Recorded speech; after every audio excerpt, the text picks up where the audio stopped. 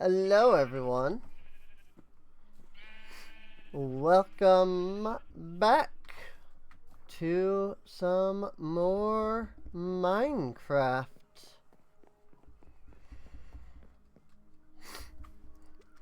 I do feel a little bad because I know that now there's like 4 episodes.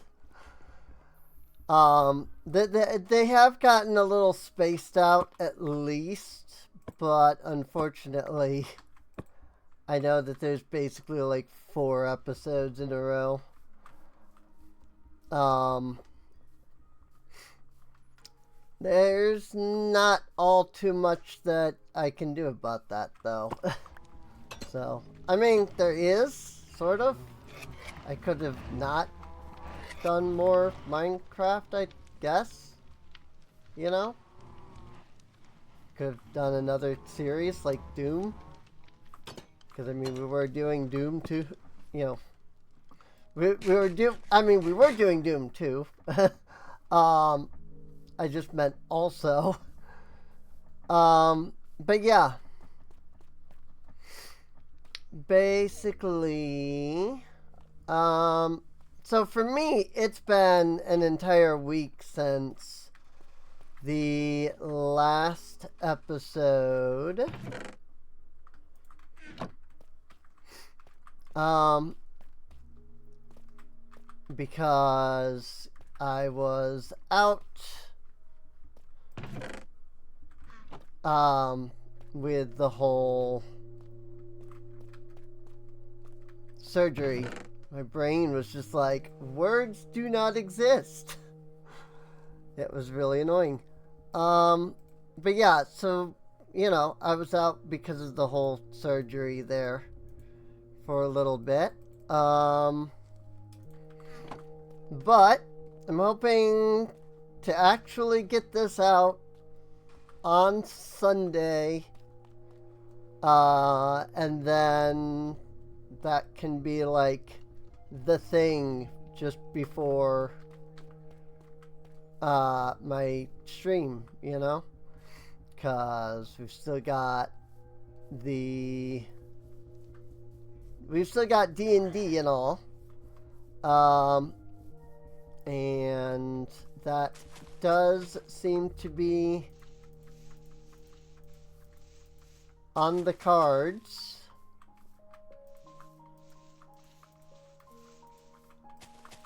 Because of the fact that I'm doing pretty well. I haven't really had as much trouble as I had kind of expected myself to have.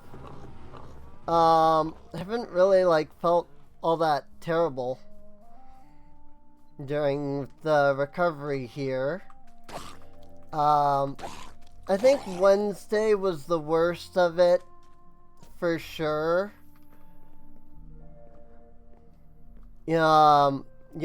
Wednesday was when...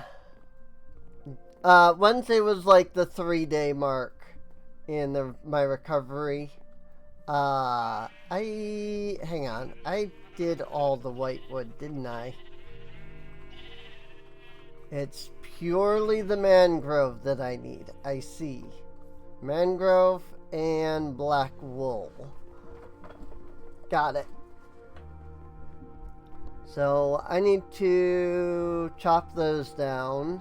Might do a little bit of creative fly up to the top of the tree and then survival go down, just to make it a little easier on ourselves. That's usually how I do trees normally anyway. If they're the big trees like that, I'll usually go into creative, fly to the top, go back into survival, and then make my way back down. So hopefully nobody minds that too much. It just, if there was an easy way to knock down trees in survival, I would do it that way, but it is otherwise a pain. So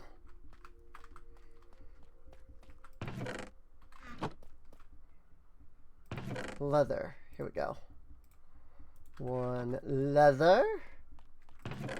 And I only need like 8 sticks.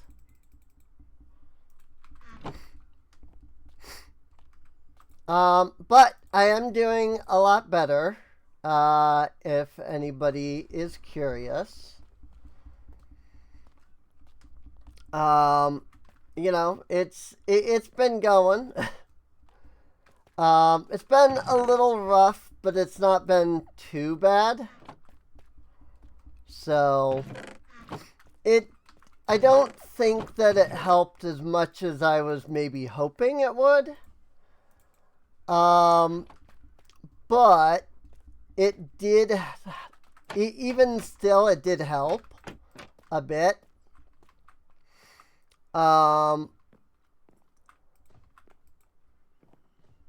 That's prot.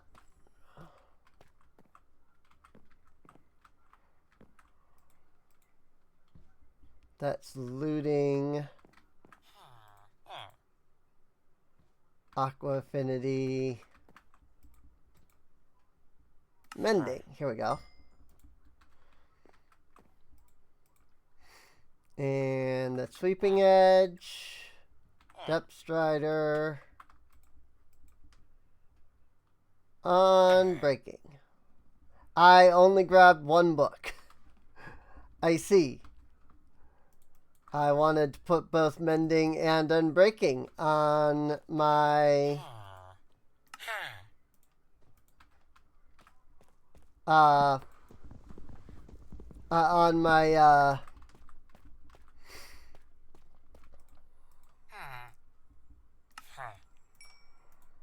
this thing, shears. Shears was the word. I just could not think of it. I swear. Never get old. I'm not that old, but still. Mending. And unbreaking. Cool. That will help with keeping the shears from breaking too quickly. And then from there, you know, we've got mending in case we need to repair said shears at any point, which we will need to do at some point, I'm sure. You know, just maybe, hopefully not too soon. Especially since the main thing that I'm trying to get here is just black wool. So, but then, I mean, I still gotta grab the mangrove too, so there's also that. But yeah, things have been going alright, I would say, ever since, you know, the surgery and everything. Looky, the new, the bedrock thing, where the sheep have the wool colors on them. So that's really cool.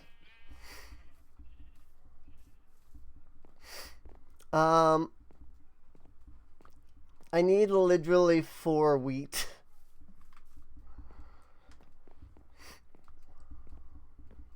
Unfortunately, getting around can be a pain sometimes. So, that said, let me see. Let me see if this holds true here. Oh, I can't do it right now. Yes, hang on. I've got 237 Dura, and I do that, and still 237. So, from what I've seen, and I mean, that could have just been unbreaking working, but I don't believe shears take damage from the honeycomb. Could be wrong. You know, when you shear honeycomb, like, I don't think they take damage. So, keeping a set of separate shears can be beneficial. That could also be a bedrock feature. I don't know for sure. I just know that on bedrock, I was using the shears on the honeycomb and they weren't breaking or taking damage. I had a full Dura set of shears and they never lost any durability. But again, that was on the Bedrock version, so it could be different here on Java. I'm not entirely sure, to be honest.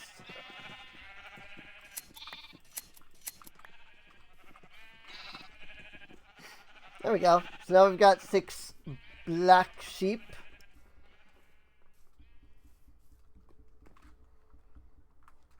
Whoops. Creative mode. But yeah, usually this is what I do. I do this to fly up just so that I can get to the top and it's easier. I haven't been doing this in the episodes.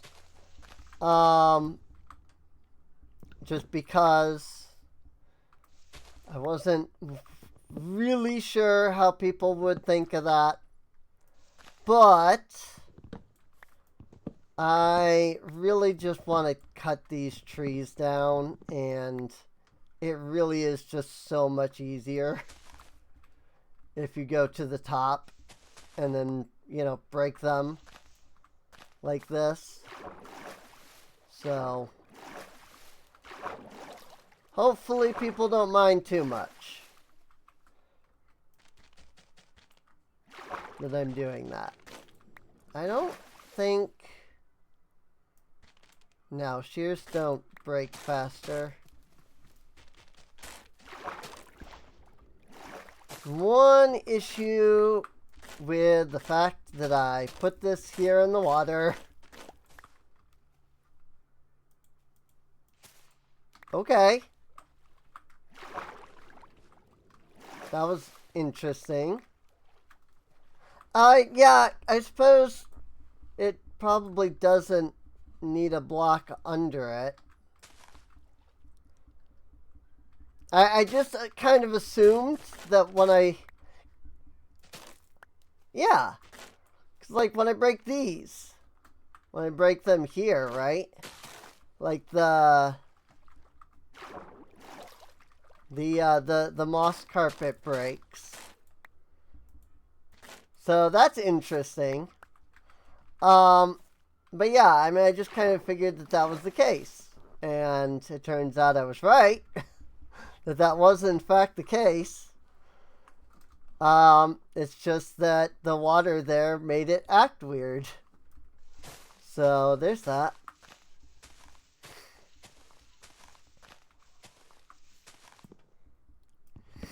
I was saying something and I don't remember what. Well, while I don't remember what I was saying, I will say that streams should hopefully be returning pretty soon. They'll probably be Monday. Well, if you don't count the D&D stream, I guess, because obviously we are doing that. But yeah, regular streams should be, you know, back up on Monday. Cause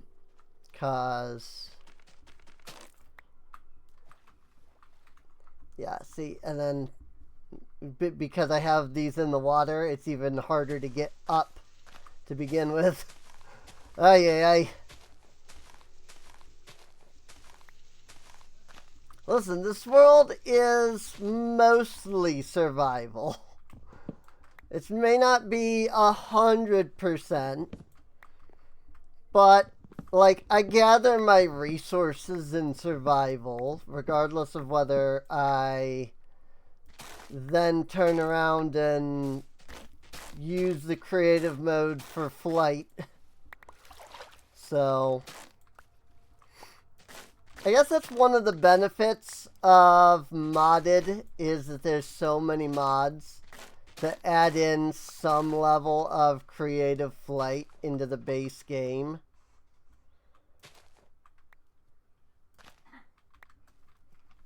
I don't know that I feel like it's a big deal. I don't usually add such features into the mod packs that I work on, but I don't go out of my way to avoid it either. I just usually don't, go out of my way to include it, is all. So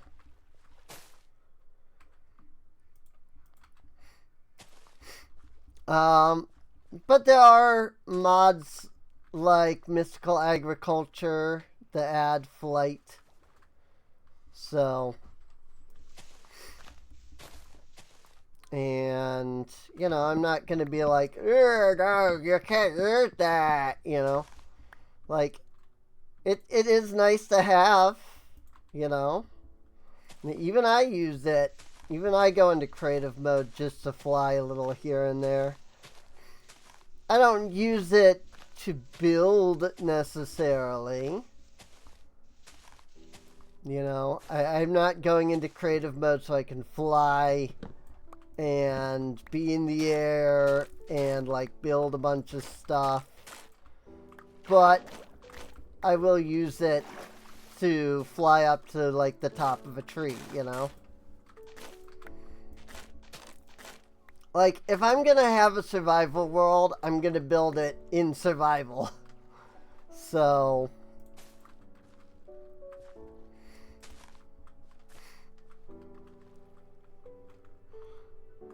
but stuff like this, where there must be a block here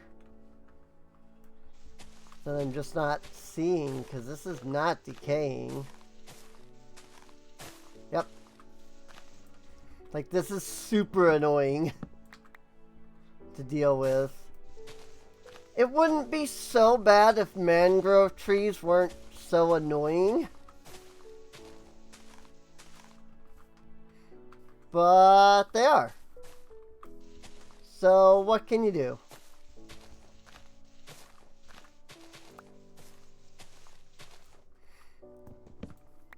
I do really need to think about, like, carrying a hoe on me. Like, even to this day, I still forget that hoes can be used on leaves to break them quickly. It's great. I just forget. Like, I've been playing Minecraft since beta 1.7.3, I believe it was. I've owned Minecraft since the 1.0 release, but I've been playing since 1.7.3, I think, beta. So, gotta love it when friends are like, here, play this game, and they let you play the game with their stuff. So, then you don't spend money on the game, but then you still get to try it and find out how much you actually, how much you like it, actually.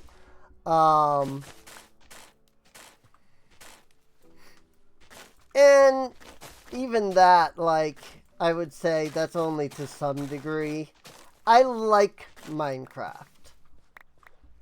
But that's kind of the thing, is I only like Minecraft.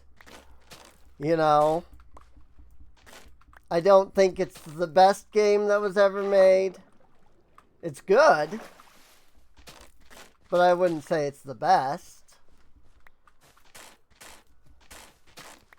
You know, I can play it nigh endlessly. But sometimes that's not what you're looking for in a game. You know? Because stuff like this, while this is fun,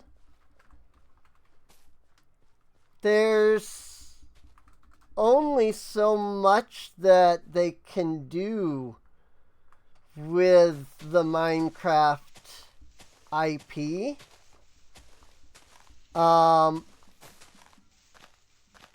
You know, without branching off into something completely different.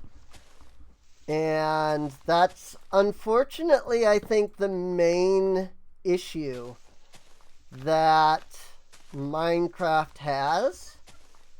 You know?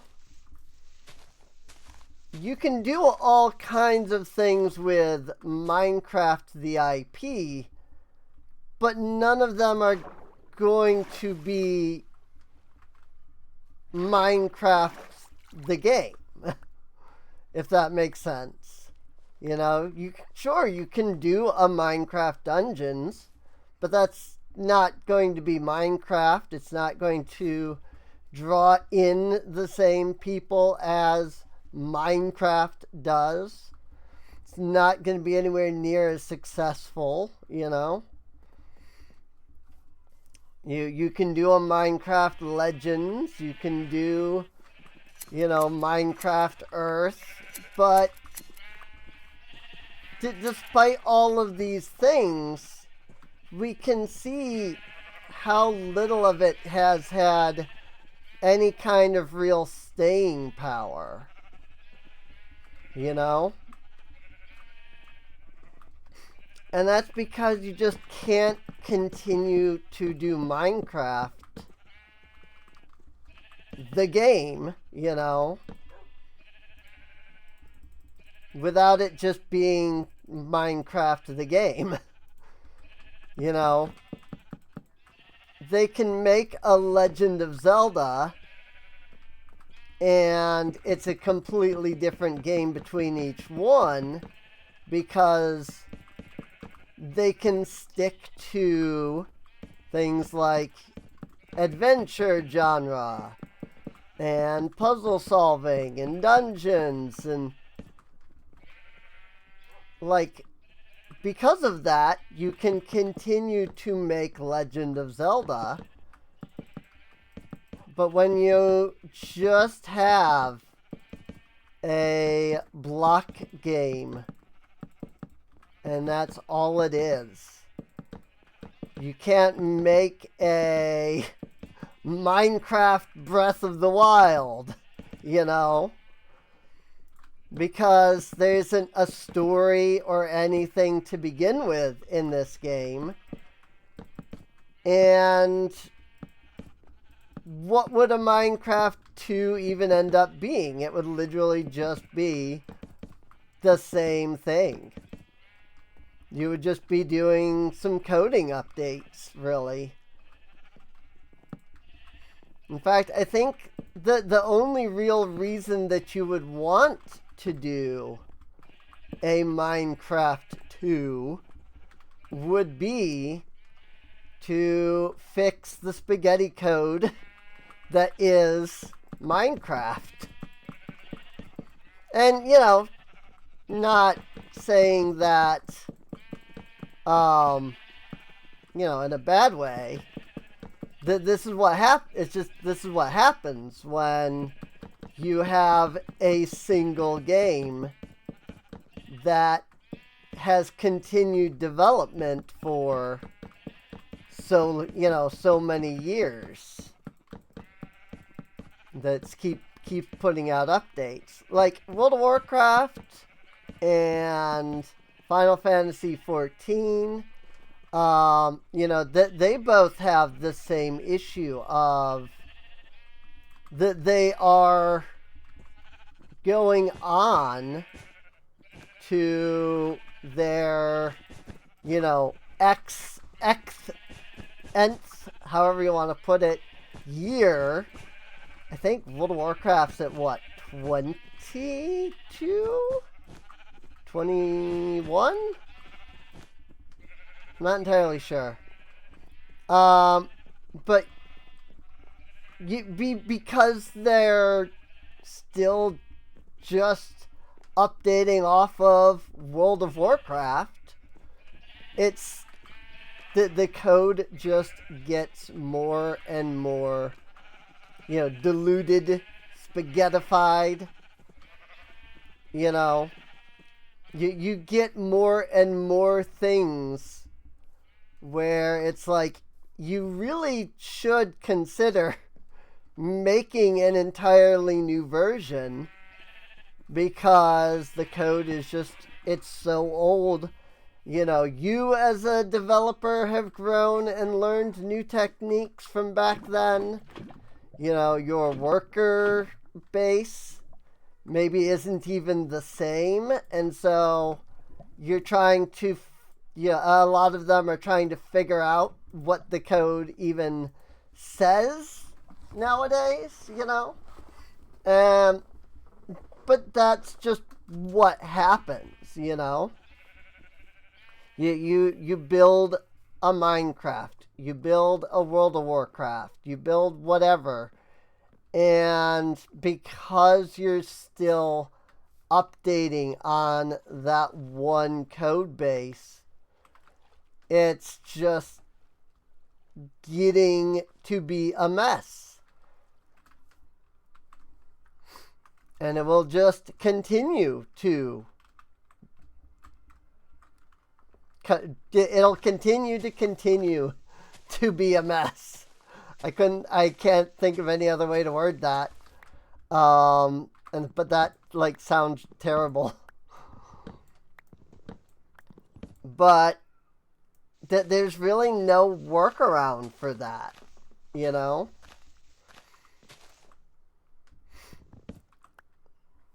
Yeah, at some point, if you're going to continue to update a game, you have to keep updating the code.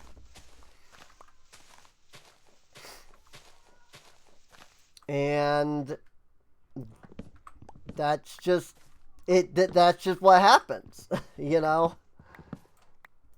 You get more and more stuff that's from the old time stuff. A lot of it sometimes isn't used anymore. And so it's taking up space that maybe doesn't need to be taken up, you know, on like people's hard drives and things.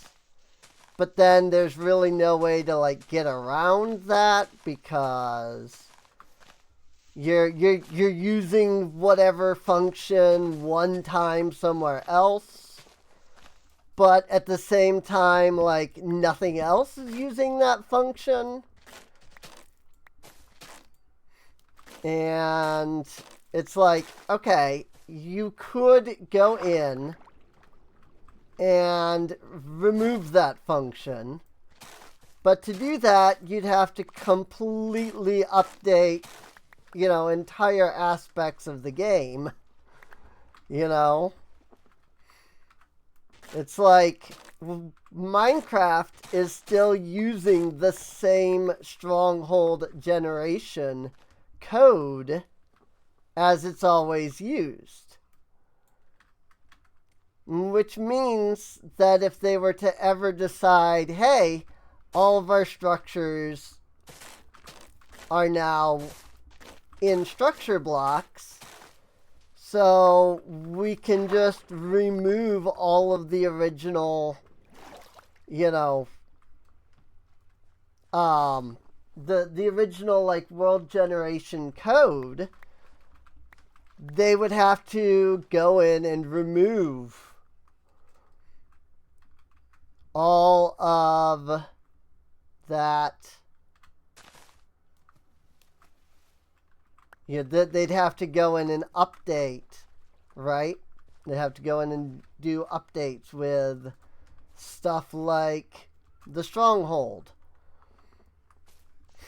And while they could turn around and make it look similar and act similar, it's still a matter of completely rewriting the Stronghold generation code. If they ever wanted to remove, again, if they ever wanted to just remove the original structure generation code, because, you know, they've been updating it and whatnot. And yeah, I do expect that at some point Mojang will sit down and be like, okay, you know, we need to do that. We need to remove all of the old generation code and just make everything use the new stuff. But if you're going to do that, and thus you're going to, you know, update how the Stronghold updates, you might as well update the Stronghold as a whole. Because it's going to be just as much work. You know? Same with like the Nether Fortress. Like at some point, if Mojang actually wants all of this stuff to, you know, if they really want Minecraft to keep going, they're going to have to sit down and figure out a way to update everything. And I think they're doing a pretty good job of that right now, honestly. That they're going in and doing little updates to old things. You know, we recently we got the Caves and Cliffs update, which changed how some caves generate.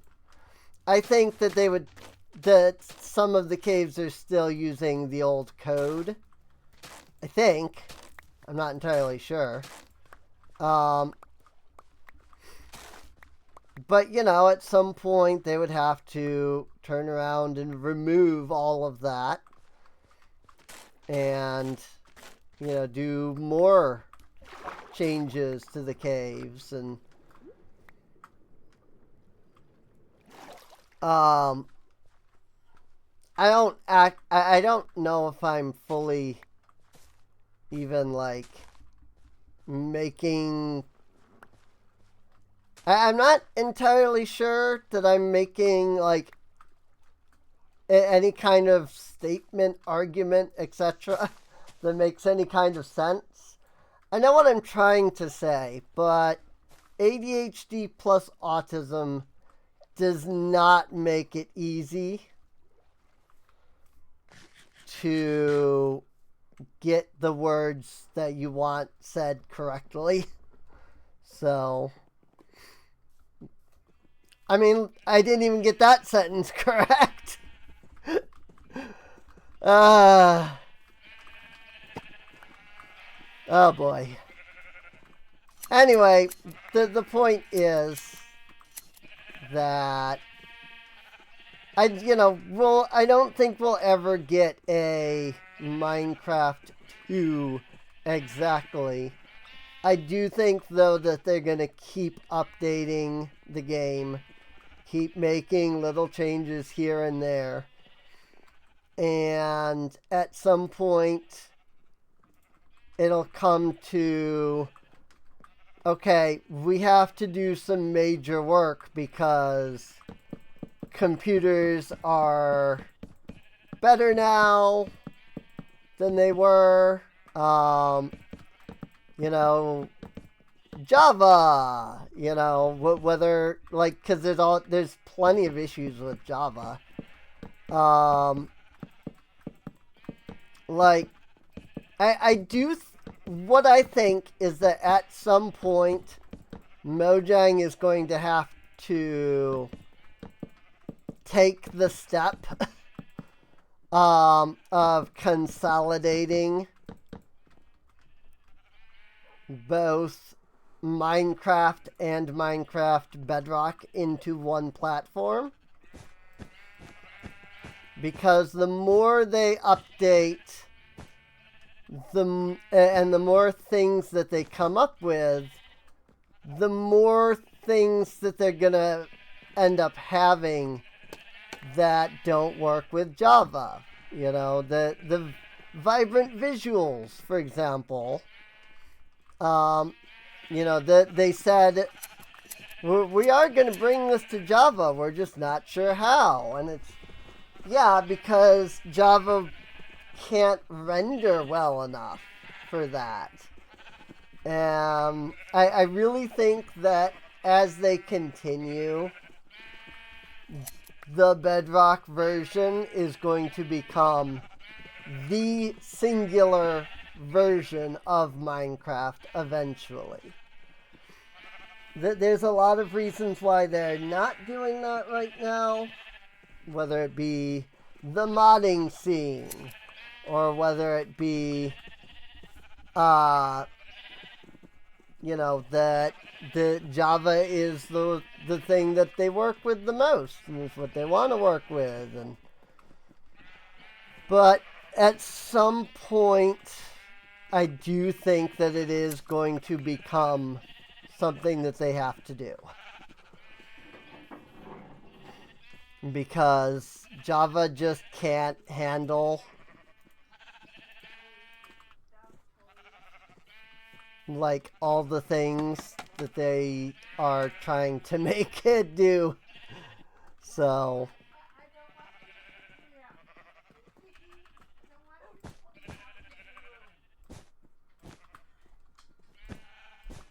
here, I have this thing.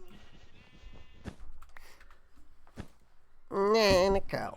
You just let me pick her up like that. Yeah. She does that. Oops.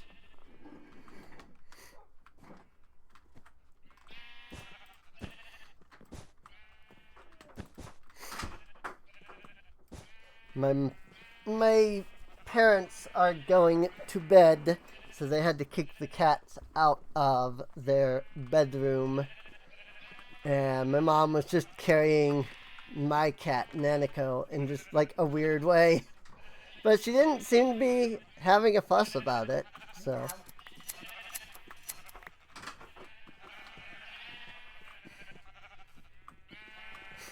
Just gotta keep getting more wool.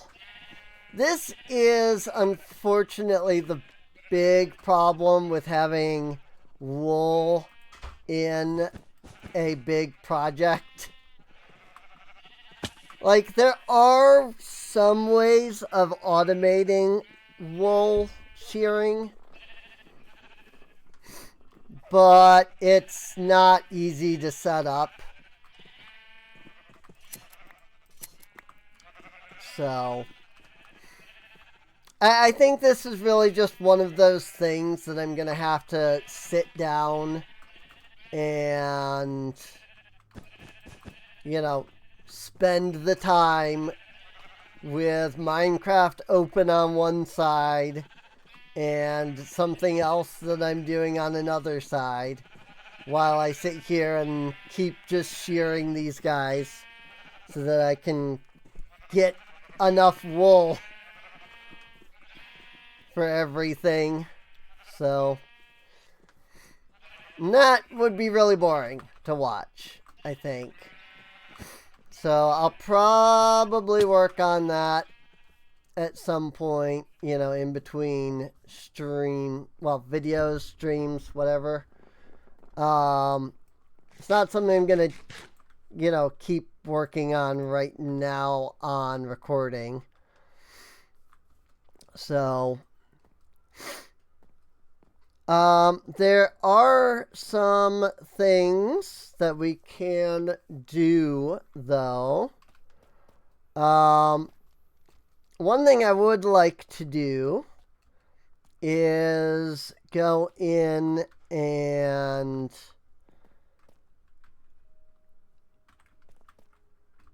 sorry, I had to think for a moment. Oh, I don't have a plank chest for the mangrove yet. Let me do that. I do kind of wish that they would add, like, variation, chest variations.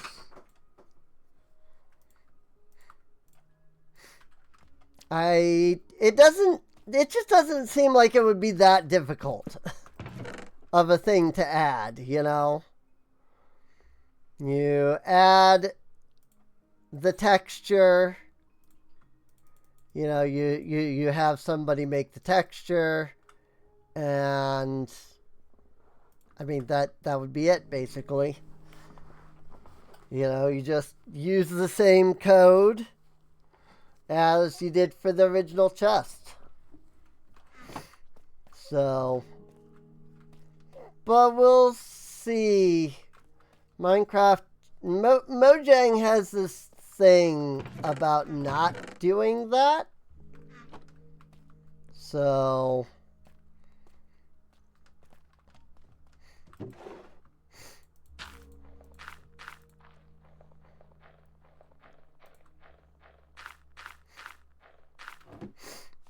I don't know, we'll see.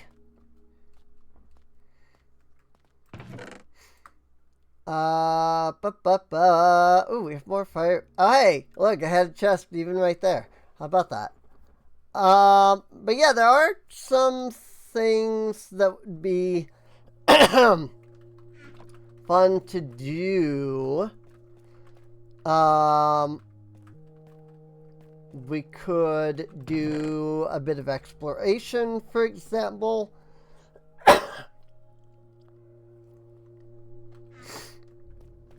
Sorry, I just like all of a sudden feel like I have something like stuck in my throat. It's very weird. Because I know I don't.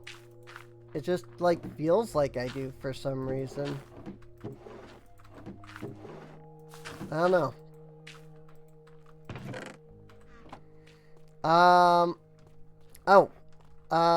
Where did I... Oh yeah, that was over... I was gonna check our dripstone, see how that's doing. So, exploring is something I would like to do. I mean, there's only so much exploring that I feel like you can do in Minecraft. Just because there's really only so much to be explored. It's like, yeah, you could go, you can always go to new biomes.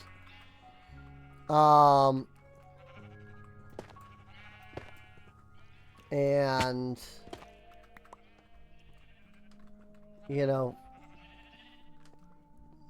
sorry, trying to think, so brain is like off.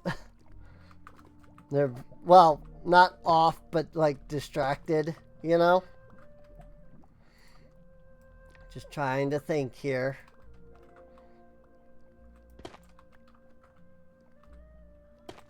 Put that there since I don't have any lava there. At some point, I'll get enough like, lava, or we'll get enough dripstone that I won't have to move those around. But we just have to keep waiting for this stuff to grow, really. What I probably should do is consider, like, again, getting on for the sheep, for the sheep there. And then that will force these chunks to stay continuously loaded. You know, I could just like come over here and kind of chill or something in here, you know, shearing the sheep, and that will keep this area loaded, and that will allow more like stuff, you know.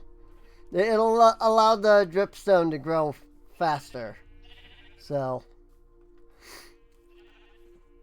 but yeah, the main issue with the idea of going out and exploring is obviously that there's only so much to really explore. You know, like, we haven't found a jungle temple yet, so there is always, you know, go out and find one.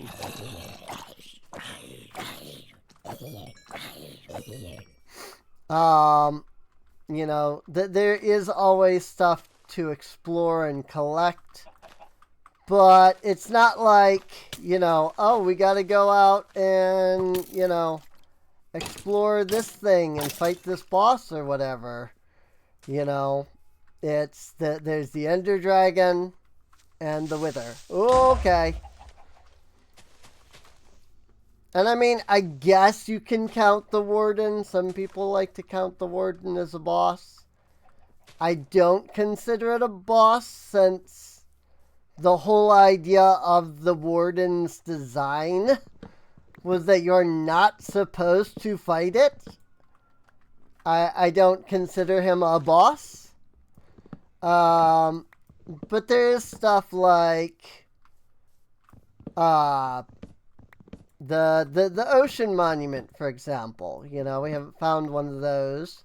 We haven't really done any real archaeology yet, since we haven't found any ruins, you know, that have like sus gravel or sus sand.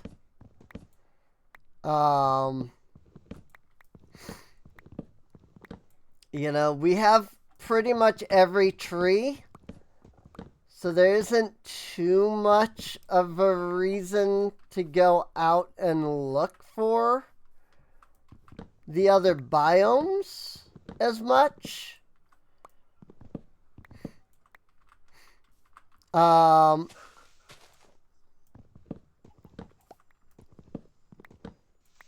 But there is still things that we can, you know, go out and try to look for.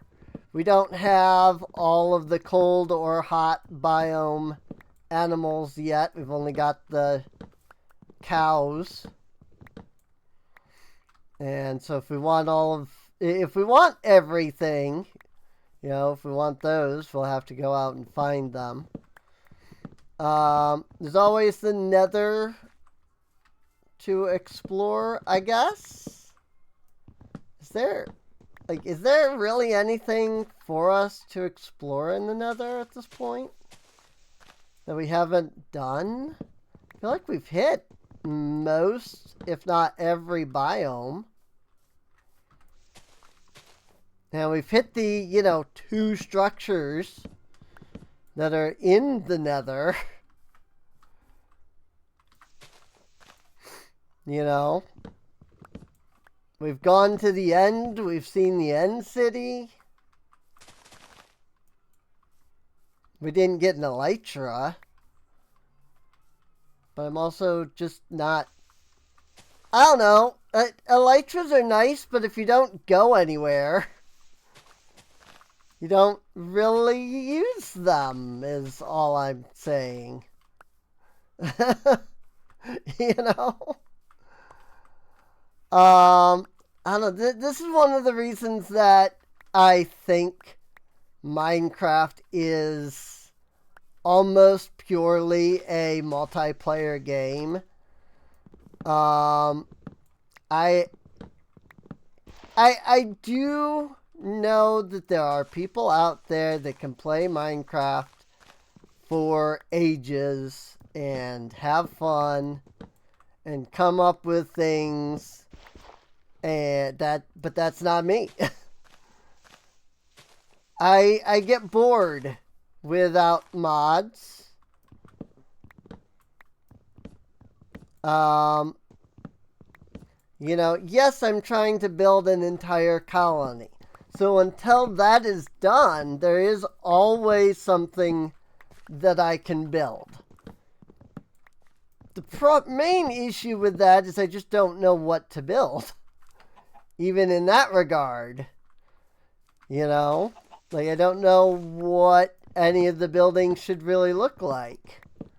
I've thought about looking into downloading like mine colonies and not installing it in this world exactly, but like spawning in the buildings in like a creative build world, and then being like, okay, this is how this structure should look, just because I'm really not sure. It's like, okay, I want to build a university, but like, what should that look like? I want to build a barn. Well, I built a barn. But even that, like, the barn here isn't my design. It's somebody else's design that I added to, that I built in my world.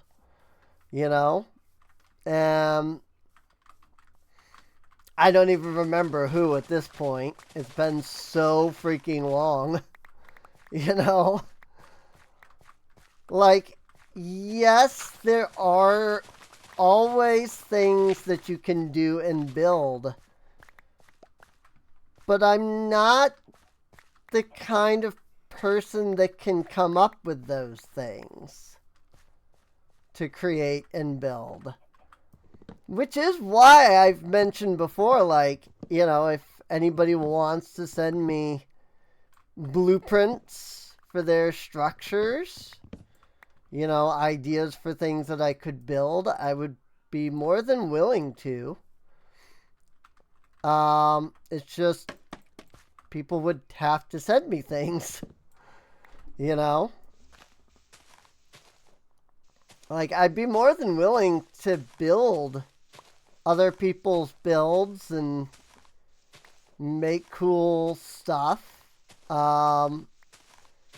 If you have an idea for something, I can not only could I build it, but I could be like, yes, and this blueprint was provided by, and like put the name on, put your name on the building and stuff like that. Like, I think it'd be really cool to do like a community-based,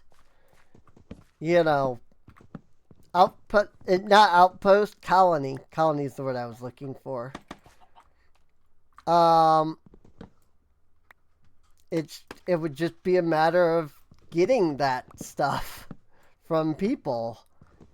But if nobody wants to do that, then I can't do that. Yeah, if nobody has ideas that they want to send along, I can't use your ideas. So, and it's just, it's just that I've mentioned it several times in these series and gotten basically nothing. So, well, it's not even basically nothing. Literally nobody has sent me a single blueprint. So it's literally nothing, not basically.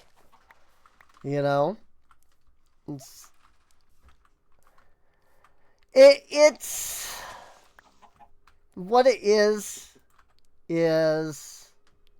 I like interacting with the community. I'd love to do more things with the community,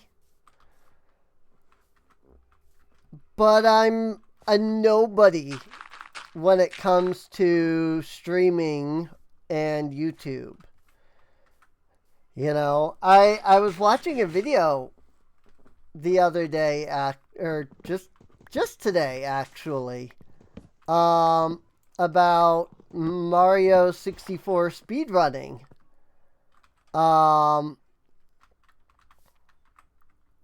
And I was watching the video and everything, and he mentioned a couple of the big name speedrunners, and I was like, holy crap.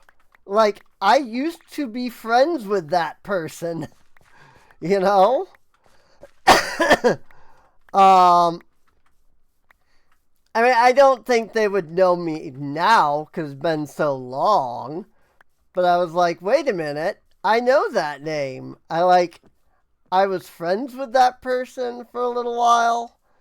We only really, I guess I shouldn't say friends, because it was more like we talked, 3 or 4 times and watched each other's streams a couple of times. But like, I'm just like, all these people that I look at that I see becoming like big names and things, and like, I'm excited for them and all, but at the same time, I just then get reminded of the fact that I've been doing this for literally just as long as, the Vine Sauce or Captain Sparkles, or, some of those people that even I watch. Like, I've been doing YouTube, I wouldn't say as long as Game Grumps. Maybe? Have I been doing it longer than Game Grumps? Because didn't Game Grumps only celebrate like 11 years recently? Anyway, whatever the point is, I've been doing this for as long as some of the big name people, but I'm just reminded of the fact that I am just a nobody. Nobody knows who I am. I may have 600 subscribers, but that doesn't matter when 2 of those subscribers watch my videos, right? In fact, I would even say it's detrimental, the fact that, I may have 600 or whatever subscribers, but if 2 of them are watching my videos, it doesn't, like, it means a lot to me.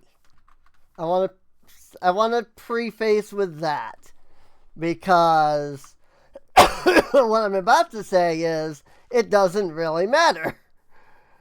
And I can easily see somebody taking that as like, oh, well, I watch your video, but it doesn't matter. It doesn't matter to YouTube.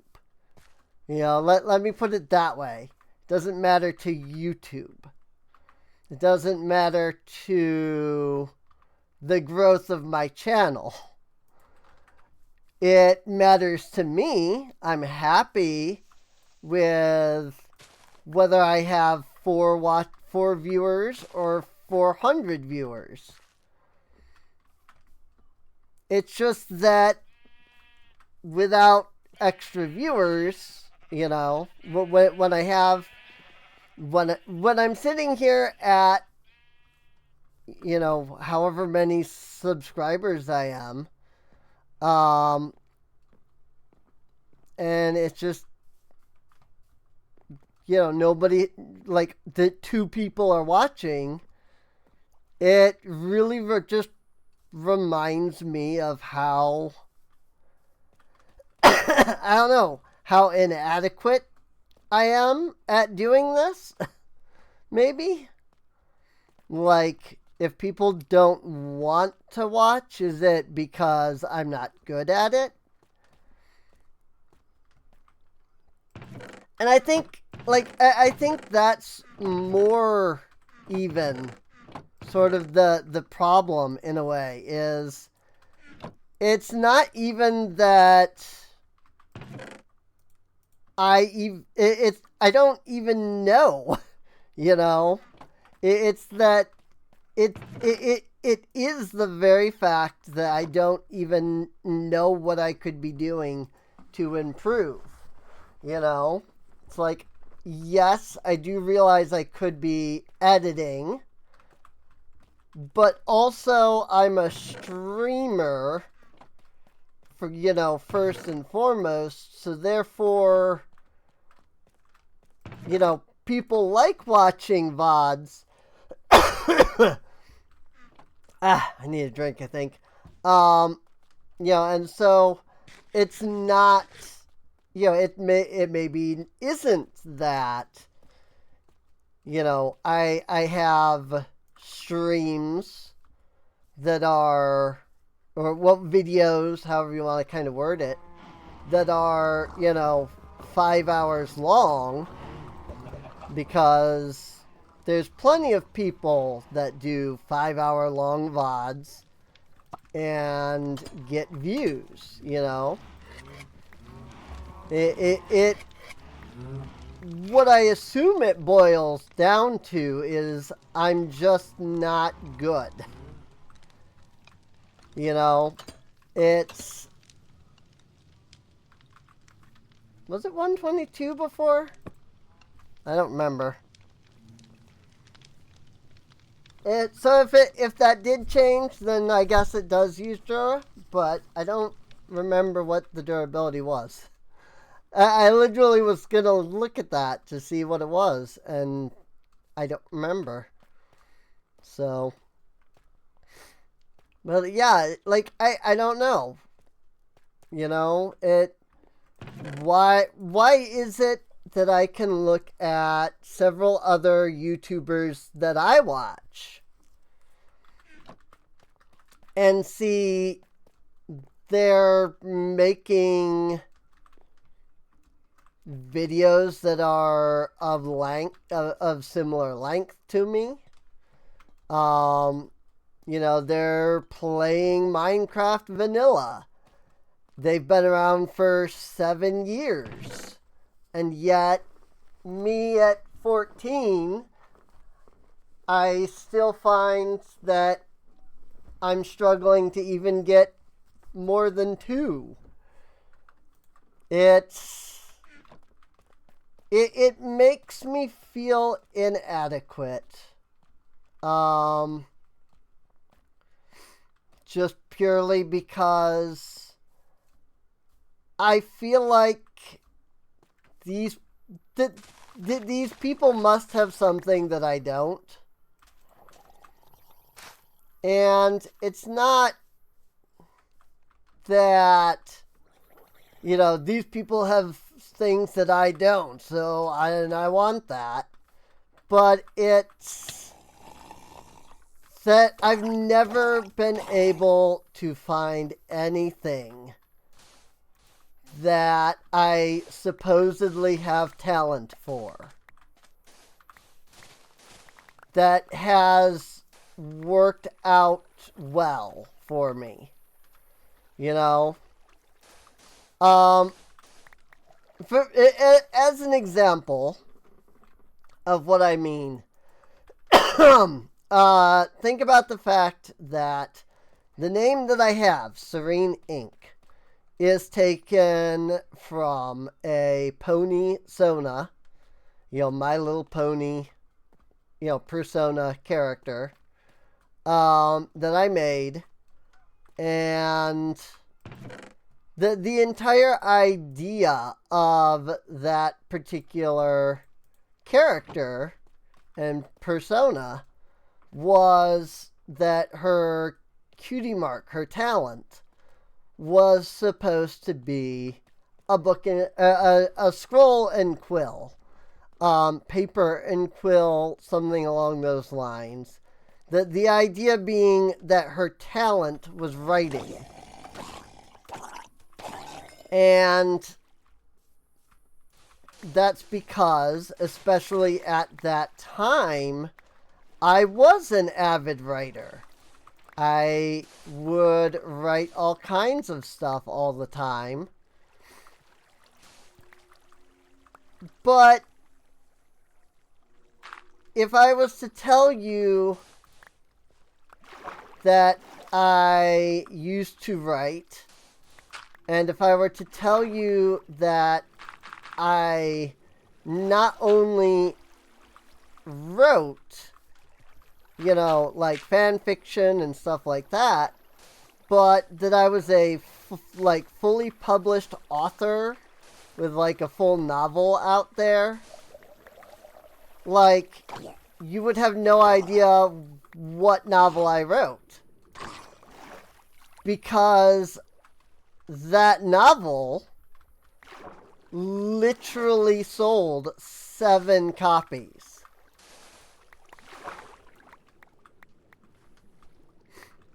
And no amount of advertising it or shilling it or, whatever term you want to use, trying to get people to buy it, essentially, ever amounted to anything.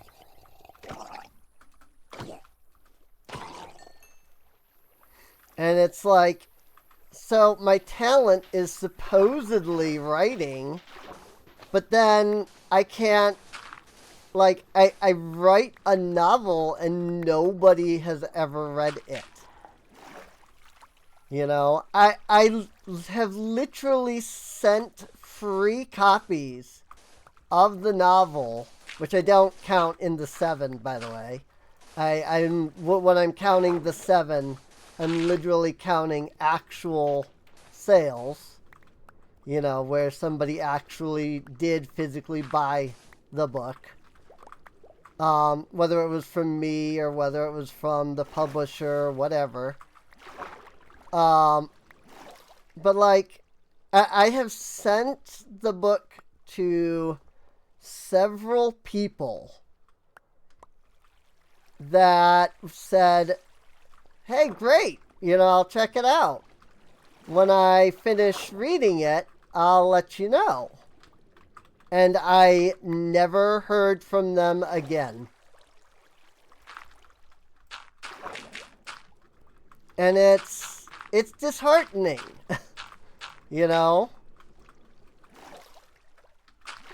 Especially when this had come at a time where I had decided that I was tired of being depressed. I was tired of, my daily life and everything. And I was going to publish a novel. I was going to get it out there. And I was going to show that I was more capable than the world viewed me, I guess. And I was so gung-ho about that novel. I spent so long writing it. I spent so long figuring everything out and, outlining and plotting and creating and getting art and all these things. And then I put it out there and nobody reads it. Not even the people that I send it to for free. And I'm sure, somebody might say well, they probably just forgot to, contact you back. And that is true. It's possible that when they did finally read it, that they just didn't think about, messaging me back about it. And great and all, but the problem is still that I don't even know if they read it. You know, I don't know if anything even came out of sending it to the people that I did. You know? But for all I know, they could have opened the book and read the first, like, couple sentences and went, and moved on. You know? For all I know, they maybe didn't even open the book. You know, they get it in the mail and they're like, great, this is that thing. And then they do exactly what I do when I buy new games half the time, which is I say, I'll have to check that out here in a little while. And I put it on a shelf and don't touch it ever. The amount of games that I've done that to, like the amount of games that I own that I was like, that I was gung-ho ready to play, usually because I watched a streamer play it. And I was like, that was a really fun game. I'd love to own it and like play it myself. Danganronpa is a good one. A good example. I own all the Danganronpa games. Literally every single Danganronpa. I have played the first one.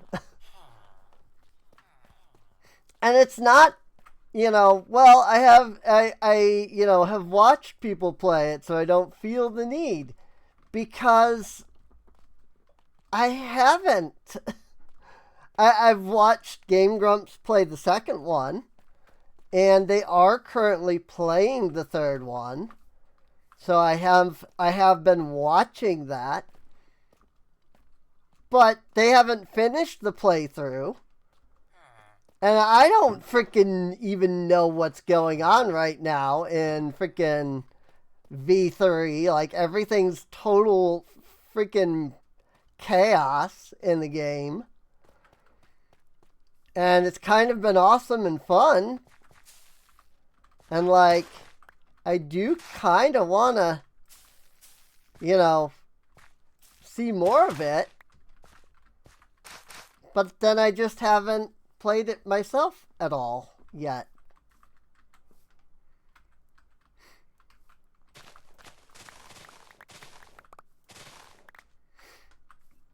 And so, like, for all I know, the people that I sent my book to for free, they just as easily could have set it on a shelf and said, I'll have to check this out, and then never did. You know? I haven't gotten a single review for my novel. You know, I haven't gotten a single indication that anybody has ever actually read it. Like, you know, I sold 7 copies of it, right? But none of those people have ever even said that they've read it.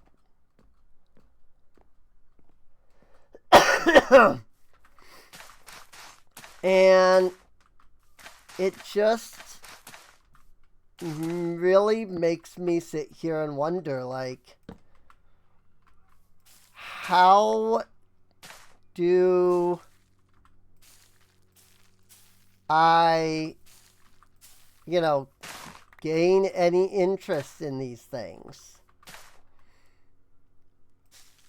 You know, how do I get anyone interested in these things? You know, I've advertised to freaking heck and back. You know?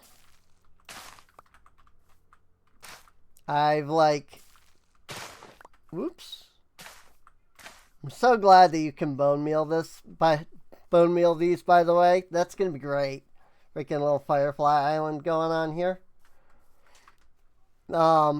But yeah, I don't know. Like, I honestly just don't know what more I could possibly do. And so the only real conclusion that I can possibly come to, despite the days, weeks, hours, etc. of time that I've put into trying to get to get interest in my novel and getting nothing, like the only conclusion I can draw from that is that it must just be that it's not interesting.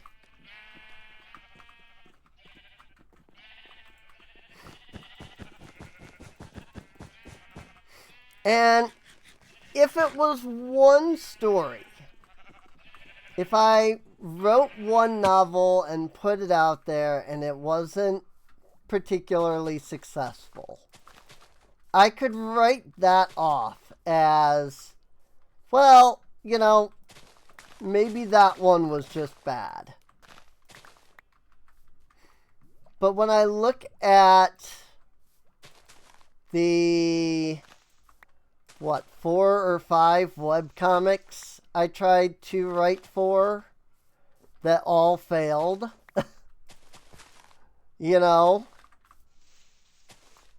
when I look at the amount of D&D campaigns that I've written that never got anywhere, never, the player, even the players didn't seem like they were that interested, and like, I've never said it directly to any of them because I know that if I say something, they could be like, nah, blah, blah, blah.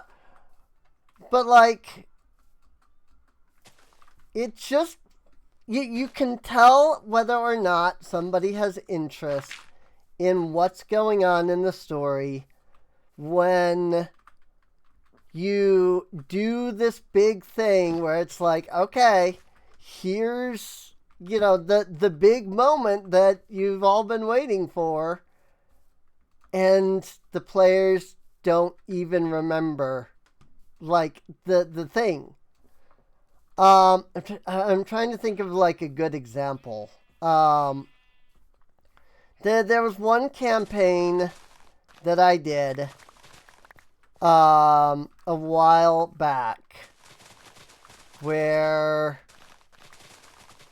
and it might have been the Worlds Collide campaign that I did, where the idea was that they were traveling between worlds, and like they visited Hyrule, for example, and they like went through stuff in Hyrule, and then they ventured to like the Mushroom Kingdom, and the concept was that time had been fractured, and without time, everything is happening all the time, all in one place. And so, like, all of the worlds had kind of ended up getting merged into one world. It was always 2:45 p.m. The day never moved. I know that's a Doctor Who thing.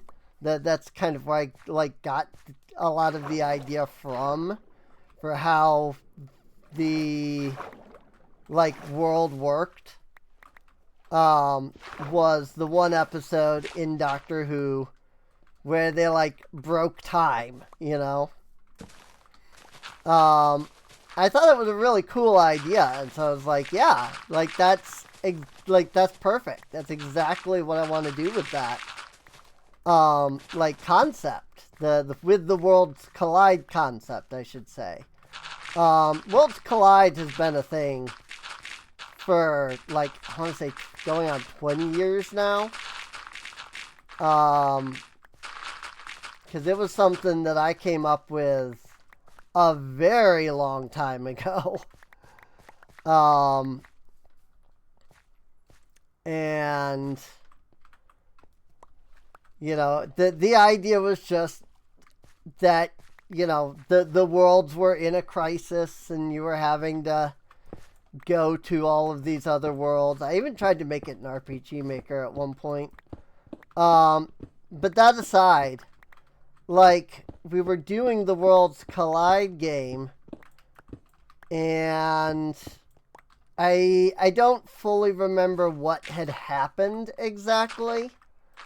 But I had always been building, you know, every world, everything that they did to this big, like, you know, you're going to end up coming together at the end, and you're going to have to use everything that you've learned throughout the campaign to, like, win, basically. And we got to the end of the campaign, and I literally had to sit down and spend like half an hour going over everything the party had gone through to remind them of their journey and the different things that they had gotten and learned, because nobody even thought about it. That they were just playing the story, and that was that. And that really, really quickly tells you, okay, something's not right if nobody remembers anything. You know, if they were enjoying the game, they would be remembering things. But they didn't care. They seemingly didn't care enough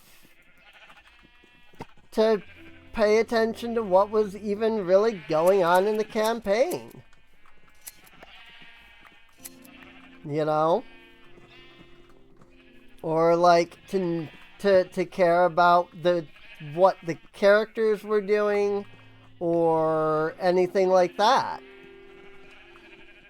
And there's nothing quite as miserable, if you will,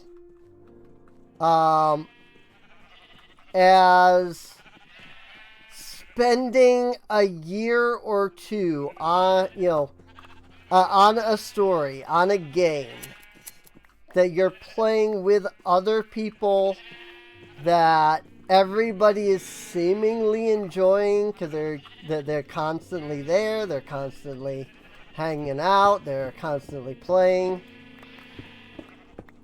And you get to the end of the story and it feels just like any other day in the campaign, and nobody remembers, like, the reason they're even on the journey to begin with. Like, I think what it was I had revealed that, like, one of their allies had been, like, the villain. And it wasn't meant to be a, subvert your expectations, holy crap, kind of, like, plot and idea. 'Cause I had done several things throughout that was supposed to be showing them, like, hey, maybe this person that you're with, you know, maybe they're not who you think they are. And like we got you, the idea is that you get to the end of the campaign and you defeat the big bad, and it's like, yay, we defeated the big bad. And then you stopped time from getting worse. Now you have to stop. You have to prevent time from shattering to begin with. You know, things will never be okay as long as time is still shattered. Whether there is a giant cosmic evil being attempting to consume all of time or not. You know? Like, you have to prevent time from getting shattered to begin with. And you end up, in the story, the players, characters, however you want to word it, end up going back to the period before time shattered so that they can stop it from happening. And what they discover is that the one, DMPC, Dungeon Master player character, that has been, like, helping them fix everything is actually the one that caused it all to begin with. You know? She's been helping you because, oops, she didn't mean to do that. She didn't realize that's what was going to happen, and she wants to fix it. But then, like, you have to go back and put a stop to it, and it's like, oh.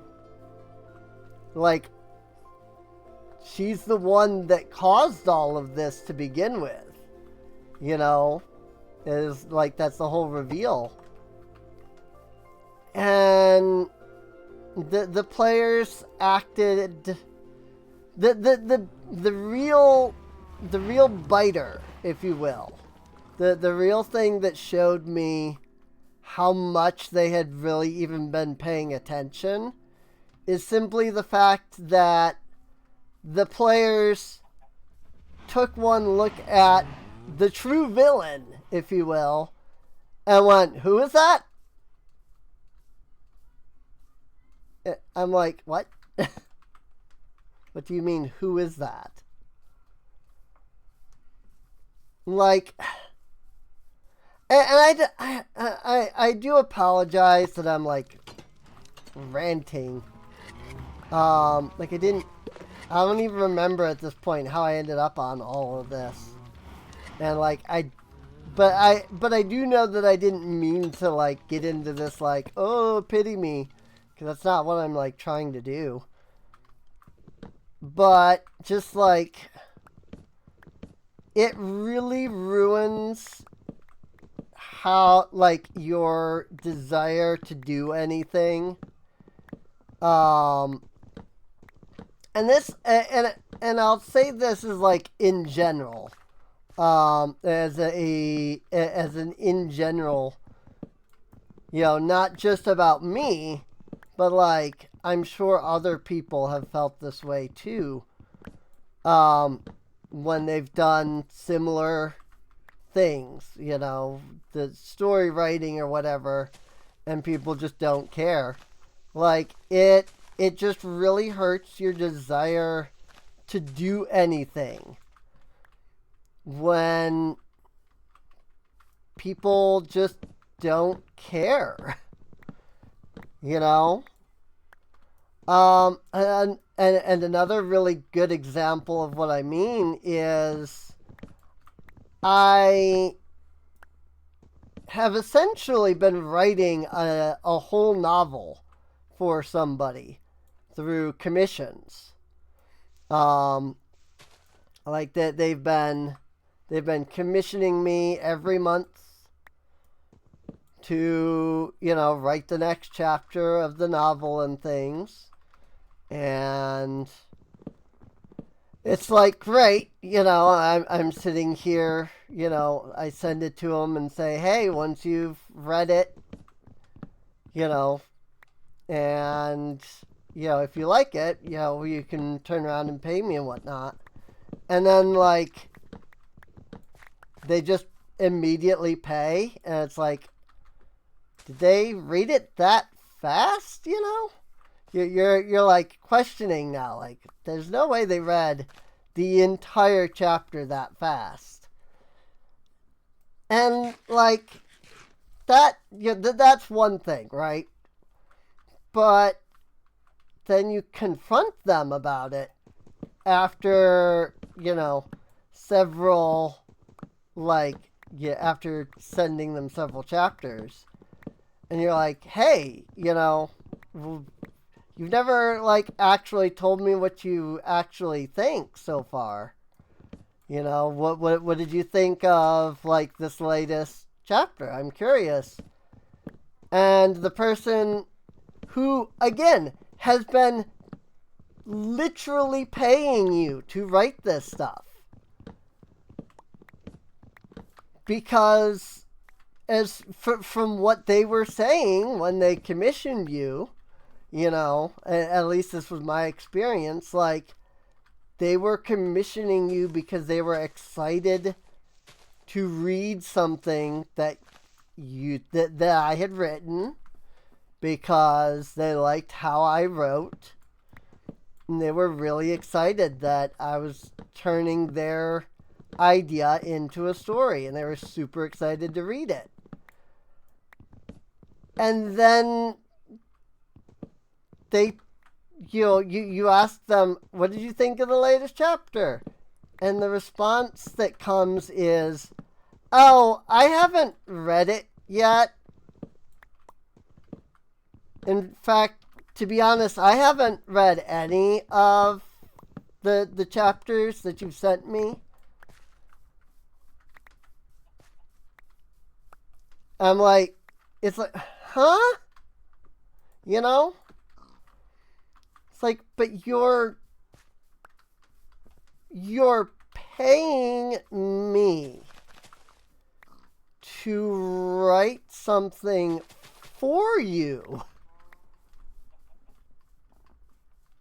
And you were so excited about that because you liked what I wrote, and so you were super excited to be able to read what I'm writing,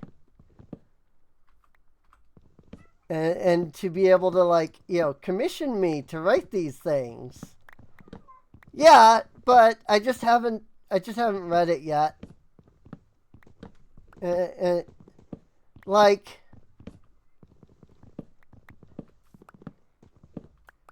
it makes me wonder what the point was. First off, not just what is the point of, them commissioning me if they're not going to read it. That on its own is already, like, what the heck? That's really weird.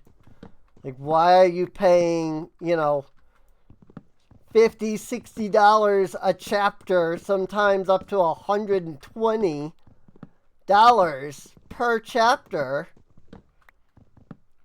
to not read it? Like,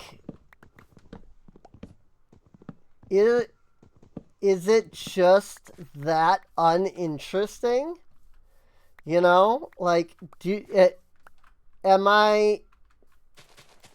is my writing so uninteresting that you're not even wanting to read the thing that you paid to have written?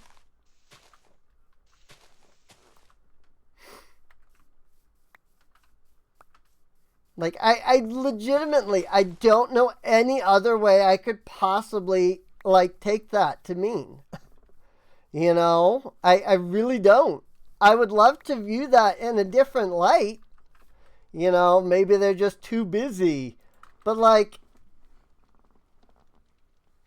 you would think that you're paying for it, therefore you would find the time. But you're not even willing to find the time to read a thing that you paid for. Like,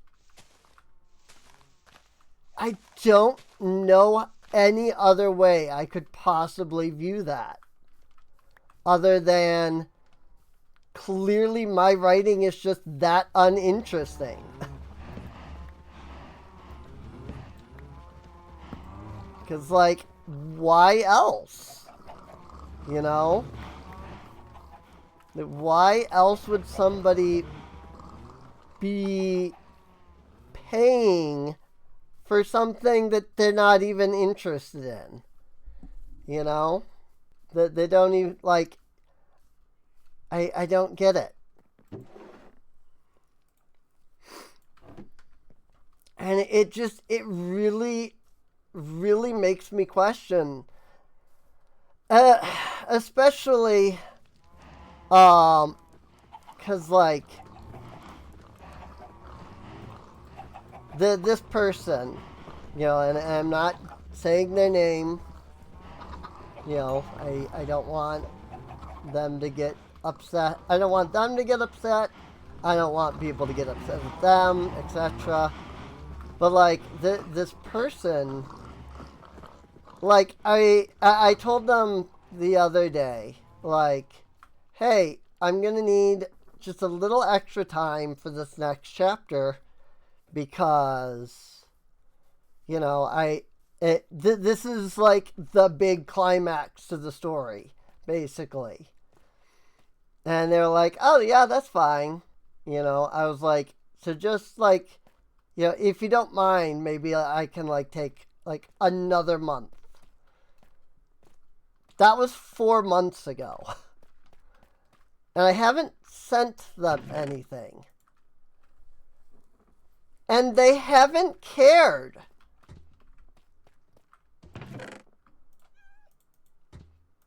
Like, that it hasn't even once bothered them that I haven't sent them anything. They haven't questioned. They haven't, you know, been like, hey, you know, you said 2 months. It's now been 4. Like, what's up? There's been nothing. I contacted them the other day, even, and said, hey, you know, sorry I haven't, like, gotten that chapter to you. And they're just like, oh, yeah, whatever. Like, it's, like, you really just don't care. Like, why am I even writing if nobody's gonna read? You know? Like, what's the point? And I don't know. I just don't know. I honestly don't. Like, if my talent is writing, then why is it that nothing I write goes anywhere?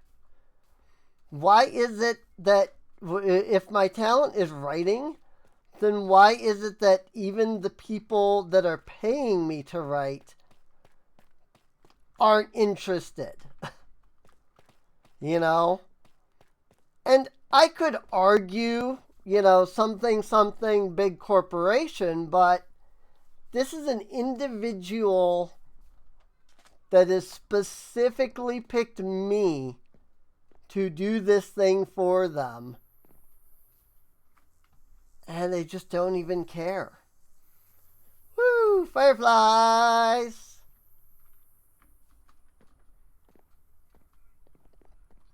Like, how am I supposed to take that? Truly. You know?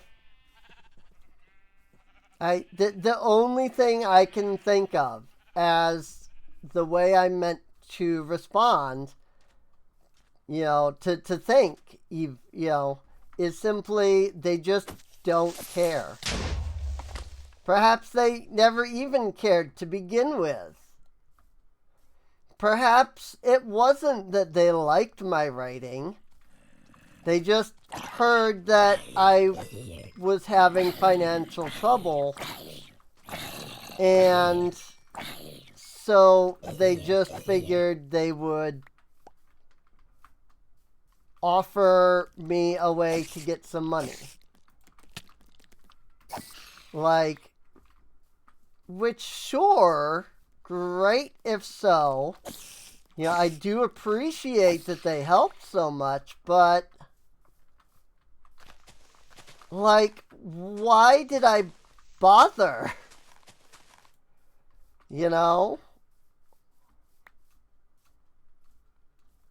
What was the point in me putting all that work into writing something that they didn't care about? Like, not to sound terrible or anything, but like, I could have just given them slop.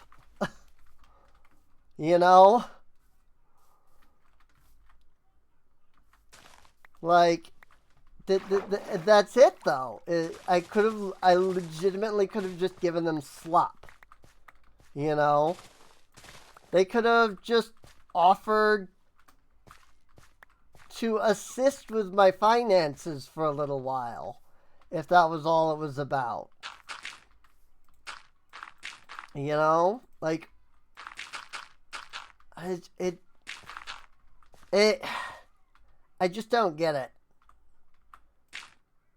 It really is that the only thing I can assume from the fact that they didn't seem to care about what I wrote for them,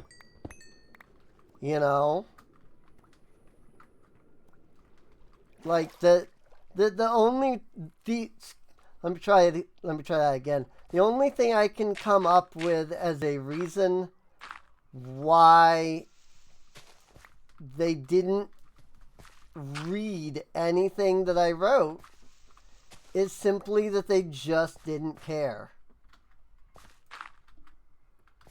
I legitimately have no other idea how I'm supposed to view that. Especially when I wrote like 20 some odd chapters. Technically, I've even worked on 2 stories for them. The first one was 20 some odd chapters. The second one was getting close to being almost 30 chapters. It's like, so I wrote 50 chapters worth of stuff.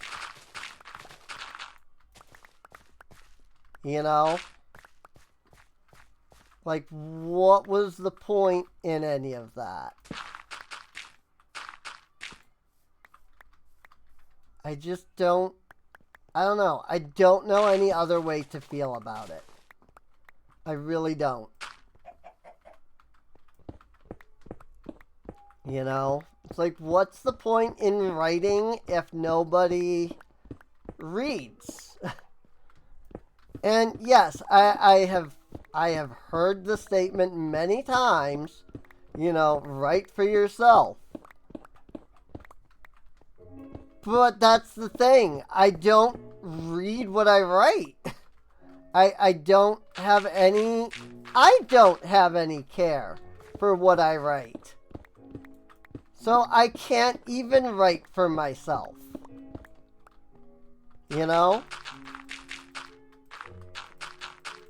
Like, I lost that passion of, I want to write this, so I'm going to do that a long time ago. Literally, like, I would say probably 2 decades ago. 10 years, right? That I always seem to get that wrong. Think, isn't a decade 10 years? So like 20 years ago.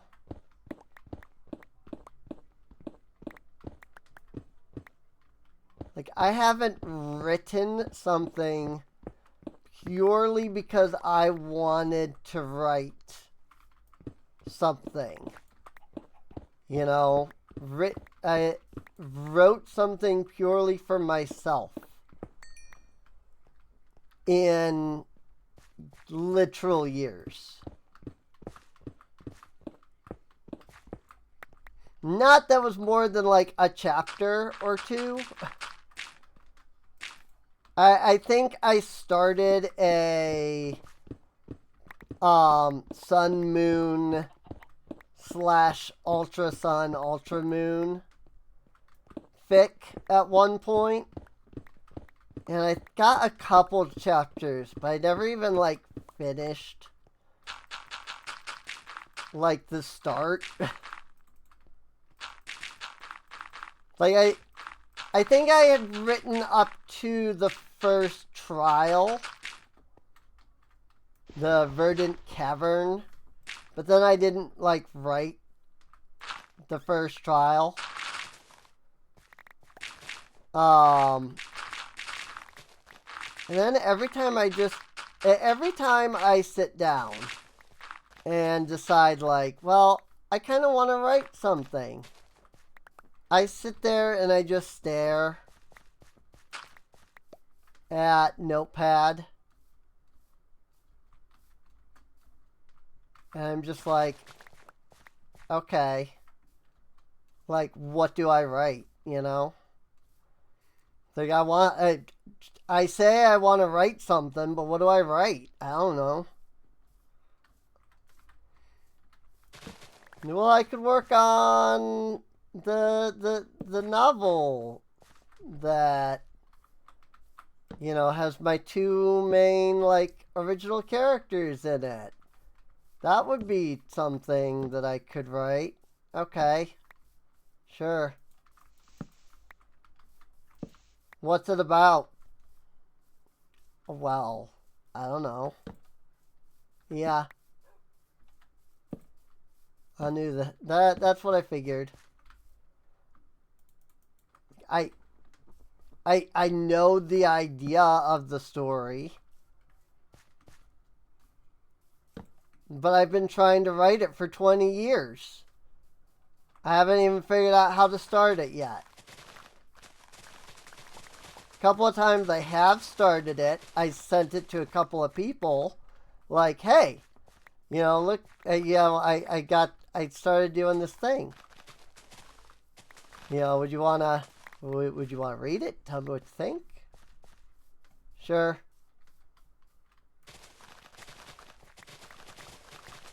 And that's as far as it goes. I send it to them and they're like, sure, I'll read it. And then I ask them the next day, did you read it? No. The next day, did you read it? No.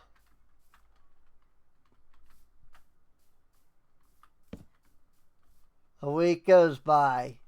So did you read it? No. Okay. I guess I'll just not bother then.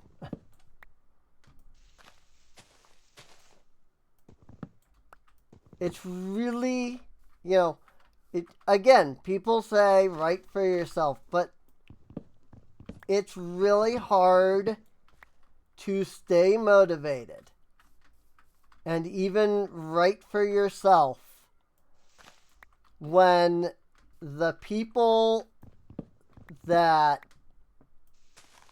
you assume are your friends that say that they like your writing and your stories, you know,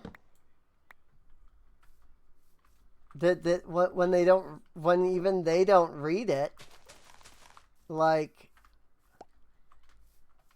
what am I supposed to do? You know, maybe somebody can tell me that. What am I supposed to do in that situation? You know?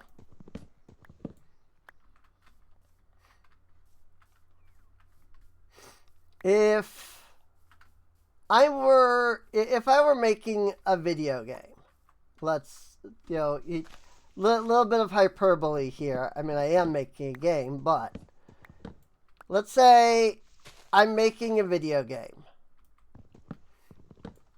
I've got 6 people who have all said they want to help test the game and play it. And they've all mentioned that they're excited to do it and they want to do it and so on.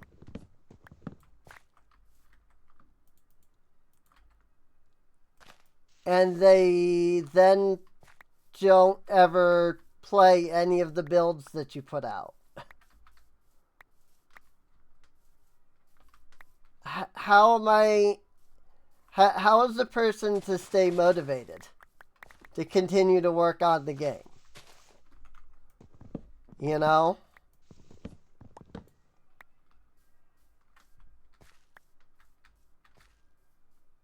I'm not saying this happened. It might have, but I'm not saying it did.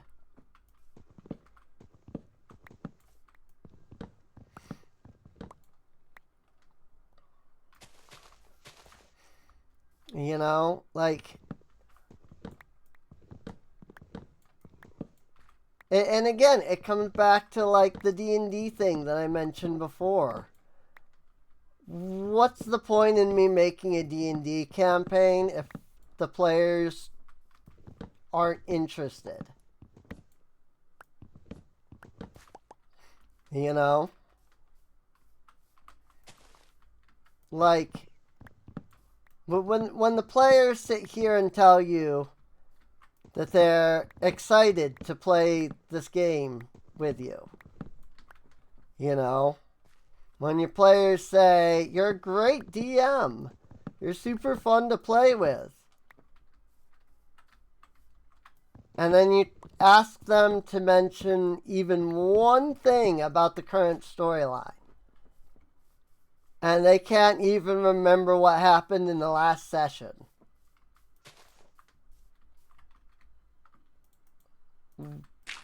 Why would I continue?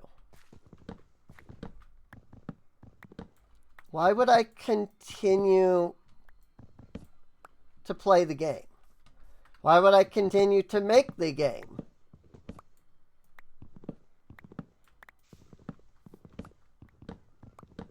If nobody cares.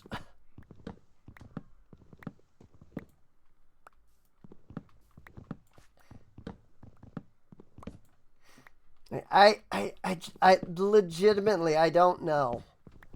Oh yeah, were we on this topic because I was talking about, like, YouTube?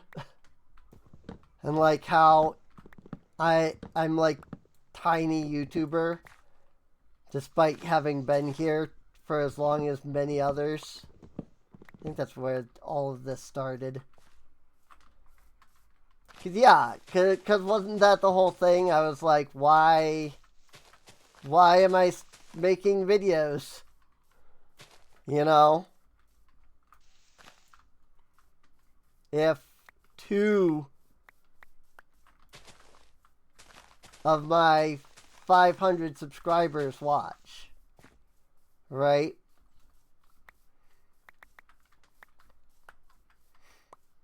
Like, is it just me? Am I just that uninteresting? You know? Like, that's all I can think of. Is that it's got to just be me.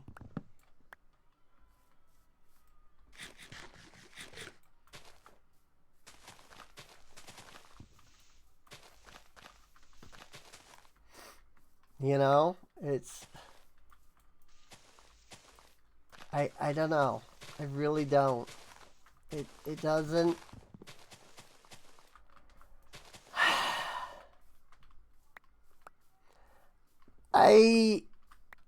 I just don't know. Like, I feel, and this might sound terrible, but sometimes I just feel like the cat that I own cares more about me than people that I've known for years, seemingly, you know?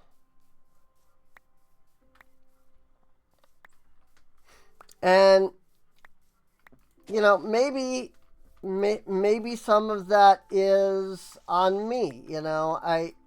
I'm willing to admit that I don't often message people to begin with, because I often feel like if I'm going to message somebody, you know, I should have something to talk about and not just say hi, followed by what's up or how are you, and then we go back to being silent for weeks. You know?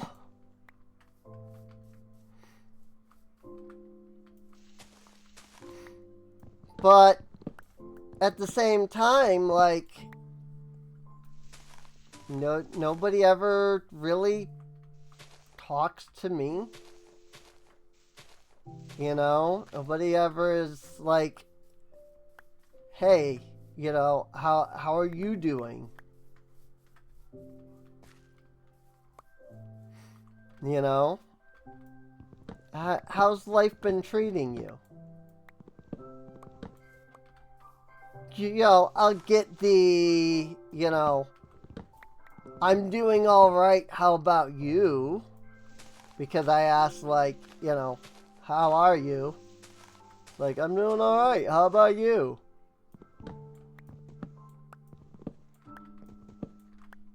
But and maybe this is just me, but I always feel that's more of a formality. That's not the right word, but like, I could be absolutely, like, legitimately horrible, you know, like feeling utterly horrendous, and I would still just respond with, like, I'm alright. Because that's just what you say to that. You know? Like, it's a conversation starter when neither of you are really actually caring about how the other actually is. It's more just like, maybe the other person will say something that will let us, like, talk. You know? And even if, like, you know, okay, let's assume maybe you don't view it that way.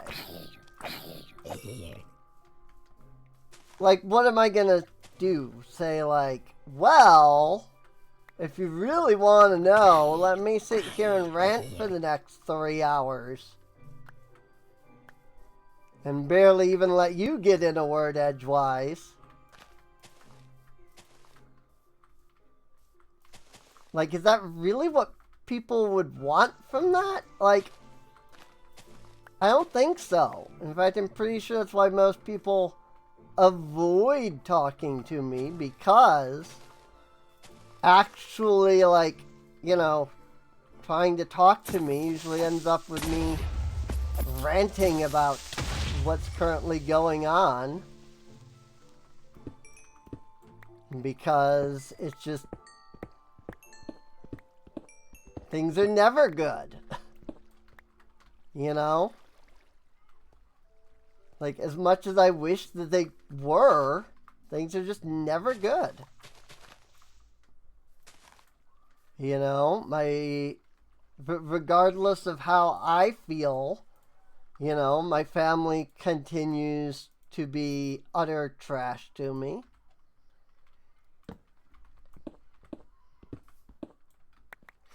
You know, freaking,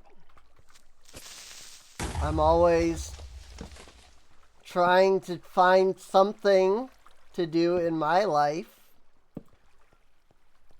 that maybe won't just suck.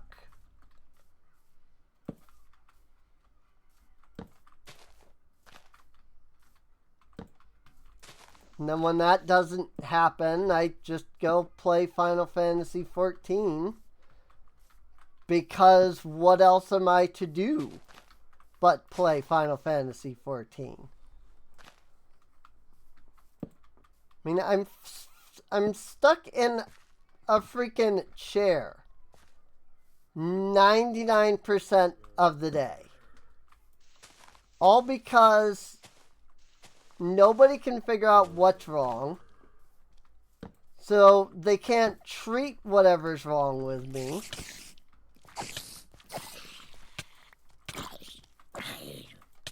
The doctors are running out of ideas for what to do. Like, to even look for. It seems like I'm just suffering for the sake of suffering. You know? It's like, Doc, why am I in pain? Just because. Like, that seems to be where I'm at this point with the doctors. You know, going for all these, you know, going out to see all these different doctors and get all these different procedures and tests and things like that. Only to then go in for the next meeting and be told, yeah, no, that test came back perfectly clean. You don't have this. It's like, so am I just like in pain and suffering for no reason? And to be clear, no doctor has said yes. But that's what I feel like they're saying. Because it's always, well, I mean, we're just not sure.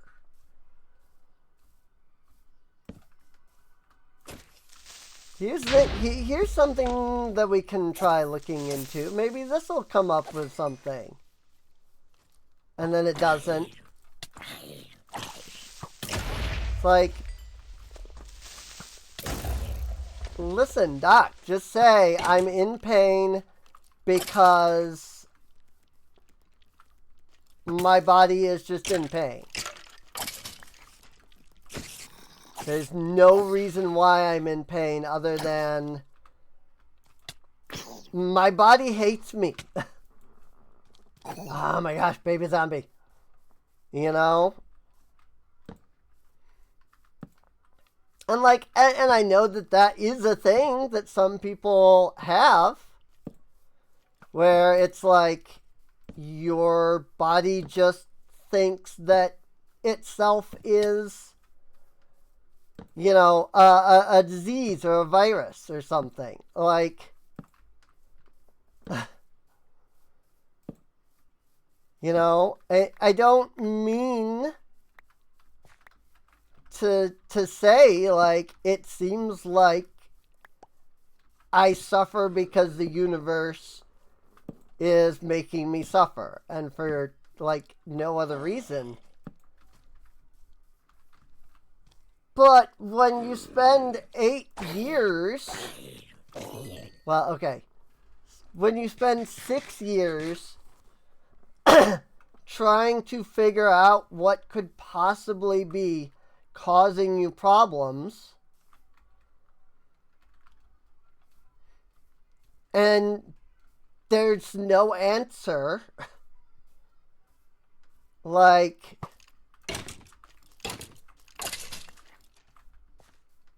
I don't know. Like, we haven't proven that the universe isn't conscious. We haven't proven that the universe is conscious. So I haven't proven that the universe isn't conscious. I don't know. Maybe there's something to that. Like, it sure as heck feels like it.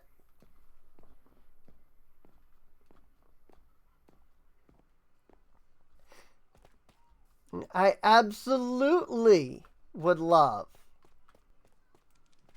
to say, like, no, that's not the cause. That's not the problem. But, like, when all of the evidence points, when all of the evidence says that there's no evidence, you know, when you're going through all the evidence to try and find a cause, and there's nothing, like, then what is it? What else is there? You know? I just don't... I don't know what else to possibly think.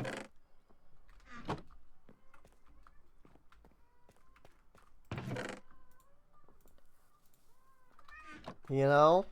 It's like... It's not like I haven't tried all kinds of things to get better. You know? It's not like I haven't tried all kinds of things to be more successful on YouTube or in my daily life or... And yet, nothing changes. You know? Everybody says, you just gotta try hard enough. Well, how hard do you have to try? Because I feel like I've put in the work. I feel like I've put in the work many times over.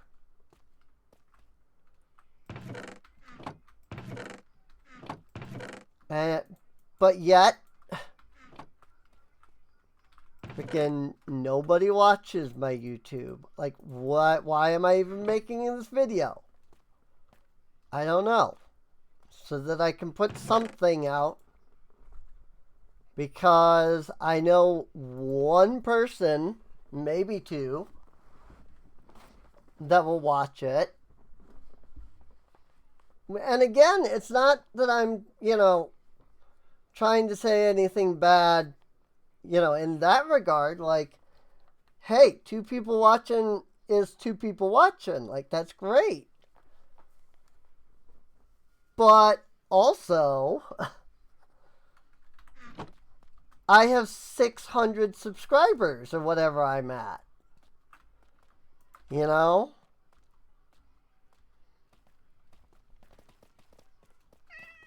Maybe that's on Twitch. What is it that I have on YouTube? I can actually check.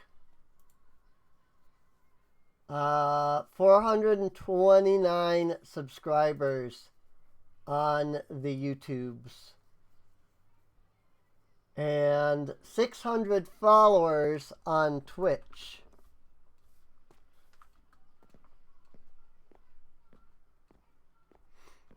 So like 400 people click the subscribe button and 2 watch.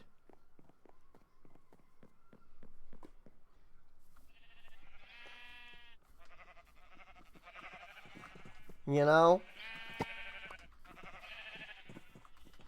Or what I don't, whatever I said.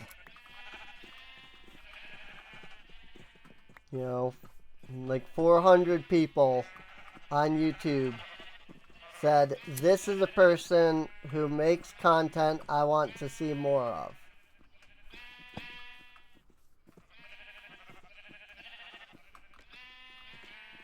And then they don't. They don't at all.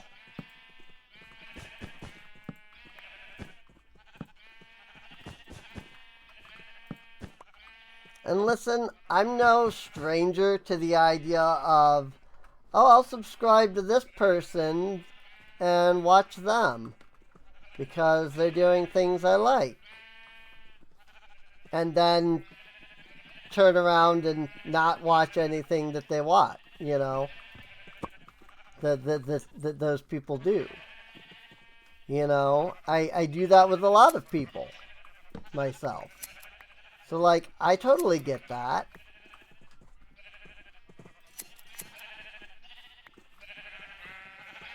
But I don't know. I mean, at least for those people, if I don't watch one video, like, I'm not destroying them. You know? I don't... That's not the word I'm, like, meaning, but, like, big name YouTuber with 2 million subs isn't gonna be hurt by me not watching their latest video. You know?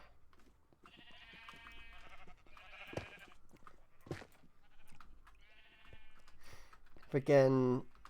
If I watch a video that IBX Toy Cat does, or not, that's not gonna matter in the long run. You know? You probably wouldn't even notice that I didn't watch one of his videos. Because he's got 1.9 million subscribers.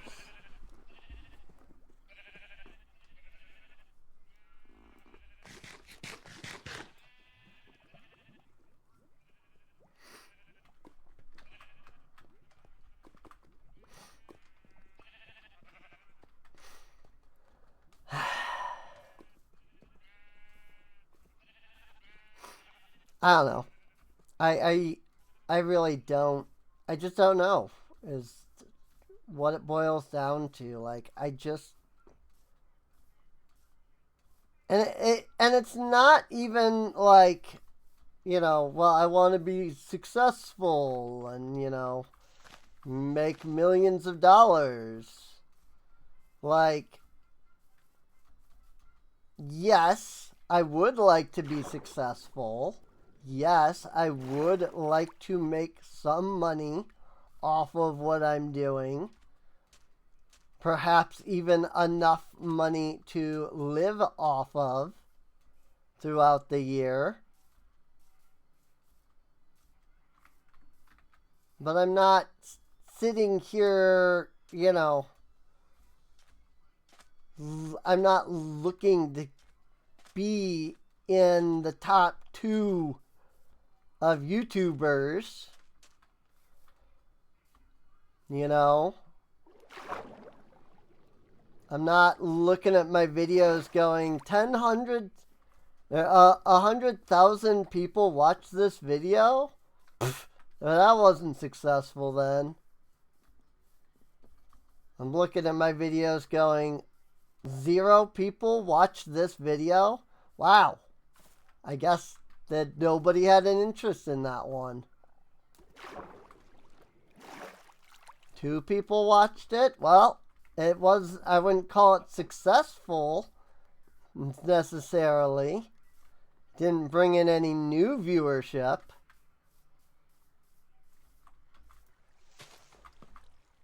But at least, you know, my usual gang seems to have still watched it.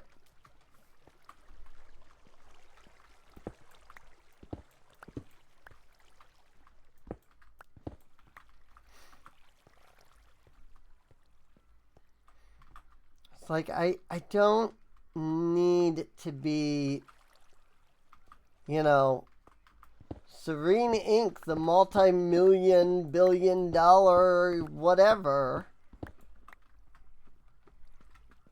I would just like to be Serene Inc., the girl that does kinda, sorta neat videos. Then, hey, maybe you should check it out.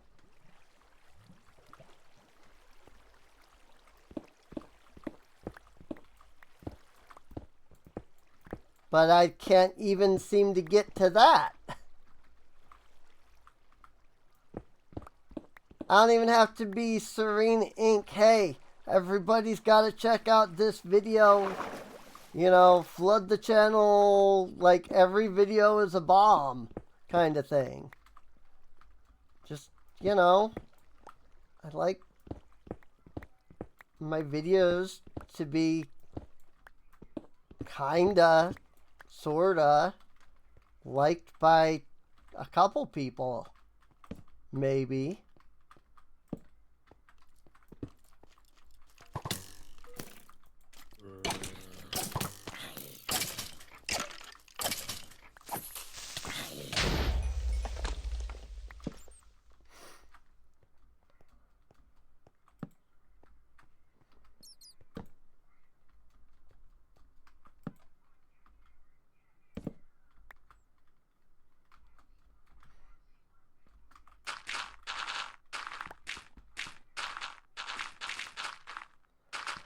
And I guess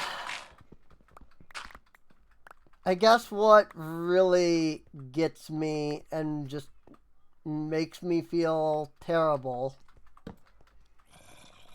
is when I say something like, you know, I mean, who really cares or whatever. And what I get back ends up just being, well, I mean, when you do that every time, of course nobody's gonna care. You know?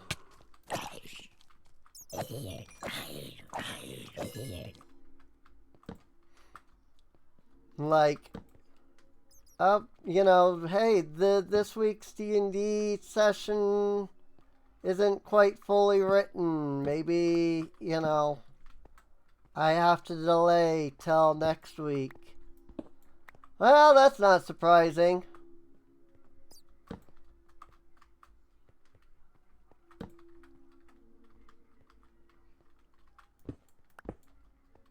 Hey, you know, like, I understand that we have this thing, but, you know, I'm just not, like, being able to do that right now. Could you maybe help out? Is there some way you could, like, help? Give me some ideas? Nah. But I expected this.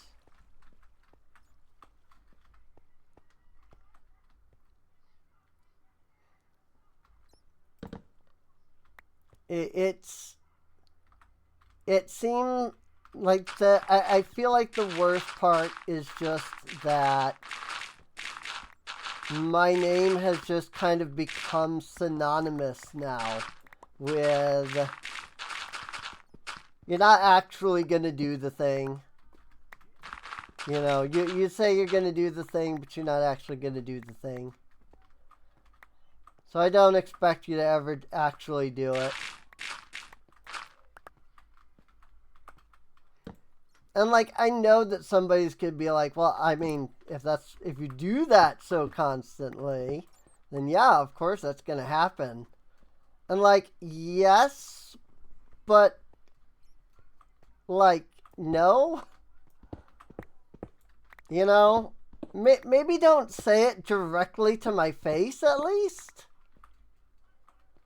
Because, like, that's not going to make me want to do it more. You know, that's not going to make me want to, like, fix the problem. That's going to make me go, oh, I always do that? I mean, There you go. Like I said, I'm terrible.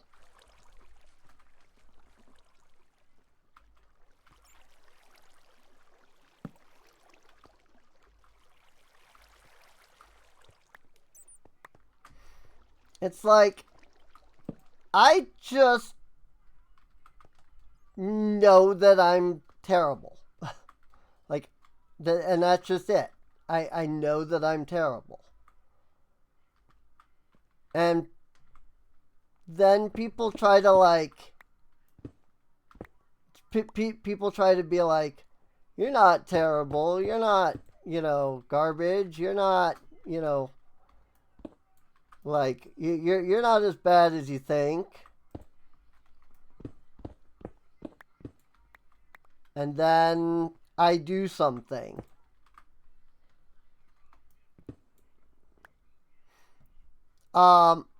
A good one, as an example, is I had this friend on FF14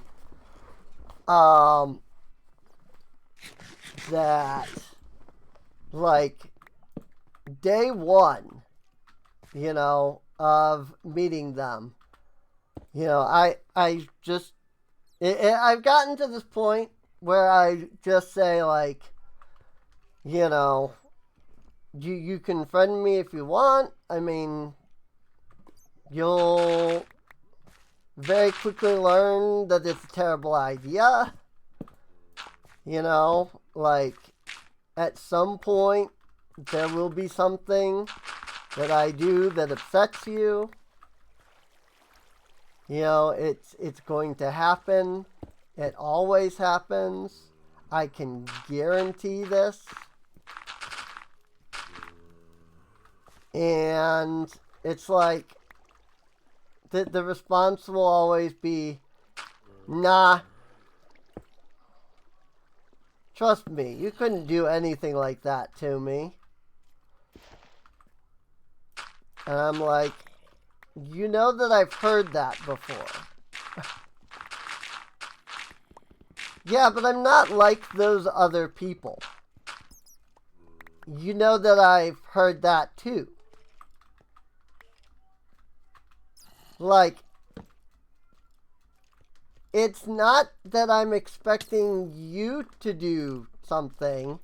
It's that I am going to be terrible to you. And you are going to hate me. It's just the way it is. This always happens. Like, it really would be just best for you to just accept that now. Regardless of whether you still want to spend time with me, like, it's still best for you to accept that that's going to happen. And they're like, nah, you could never.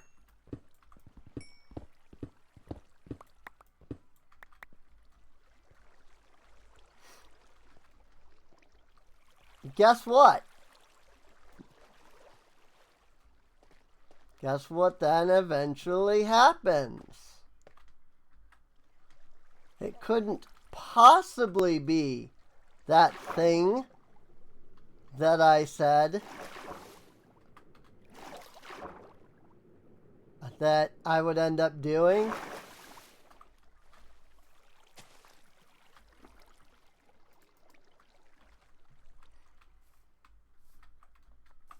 Like this particular friend of mine, from FF14, like, he was,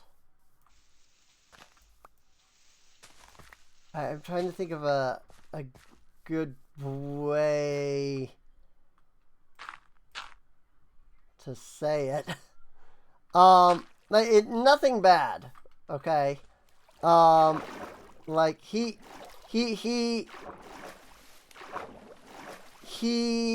had some bad stuff happen to him kind of recently, like, on FF14.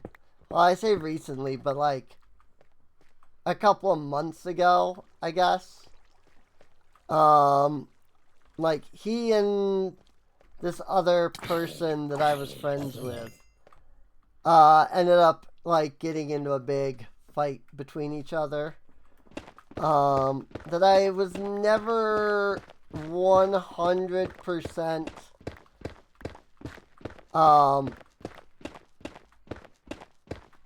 like sure of what all like actually went down.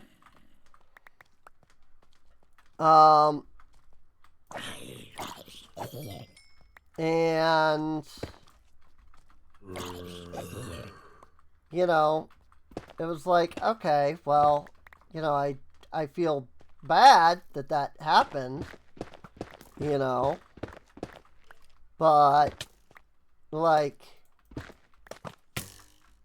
I mean, I'm still friends with the other person because, like,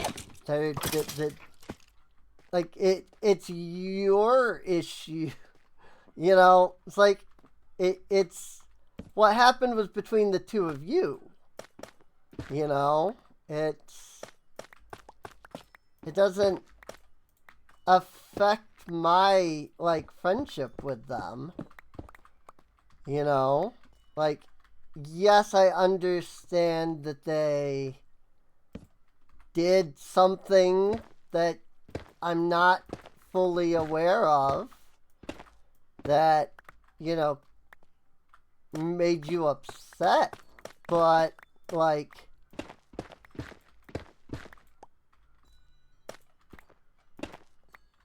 if I was to end every friendship because something happened and they made somebody upset, you know, I would have no friendships, you know.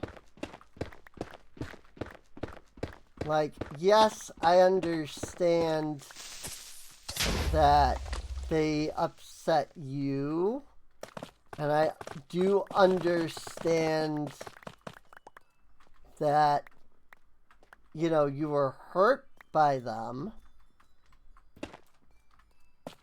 but also, like,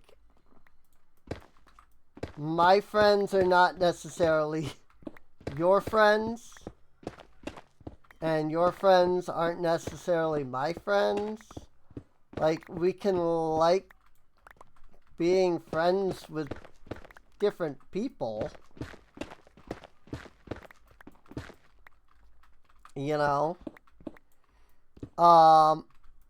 And so, like, you know, this particular person, you know, I'm still kind of hanging out with every once in a while. Mostly just, like, chatting with them on occasion. You know, some of you might be familiar with the fact that I moved to a different, like, server. Technically a whole different data center in FF14. So, like, I don't hardly interact with anybody from the original data center, really, to begin with. You know, I'm mostly over there now. But, like, you know, every once in a while I run into them and we kind of stop and have a little chat for a couple of minutes and, you know, hang out. Hey, how's life? What's going on? Yada yada. And like that, the friend that like was upset came to me and was like, you know, I see that you've still been hanging out with that person, and I'm like, yeah, I mean, like, first off, I'm not even entirely sure what happened between you two to begin with. So, like, I don't know what I should do in response to that, you know?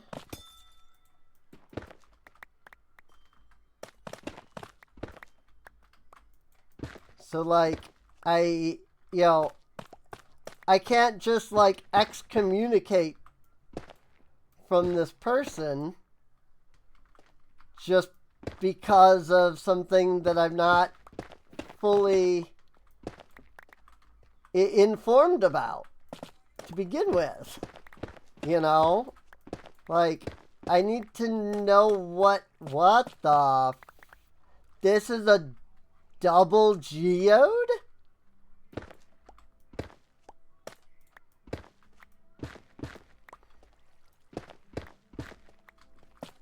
Anyway, like, you know, I'm not just gonna excommunicate someone purely because, you know, you had a fight with them and then won't even really, like, explain what all happened. You know, like...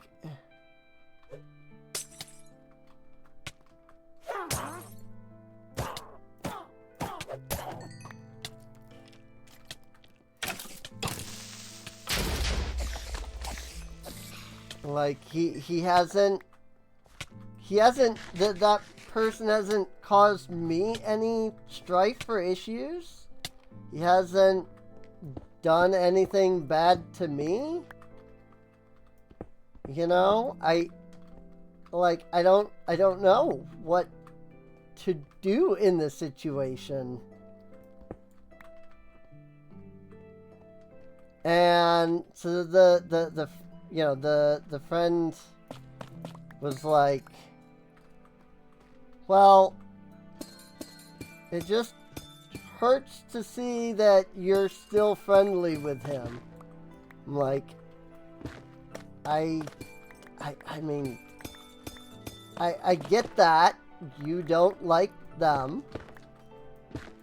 I do get that. You know, I understand why you might feel that way. But at the same time, again, like, I can't just, you know, I can't just dump a friendship because of something that happened that I don't know. You know?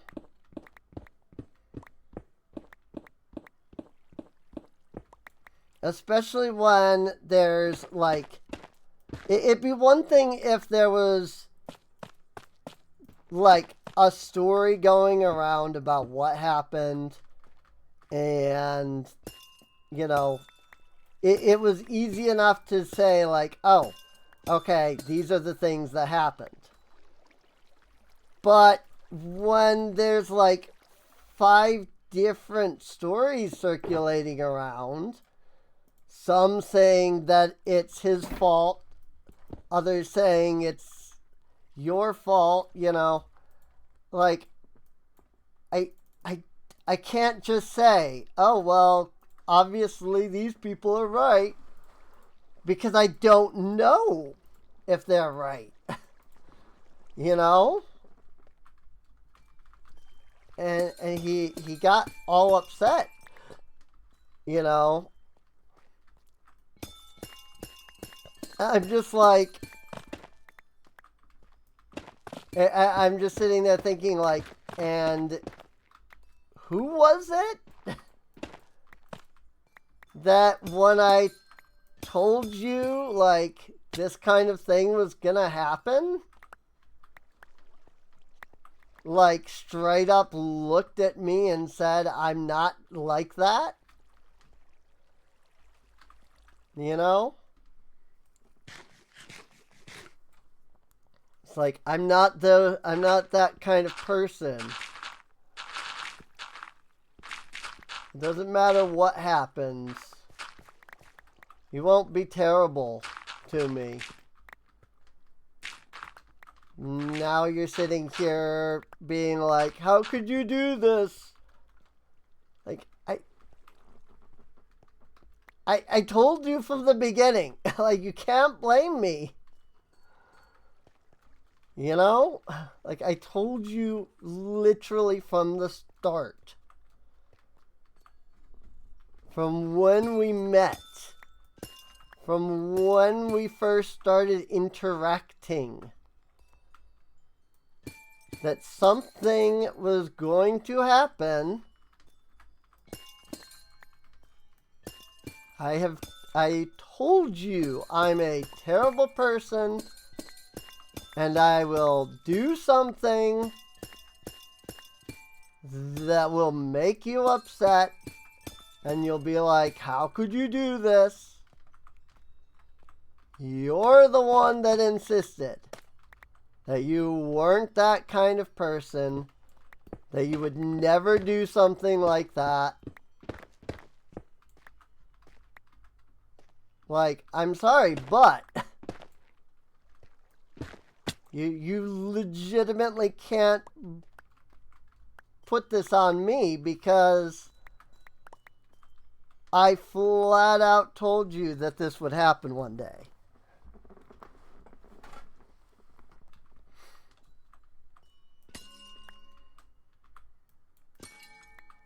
Like, he got super upset, and I'm like, I'm sorry, but, like, listen, I'm terrible. I'm a terrible person, you know, because it, like, and that's the thing, you know, it's not, oh, well, you know, I just don't understand what he was upset about. The problem is that I do completely understand what he was upset about. You know? That person that he thought was his friend did something, I don't know what, that really upset him. And in turn, because the two of them had this big argument, he and that person decided to stop being friends. I completely, 100% understand what's going on. But that doesn't stop me from still looking at the situation and going, I'm sorry, but it doesn't affect me. You know? Like, I'm not involved in what it is that you two, you know, whatever spat it is that the two of you had. You know?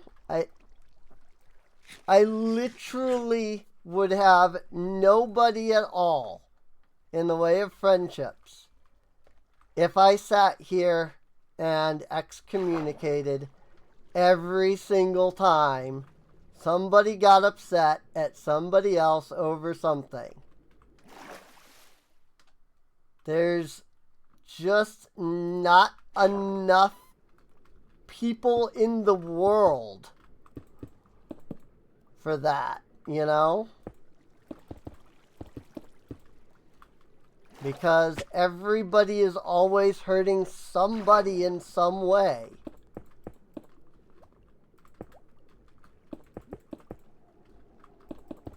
There are genuinely terrible people, like me, but this wasn't this person was genuinely terrible. This was this person did something that upset the other person. You know? If it was this person's genuinely terrible, that'd be one thing. But it's not about that. It's about that the friend of mine got upset. You know, that the friend of mine and that person ended up having a fight. And I'm sorry, but it doesn't involve me. I'm not gonna pick sides.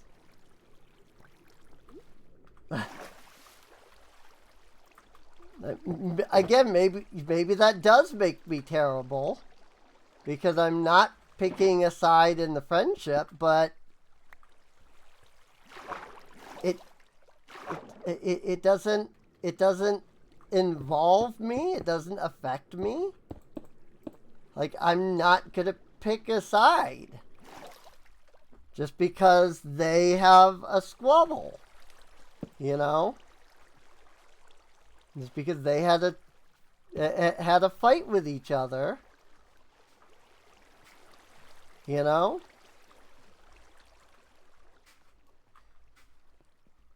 Like, if either side could give me a reason why this fight makes the other person genuinely terrible, then maybe from that I would say, like, oh, okay, yes, I see that. But that's not the case here. It's literally just that the two of them had a fight over something that I'm still not even fully sure about. Also, I do apologize because I know it was dark there. I was trying to find some way to get some light or something. It was just not working.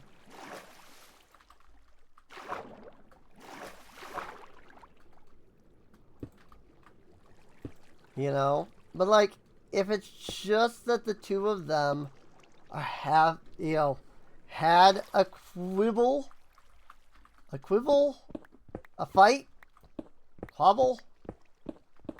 If the two of them had an argument,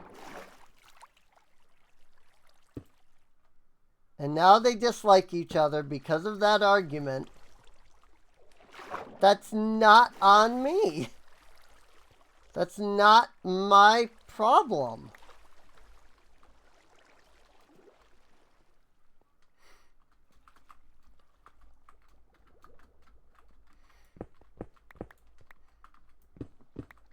And so then, like, that friend is all upset because I won't, like, take their side. I'm like, but it doesn't involve me. The only involvement that I have is that I'm friends with that other person.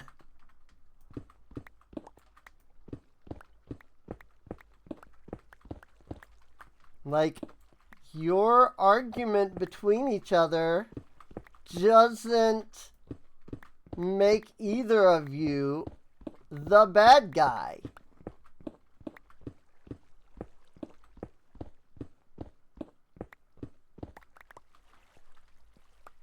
Like, I don't know what... Like, I honestly don't know what you expect me to do.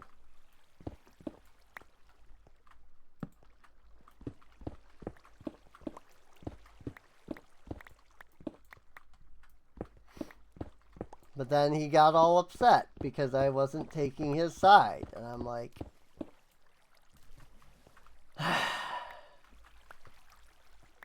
It's like, I'm a genuinely terrible person, and I'm fully aware of that because I am fully aware of how I act and the views that I have, and I'm fully aware that a lot of these views that I have are controversial at best. You know, like I'm, you know, I've been relating this story to all of you, and you've probably already determined, like, holy crap, if my friend ever did that to me, I'd be so upset at them. Like I know it, but I just, it's not a problem to me. I don't see it as an issue. But I know that everybody else does for whatever reason. Usually I can't quite figure it out. You know, what the actual, like, legitimate, like, problem is. And so it's just, I guess the only thing that there is that I can say is that I'm legitimately terrible. You know? Like, if I am sitting here doing bad things and saying that what I'm doing is not bad, but it is, despite the fact that, you know, some of these things, you know, are a choice and, you know, a matter of subjective viewpoint. You know, like the what I was just talking about. But some of the things that I'm terrible for are not, like, subjective or, like, things. I guess what I'm trying to say is they're not, that some of these things aren't things I can change about me. You know? Some of the things, it's well, this is my opinion, and I get that you don't like that, so I'm sorry, but the fact is that that's still my opinion. You know? But some things are just how I am. You know?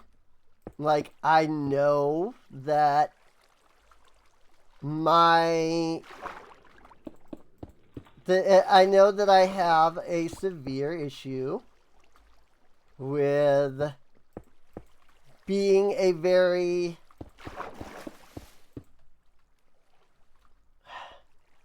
I guess I'll just say it, because I mean I don't know of any other way else to say it. Like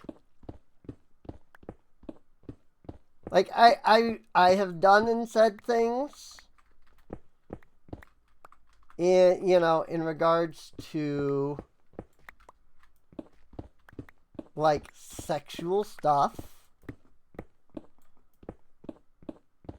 that a lot of the time I go online and I see, like, this YouTuber did this horrible thing, and I'm like, well, that's one more tick on the box for me.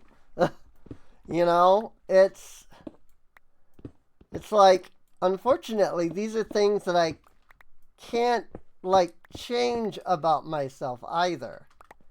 You know? And I'm not, like, making excuses. I'm legitimately saying, like, I have tried. You know? Like, such and such a person doesn't want, like, you know, this person doesn't like talking about, you know, not safe for work things. And here I am, because that's literally always the thing on my brain 100% of the time, still, like, discussing that to them, despite knowing that they dislike that. And it's like, well, you know, can't you just not? And it's like, yeah, I can. I can just not. It's called I don't talk. Like, that is my not doing it. is I can 100% not talk about sexy things to close friends by just simply not talking. Otherwise, no. It will come up somehow. It doesn't matter to my brain. Like, legitimately, it does not matter to my brain. If the thought has popped into my head, it will literally eat me alive until I get it out.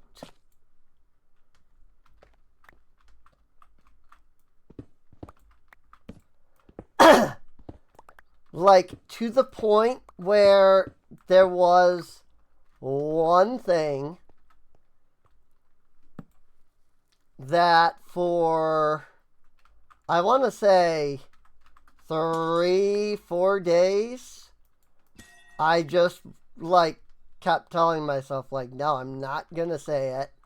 I'm not going to mention it. I'm not going to do it. And it was literally preventing me from sleeping.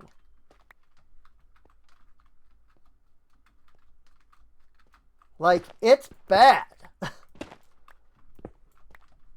You know, and I don't know what it is. I have talked to many people about it. I've even seen professional, like, doctor help for it. They don't understand what to do about it. It's not a hormone imbalance or anything like that. It's just something in how my brain seems to work. I will literally, like, get stuck on something. And there's legitimately nothing I can do about it.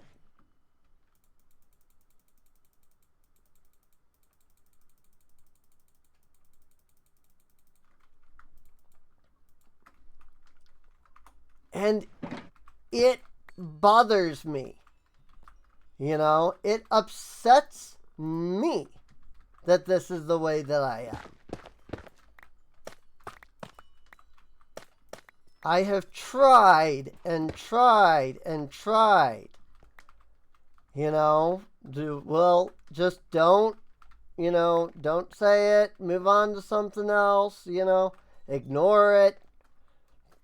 Think about it, something else. Message it to somebody that's okay with.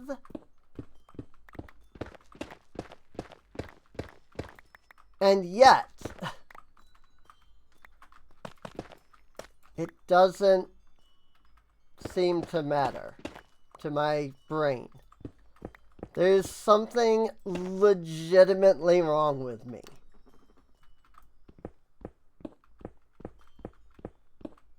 And I don't know what, and I don't know how to fix it.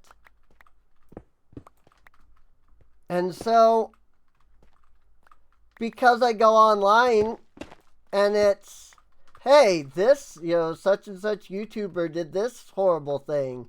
Everybody should stop watching them. It's like, okay, well, I mean, that's just, I'm sorry, but that just tells me, like, and now, like, yep, that's me. Like, you see those posts online, and it's talking about me, basically. Like, I don't know. What am I supposed to do? I don't know. I don't want to be like that. At all. I hate that. I also despise it.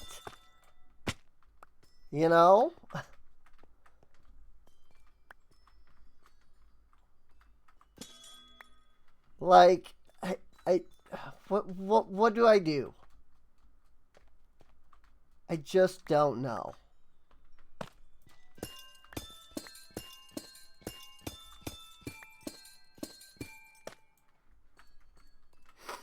I wonder how many people now actually hate me.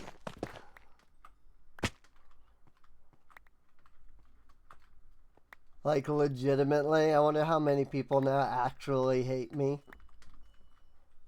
I mean, I suppose if only, what, 2 people are watching the video, there's only 2 people that could end up hating me for it. Watch this be like my biggest video ever. YouTuber Serene Inc. Admits to horrible things. I mean, yes, I have. Freaking watch the headlines.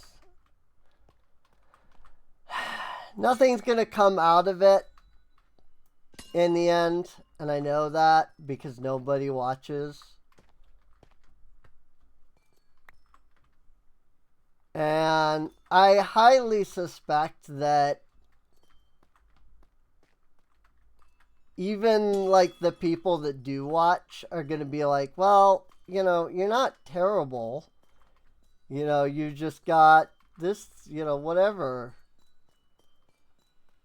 That's what one of my friends always says all the time. Every time I end up bringing up something like that.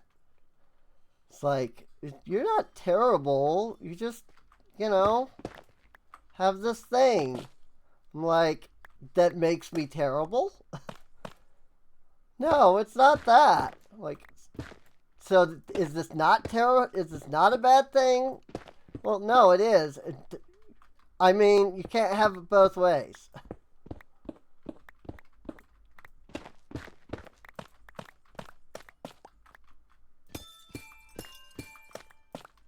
Look, it's just how you are. Whoops. It's just, it's how you are. I know that. And I know you don't actually mean anything by it. It's like, what? I do, though. That's the one that gets me. And when people are like, I know you don't actually mean anything by it. And it's like, but I do. It's why I end up saying the things. Because I do mean them. And I do want them. Like,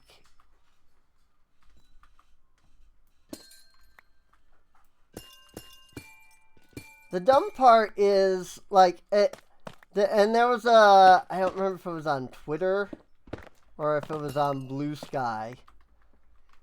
But there was a post the other day about, like, asexual people can still, like, have sexual desires, kinks, you know, want to make art of, and so on, you know, stuff like that, right?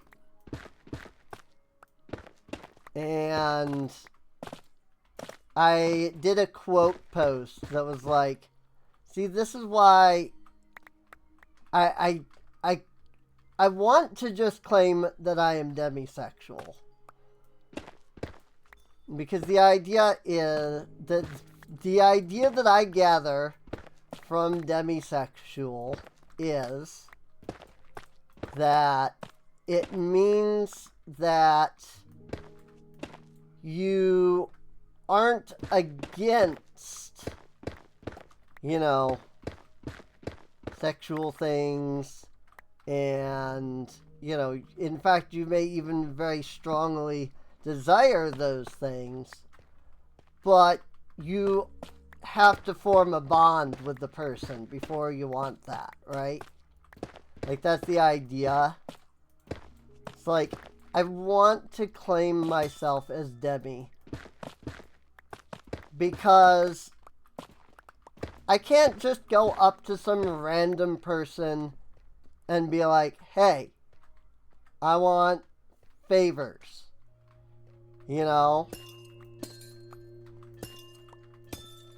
It's only the people that I have built relationships and friendships with that I even, like, even want favors from, if we can use the term. You know? I'm not even, here's the thing, I'm not even wanting to do anything with them. You know?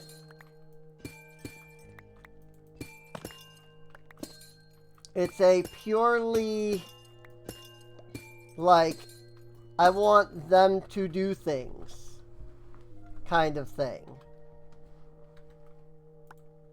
Like, I have, you know, even when, even in relation to, like, them doing anything, like, I don't want it for me.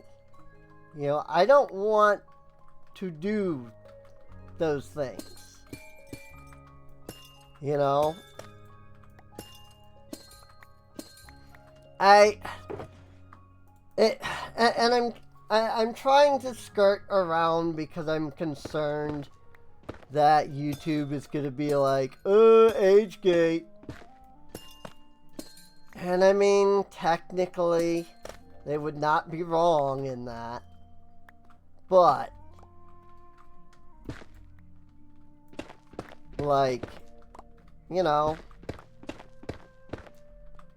it is what it is.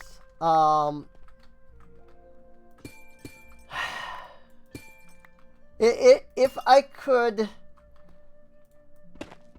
steal a line from a show, but then modify it to match with what I'm trying to say, it's, I don't want you to do things with me. I do not want me to do things with you. I want you to do things with them.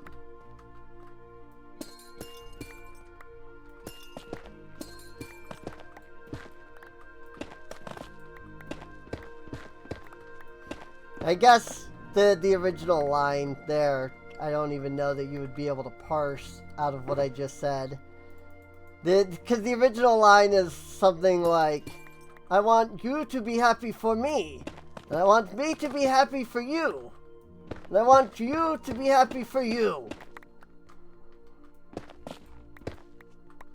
That's why I said, like, if I could steal their line, but also, like, have to kind of change it. Like, that's the line I think of when I, like, think of how the best way would be to describe is, you know, I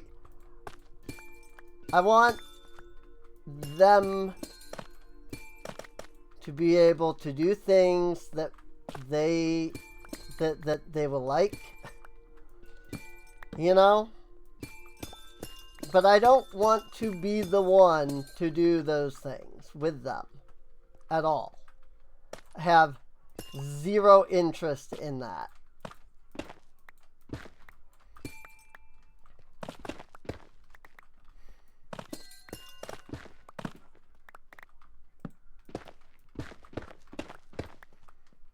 You know, I want them, I don't want them, I do not want you to do things with me. I do not want me to do things with you.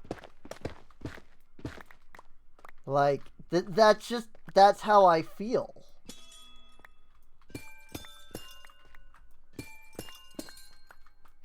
You know, I've always talked about the kinds of things I've always, like, wished could happen. You know? And, like, I do, you know, I've done some RP, if you know what I mean, in that regard. And I have no issues with doing that RP kind of stuff Yeah, you know, I enjoy doing that kind of RP stuff. You know?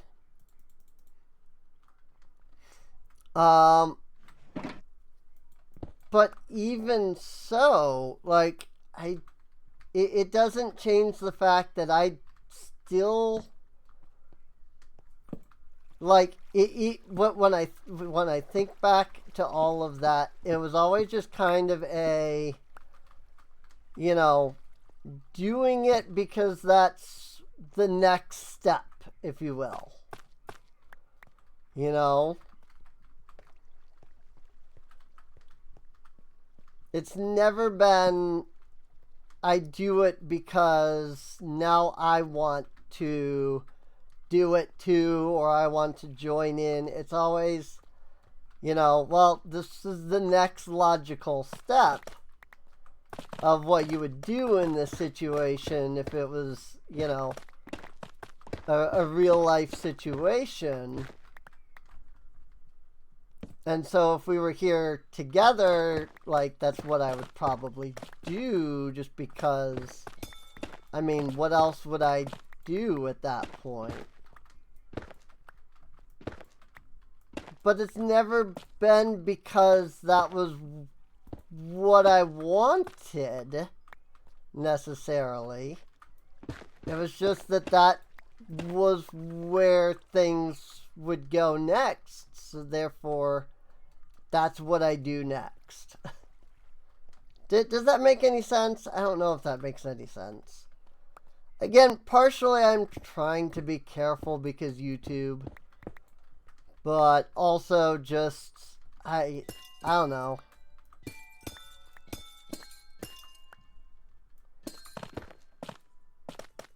I think there is a part of me that's sitting here in this conversation being like, well, I don't want to make it too clear because I don't want people to get upset at me over the thing. But also I know that the thing is terrible and that people should legitimately be upset. But maybe if I say it in the right way, maybe I won't make people upset. You know? Like there is a part of me, and again, it's not even like, you know, well, this thing is bad and maybe I shouldn't be talking about it, maybe I shouldn't be doing it. It's maybe if I don't talk about it overtly, people won't hate me. You know?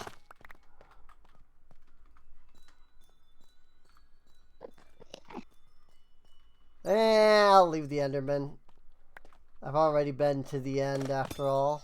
I don't really need his eyes for anything at the moment.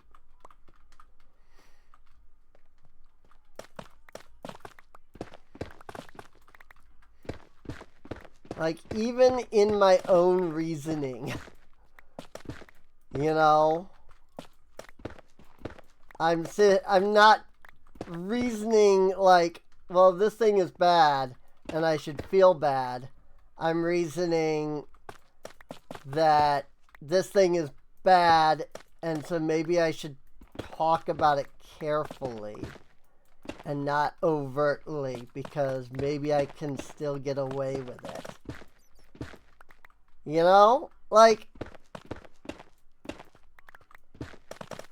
this is why I say I'm a bad person.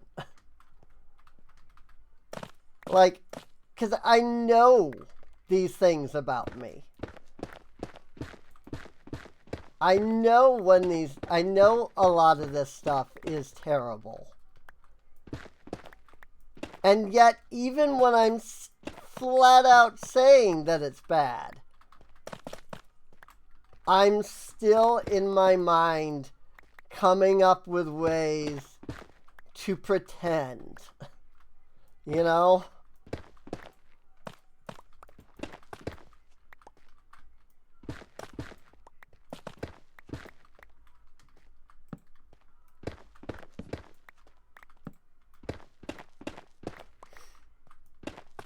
I don't know. It's not that I don't want to change. It's that I don't... I was going to say it's that I don't know how, but even that I'm not entirely sure is correct. I do want to say I don't know how, because, again, a lot of this, like, you know, the way that I feel and the way that I think and act, especially about, you know, not safe for work things. I just have no idea how to stop myself from, you know,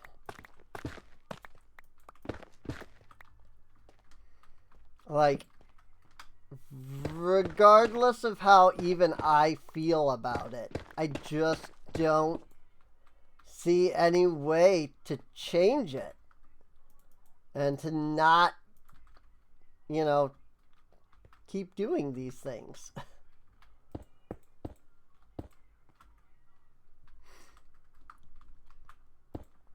You know? And like, you know, there's an argument to be made about, like, you know, yes, this thing is bad, but you're working on fixing it, so therefore, you know,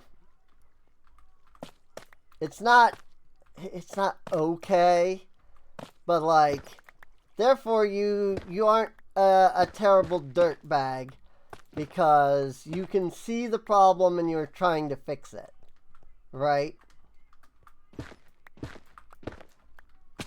And then there's just me.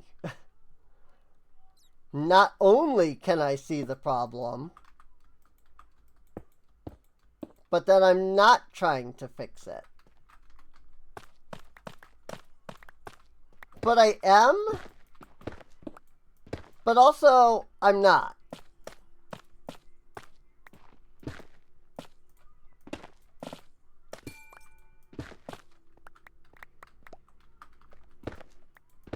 So, like, it just makes me a terrible person. Like, in the end, everything that I'm saying here boils down to my original premise, right? Like, I'm terrible. And that's just how it is.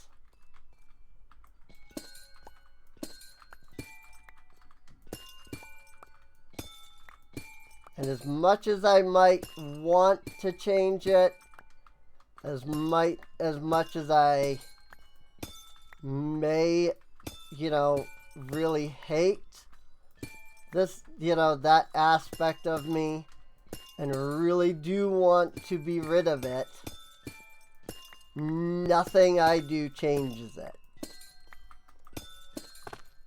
And thus, unfortunately, even for myself, I just continue to be terrible.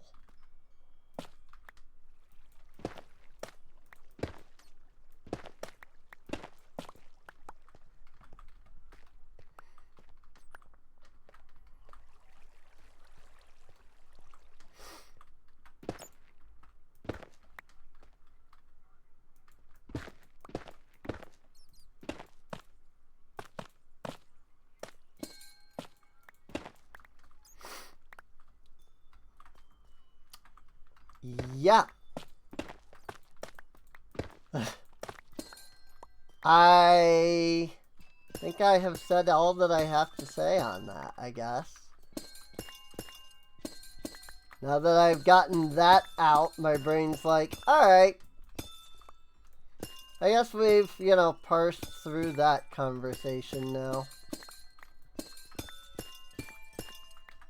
I don't have anything else to add to it. I'm like, meanwhile, here I am like, what conversation? That was literally just me, like, admitting to being terrible. It wasn't really a conversation.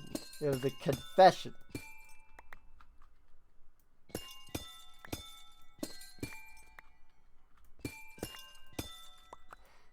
I mean, I guess I could say, like, to be clear, I've never actually done anything beyond, like, talk, you know? I've never, like, forced anyone to do anything. I've just maybe, like, asked them 100 times, even after they say no.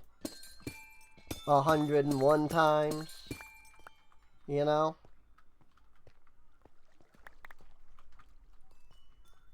I've never forced anybody to do anything. And I would never force anybody to do anything.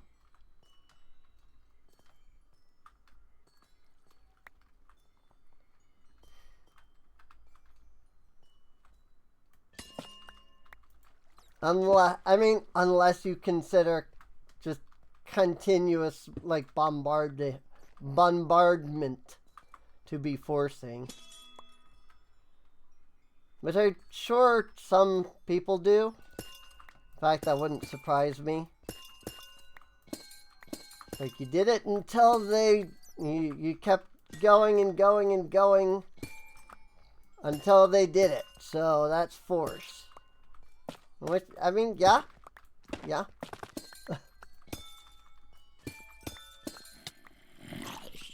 Hi, zombie.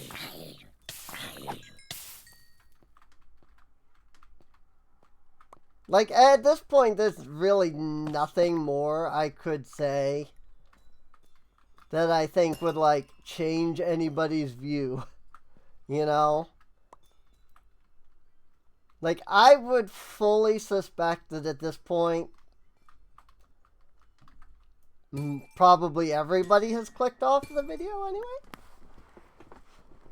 But, like, I don't know, if somebody was still here, just because, like, well, I want to see what more Serene has to say, you know, to confess to. Like, I don't know. I don't really have anything else. You know, like, at this point, I feel like the only thing I could say is me trying to, like, save face. And that would be pointless. Because this has been like an hour or something. You know, that I've been mining the amethyst here. So, like, there is no saving face from that.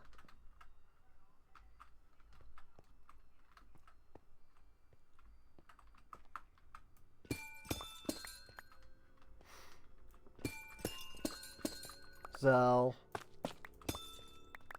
I mean, I will say, like, I did get kicked from a mature RP guild. We'll put it that way. On World of Warcraft over all of that. Like, not just now. This was like years ago. Heck, I was still living in Michigan, I would say. I'm pretty sure. Hadn't yet moved. So that's like 12 years ago? So I mean, you know, if you thought like maybe this is a recent development, like no.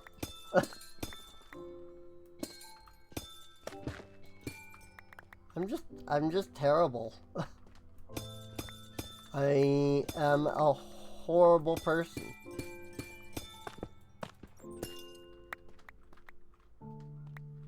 You know, I argue with people all the time about this, like, you know, it's like, I am a garbage person. That's just the way it is. And people are like, but you're not garbage. I'm like, show me that I'm not. And then they never can. The one that people do like to throw out is like, you know, well, people care about you. I'm like, and they shouldn't. Because I'm bad and terrible. Like, I don't know why they care. Like, I am a problem.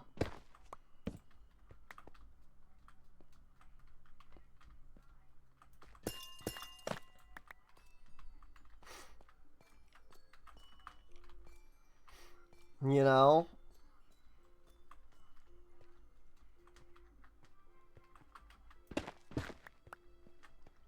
Like, well, you know, I always miss talking to you, okay? It's like, the one I think kind of made me laugh the other day was, somebody said, like,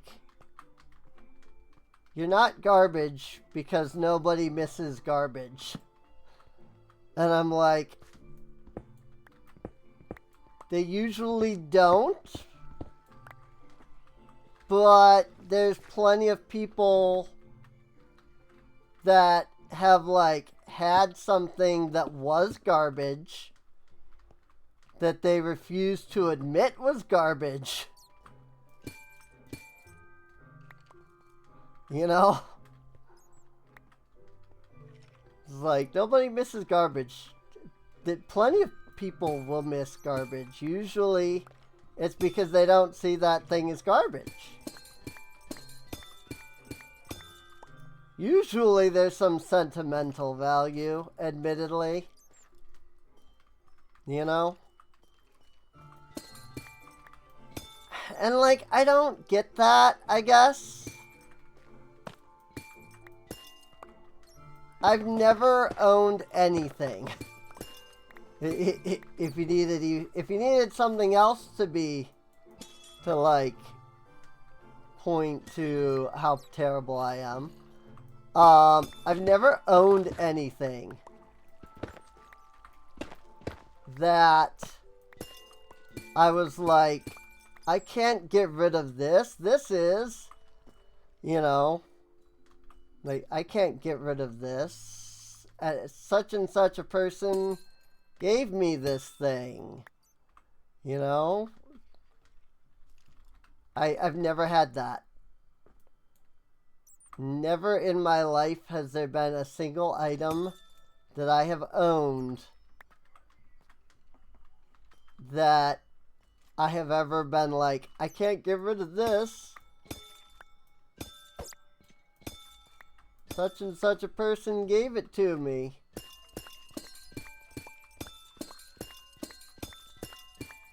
I have had things that people gave me that I was like, okay, you know, I'm going to care very heavily for this thing. Because it was given to me by this person. And then, like, 2 weeks later, I'm like, I'm over it.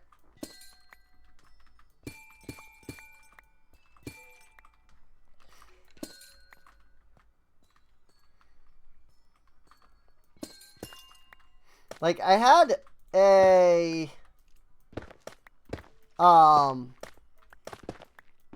thing, a stuffed animal that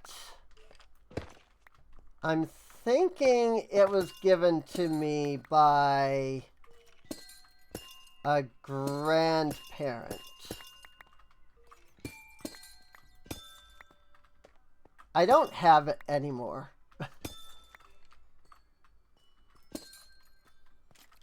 And, like, literally all of my grandparents have passed away.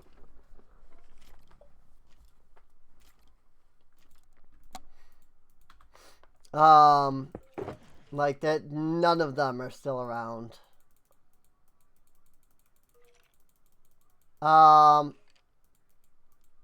And I could, like, legitimately tell you that I don't think there's anything that I've owned that, like, was theirs or that they gave to me or something like that that I've even cared to keep. I've just never cared.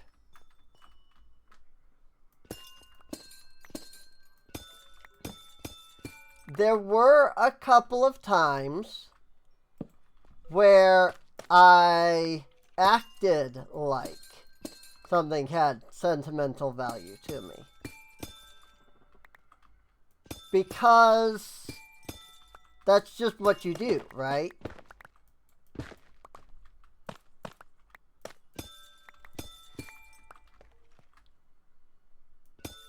But I've never actually felt that.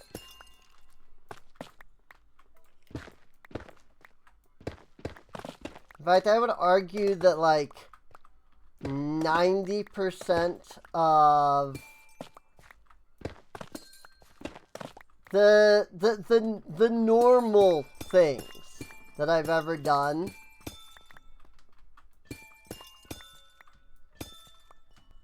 have been done purely because, well, that's what people do, right?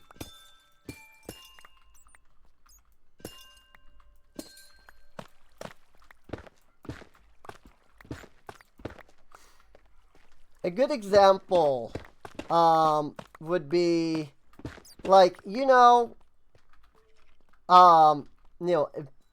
people watching this who have watched any of my other stuff are probably pretty familiar with my, I don't want to say dislike for Ocarina of Time, just my, like, non-care for Ocarina of Time.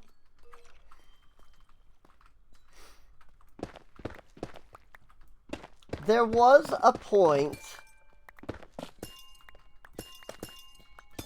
where, when I had first gotten into Legend of Zelda and Ocarina of Time and such, I was like, Ocarina of Time, it's like the best thing. I love it. It's, yada yada, like that kind of thing. I don't know if I'm like making sense with that. But like, so I was like acting like Ocarina of Time was like a big deal to me.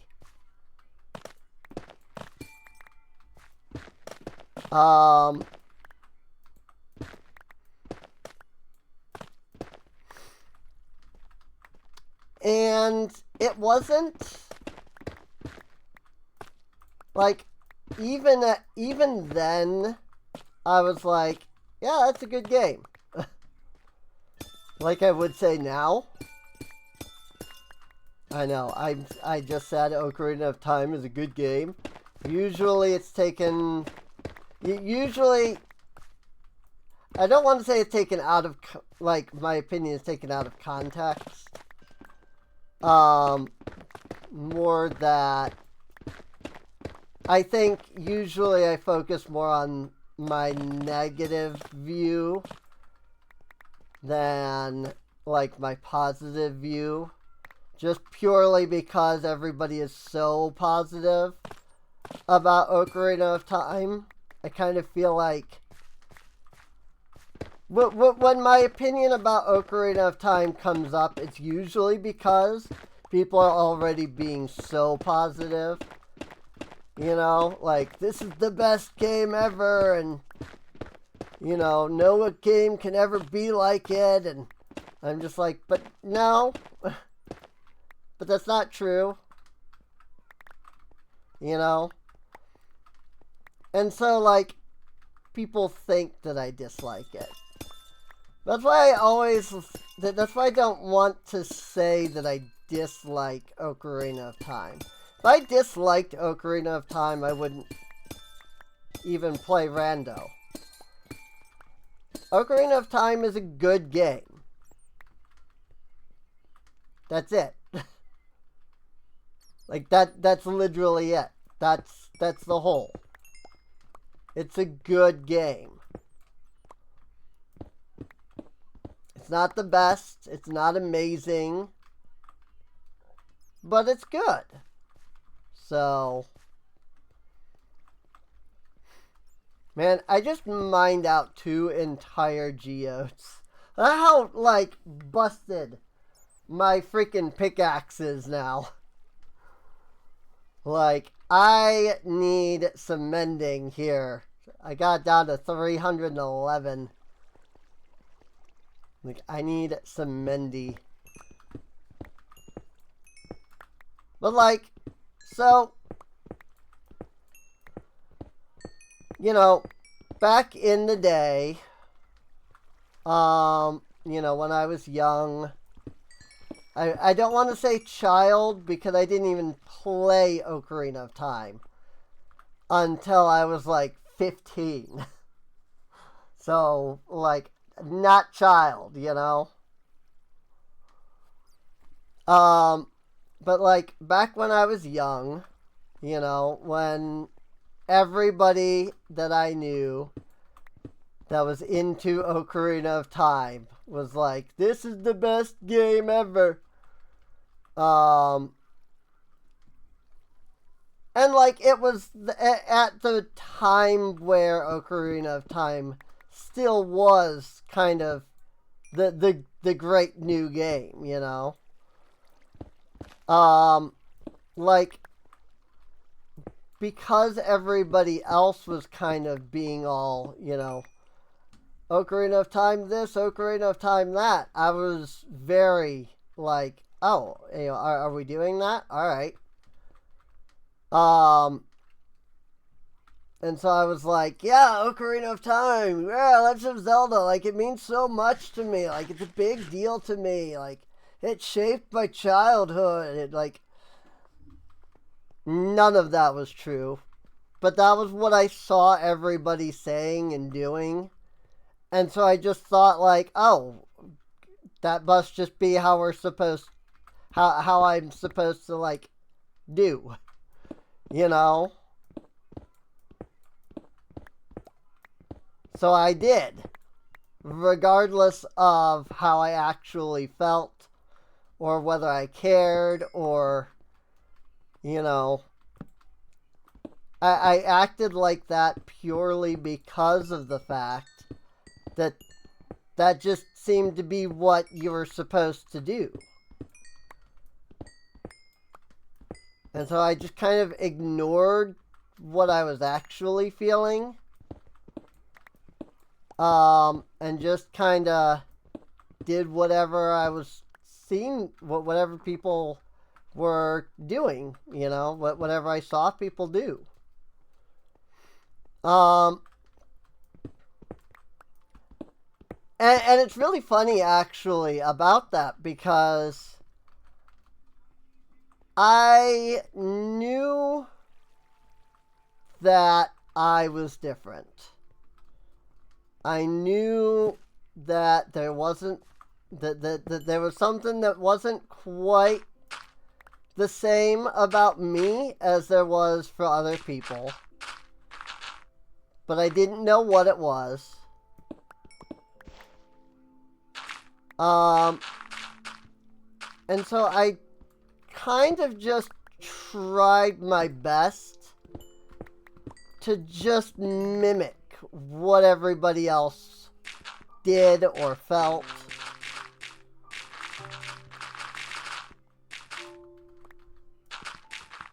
You know, especially in the days of Pokemania, when, you know, the 1998 to 2000s, you know, when Pokemon first came out. and everybody was like super big on Pokemon. Like, Pokemon. And so I was like, oh, okay, so Pokemon is like the thing right now. Okay. So then, yes, I like Pokemon, because of course everybody likes Pokemon. Like, you would be crazy if you didn't like Pokemon. And so I like Pokemon. And I think on that sometimes, because, like, I have convinced myself that I like Pokemon. Regardless of what I feel about it. Now, I'm not saying I dislike Pokemon or hate it. I've never been Pokemon craze, you know?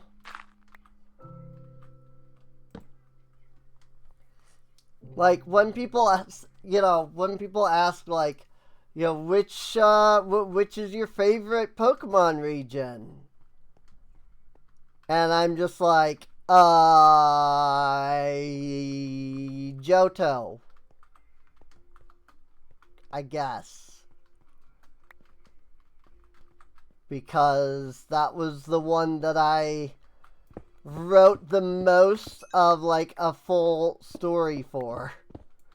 Never wrote a full story for any of them, but I wrote the most of a full story for that one. So I guess maybe I like Johto. Because Heart Gold and Soul Silver. But if I were to be completely honest, I don't have a favorite region. If I'm going to be completely honest, I mean, this is... We'll call this episode, like, Confessions or something. Because, you know, it's all me just confessing all kinds of stuff about myself. Like, if I were to be completely honest, I don't think I have a favorite of anything. I don't have a favorite video game. I don't have a favorite Pokemon.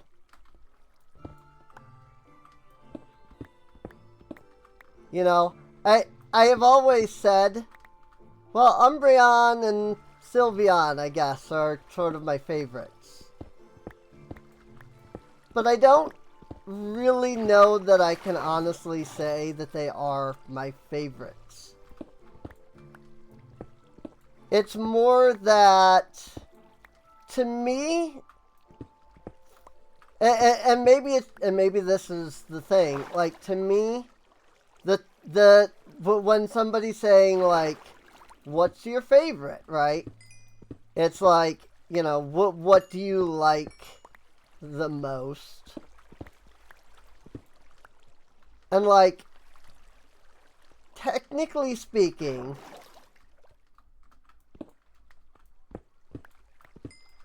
I like Umbreon and Sylveon the most.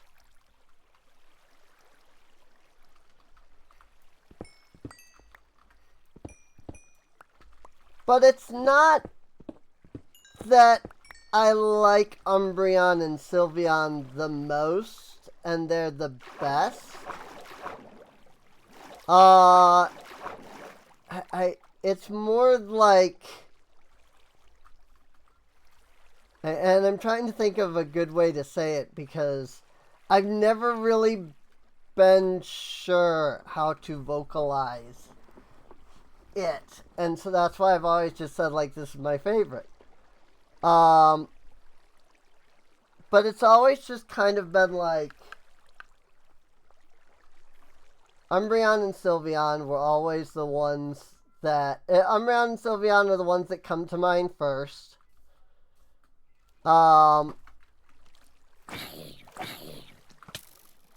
When I think of Umbreon and Sylveon, it's not so much that I'm thinking about the Pokemon themselves either. It's more things associated with those Pokemon. Umbreon, for example, I really... The main thing with Umbreon for me is the idea of Umbreon using the move Moonlight, I think it is.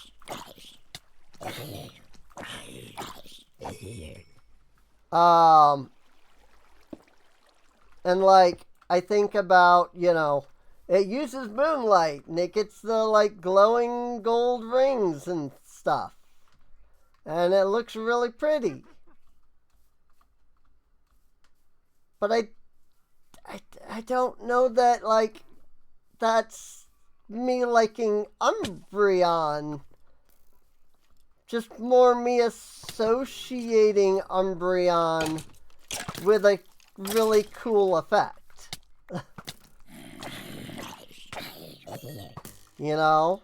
I might let these guys kill me because I don't even know where my base is. But I've got freaking 3 shulkers full of crap that I need to drop off. I think it's this way. Freaking witches, dude. And my inventory is too full to pick this crap up.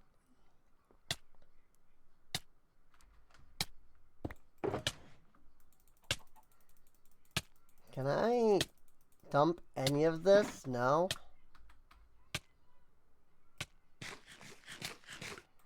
I don't want to die while I have shulkers on the ground. Once I pick them up, then I'll care less about dying.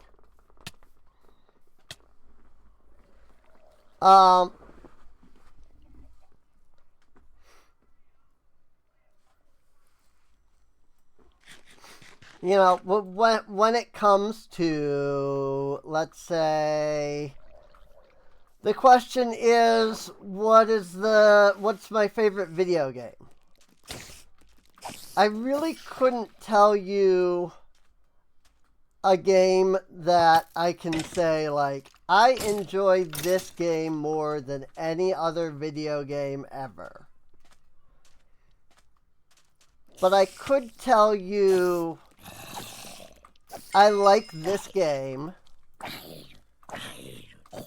You know, whatever game it is. I'm not necessarily saying Minecraft, you know. But like, yeah, I like, you know, Legend of Zelda.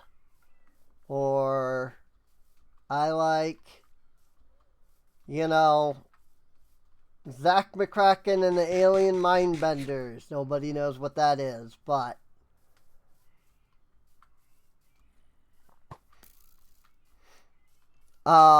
like, I can say, you know, I like these things, but I legitimately don't know how I would decide that I like X, whatever X is. Hey, my base. You know, I don't know how I would decide, like, I like X thing, and I like it more than anything else.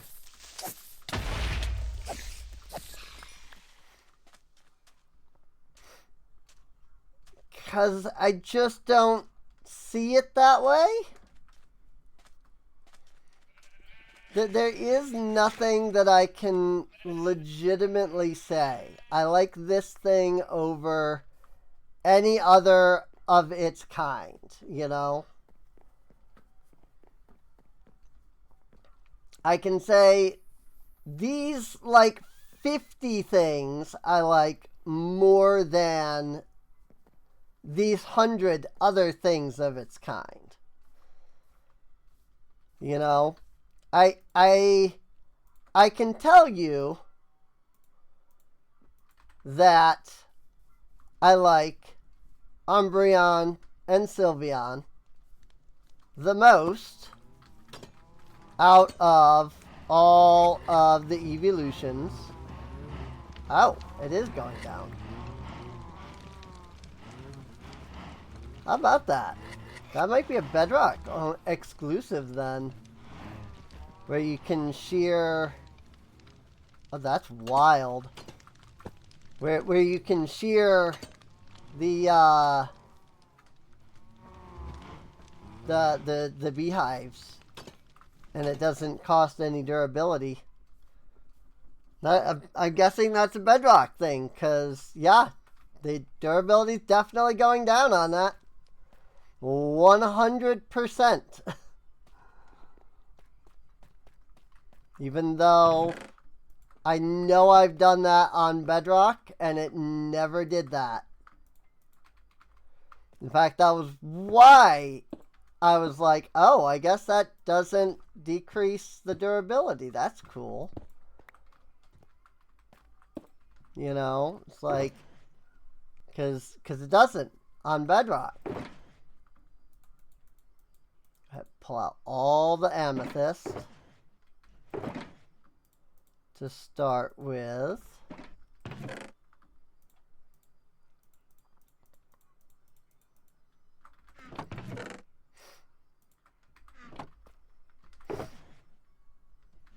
Oop, wait, more. Wait, more. Whoops.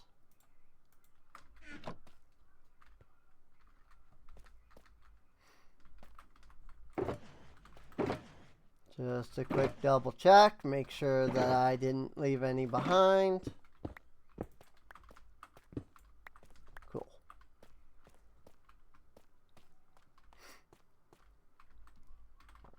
Mob drops such as Spider Eye, String,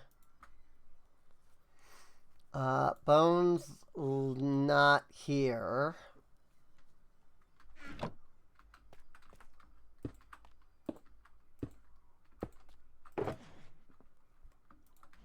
Rotten Flesh, Spider Eye, String.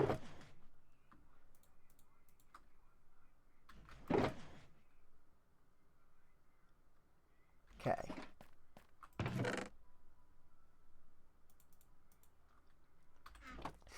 Sorry, now that we're back at the base and I'm like trying to actually organize crap.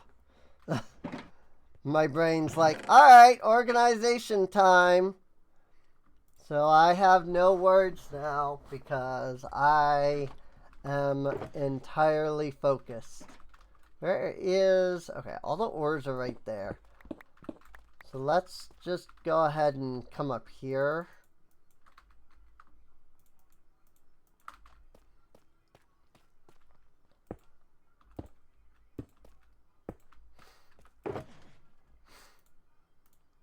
Copper and iron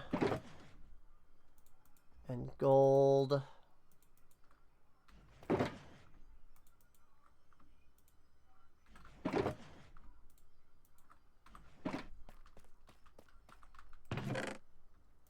Do I even have like enough room? I don't.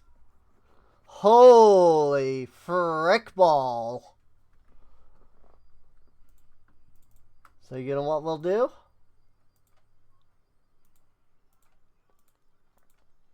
We shall take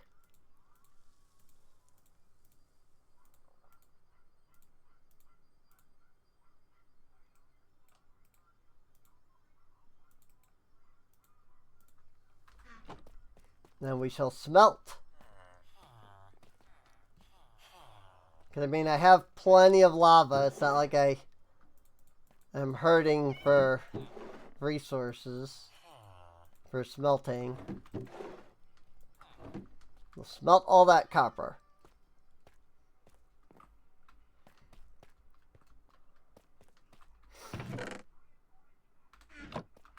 Okay, and iron.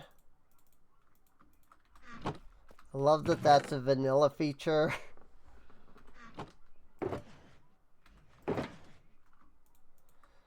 Redstone and coal and lapis. These are the things that I know are also in this section. They're just down here. Coal. Lapis. Quartz. Resin. Redstone. Okay. Bones are here. I was gonna say they're right nearby. And at this point, it's kind of just a lot of different things. Mostly, it's a lot of like calcite. Maybe we'll start there. I'll pull out all the calcite.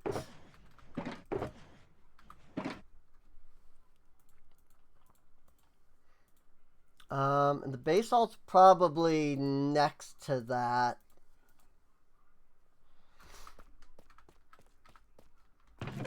Yeah, let me put the glass bottles in there, and then that'll clear up an entire inventory slot. And maybe the basalt next, assuming that this doesn't fill everything up. It will, so I'll have to come back.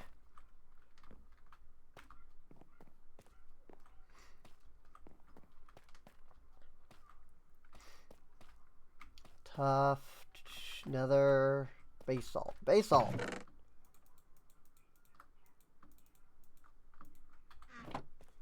Might need more space for basalt.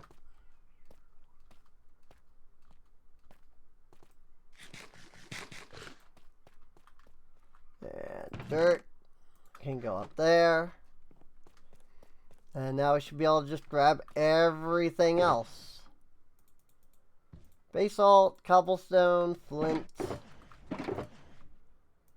andesite, cobblestone, flint, cobblestone, flint, granite, andesite, flint. Plenty of flint. Could have definitely even gotten more flint than I did. Because I left a lot of gravel behind that I didn't actually do anything with. Okay.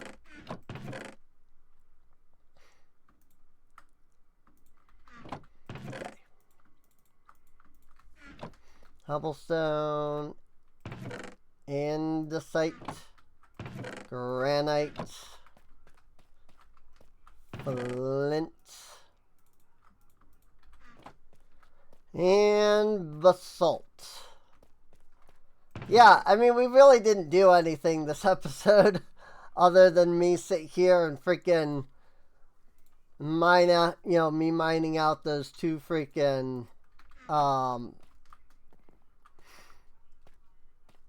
things. I don't remember what I can do or if I can do anything with basalt. Not smooth basalt, at least, so it's smooth or bust on the smooth. That's unfortunate. I have to think about that then. It is smooth or bust on the smooth. Here. Let me do this.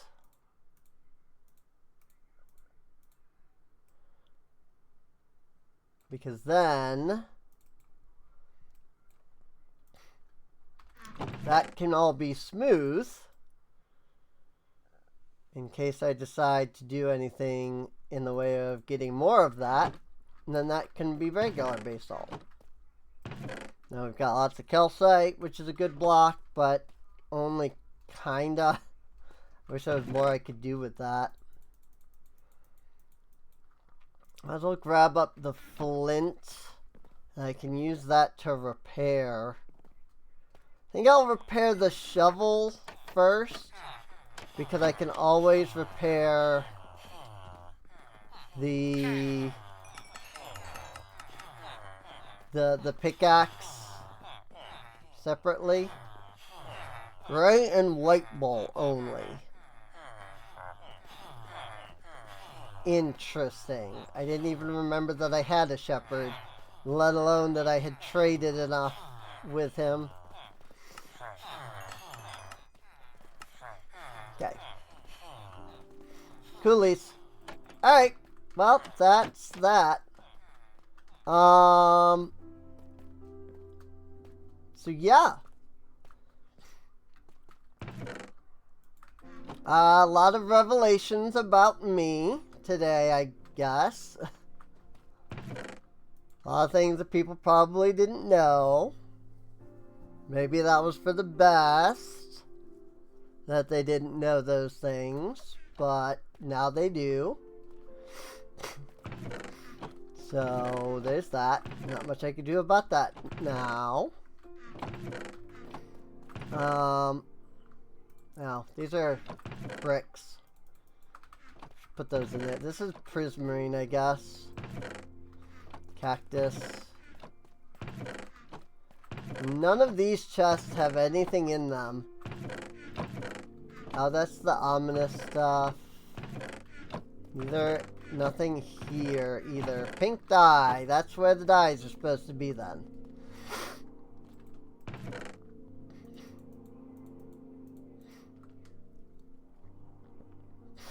Or so I would think, because, you know, there's dye in here.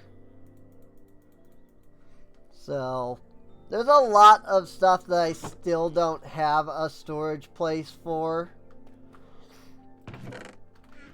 Mostly just stuff that I really have no idea what I would even, like, do with it, if I can be honest.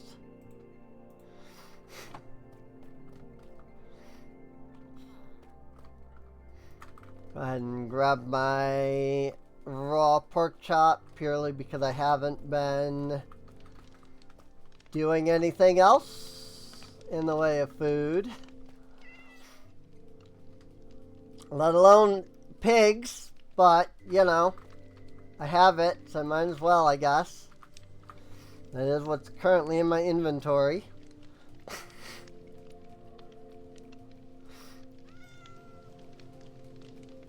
But yeah, to go back to, you know, the conversation, I don't know, I've just never had that, you know, where something is sentimental, or something is, you know, my favorite, or, you know, I could sit here and tell you, you know, such and such is my favorite of whatever, but I don't know that it means the same thing as what other people usually mean when they say that. And I've just never had anything that I've owned where I've been like, I can't toss this out, or, you know, do whatever with it because I care about it too much. Like, I've never had that. So, I mean, I mention a lot that, like, that I'm not exactly the most emotional. And I don't know that that's, like, the correct term. 'Cause, like, when it comes to being emotional, you know, make you laugh, make you cry, make you happy, make you sad, you know, like, that I absolutely deal with constantly.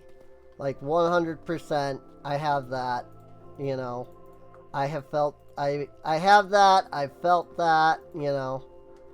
Like, I'm not gonna sit here and say, like, you know, nothing's ever made me happy or made me sad, or... But I've definitely never had something be, you know, I'm so attached to this thing, you know?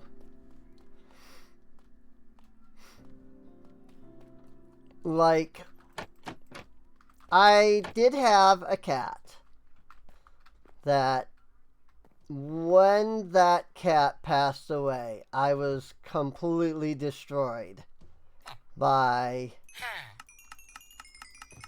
their passing.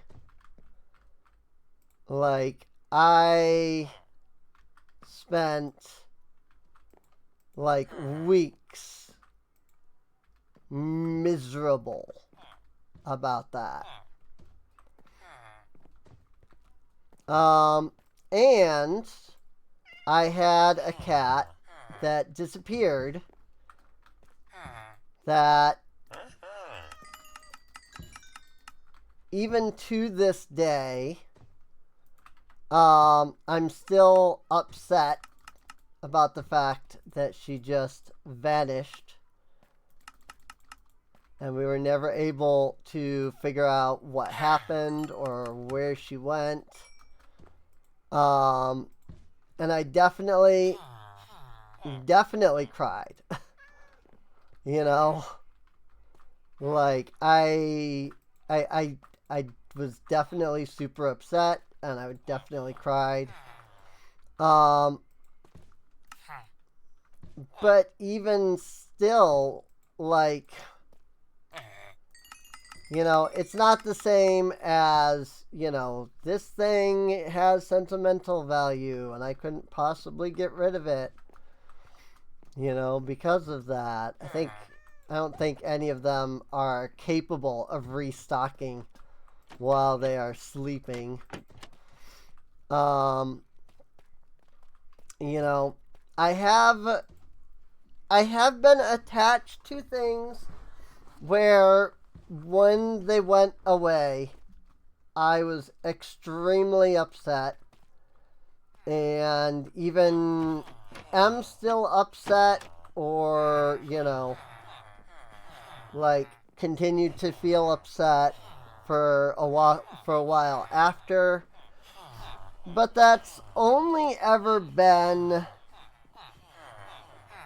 people. You know, I've never had an object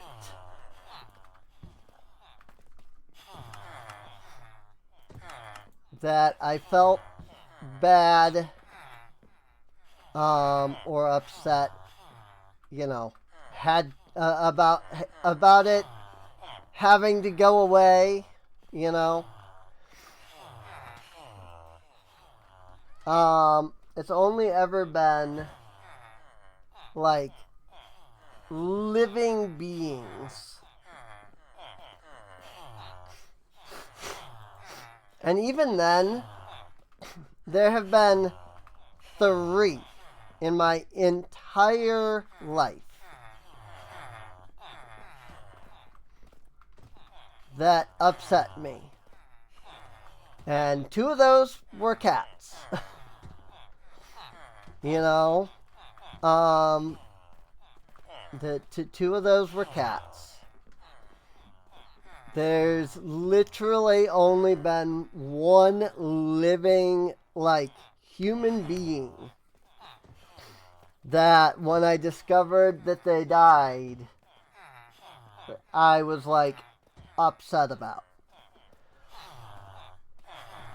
And it's not to say that, like, I haven't been close to people, and then I found out that they died, and I got, like, you know, like, I've been very close to to several people, that I know have you know, inevitably passed away.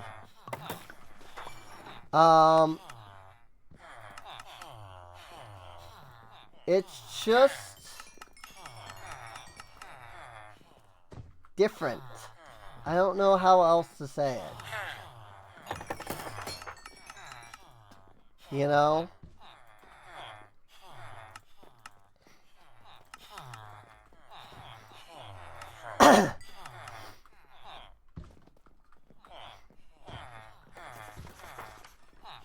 I honestly don't know how else to say it. It's different. You know? Like the couple of cats that I had, and the one person that passed away that I was upset about. There was something different about the way that I interacted with them, dealt with them, etc. from like anybody else. And I don't know what, but I can tell you that that is what made it different for me.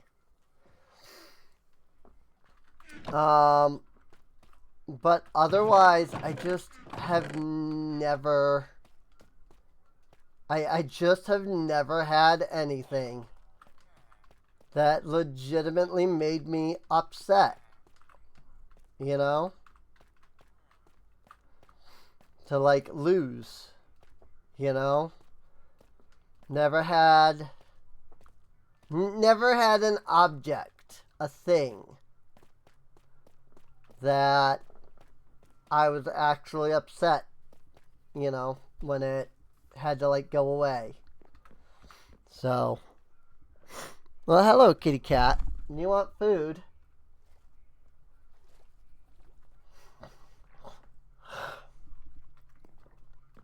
My cat's hungry.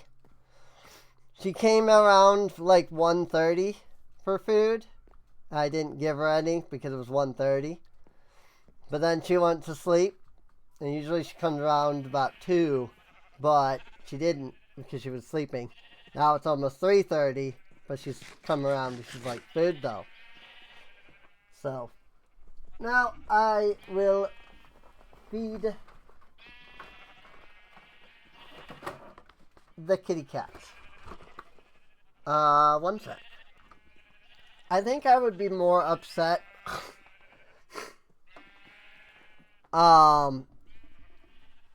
at like something happening to me and like not being able to like tell somebody, you know. I've thought about this a lot too, like what would happen, you know, if, you know, I did not live for some reason. You know, if I ceased living for any reason, you know, like what would happen. And I legitimately feel more concerned about the fact that that I would cease living and nobody that I know online would be aware.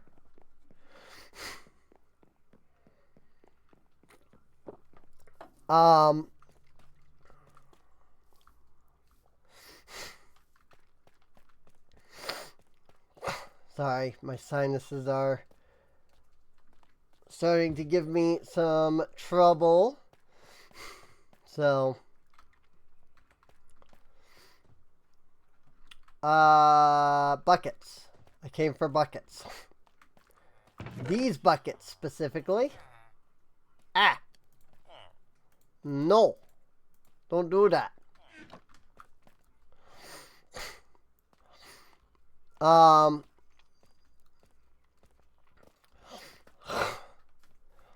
You know, I would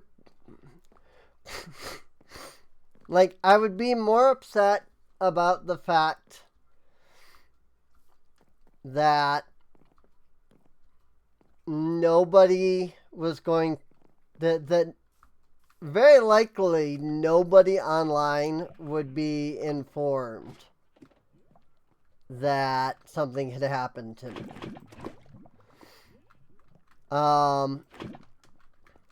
And so they would just like continue going about their life. Just assuming that I would return one day. Especially because I know that a couple of people, when I have disappeared, you know, I'll go invisible on Discord. And I'll be watching the reactions, you know, of people. And it's like, first off, most people don't even notice till a week, you know. Usually, because it's my D&D group, and they're like, hey, where's Serena at? Like, what the heck? You know? Like, you know, did she fall asleep? Is she gonna come here? What's going on?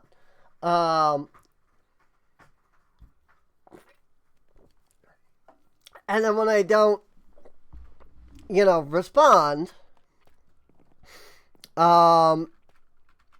the reaction is usually, oh, she's probably just doing her normal thing. Where she gets upset and goes invisible. So, and it kind of upsets me a little, I guess, that is, that I do that so normally, apparently, that has become the attitude when I do disappear.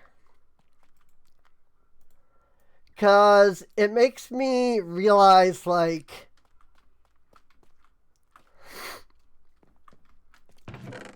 if I did actually disappear, nobody would even be aware. Like, nobody, I don't even know if it's so much that they wouldn't care as much as they just assume that I'm being my usual terrible self. You know? And, you know, it doesn't feel good.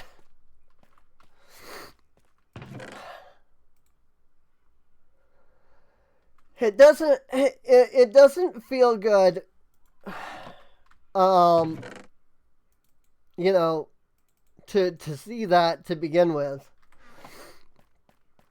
But then, like, to know that I'm just that terrible, you know?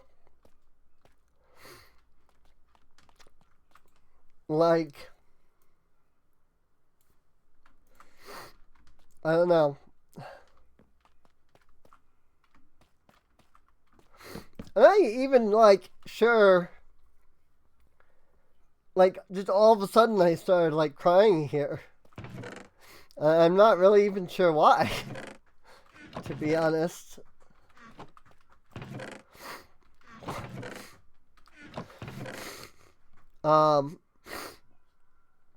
I just, just like all of a sudden I started crying.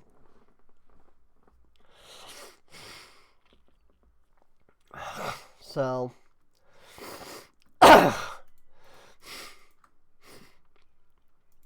sorry, this is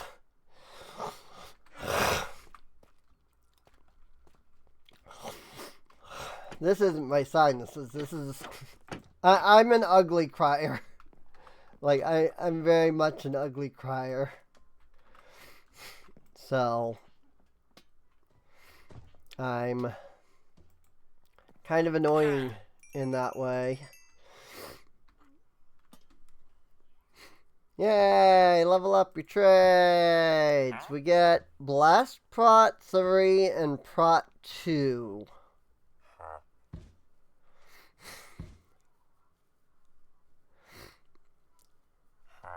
If only I had just a little bit more, or if only he would let me have a little bit more.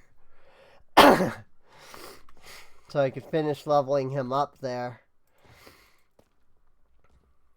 Last Prot 4, do I have that on? Yes. So I need Fire Prot more than anything. Like when it comes to enchant, like Prot enchants, it looks like I need Fire Prot.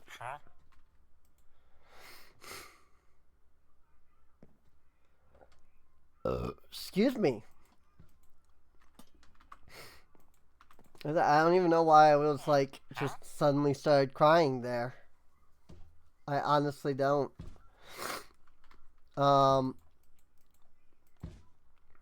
I mean, I guess you could reason like, well, I was talking about something that could upset me or whatever. Which I mean, I guess that's true.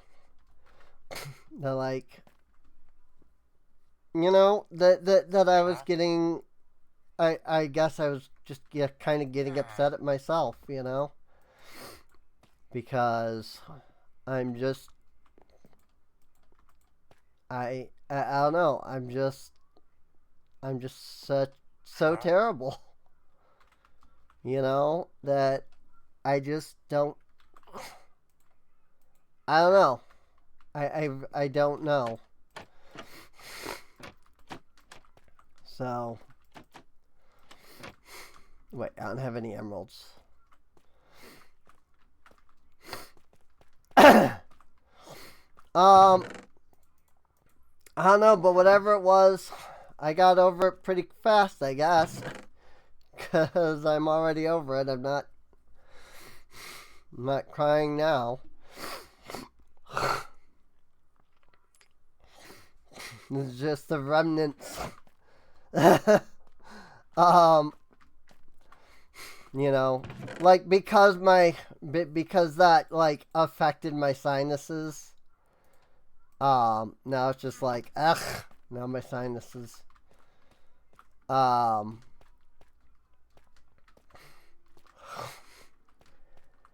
Anyway, this is probably a good spot for me to wind things down.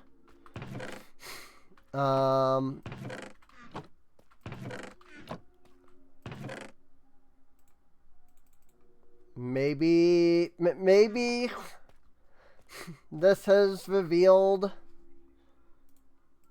some things that kind of show more of why, like, more of why, like, I legitimately know, like, how terrible I am. You know? This isn't, you know, me sitting here and being like, oh, I'm terrible. Yeah, I'm not, like, seeking attention. I'm not looking for pity. I'm just legitimately a bad person. Maybe this helped some people who have been like, but you're not, you know. Like maybe it's helped some people realize like, oh, actually, yes you are. You know. I mean, it definitely hasn't changed anything that I think about myself. I still think I'm just as bad as I've always been. So, sir?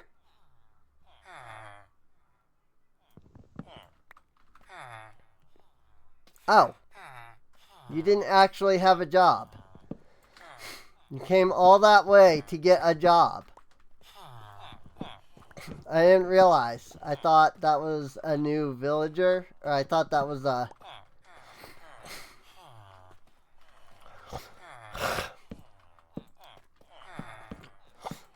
I thought that was one of the villagers who already had a job.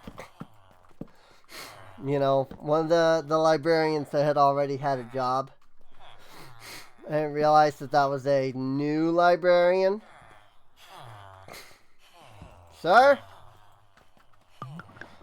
Come back here. I don't have anything to trade, actually, now that I think about it. I'm gonna go get a book.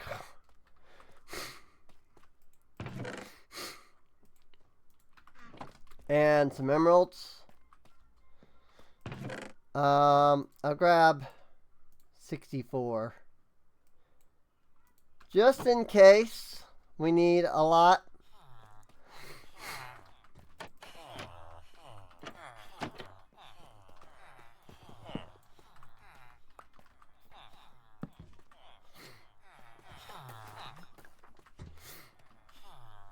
Who's coming? You are.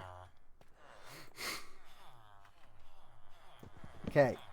I need you to have a blast proc.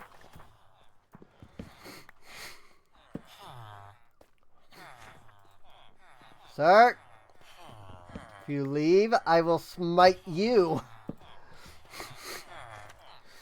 Yeah, I saw that smite trade before you ran off.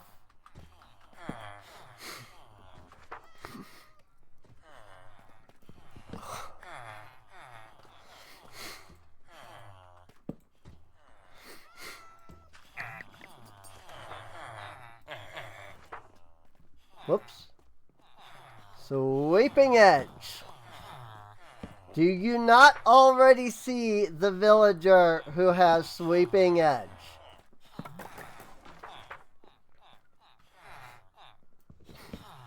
Depth Strider. Respiration would also be good, sir. Like 3, I think? I think it can go up to 3.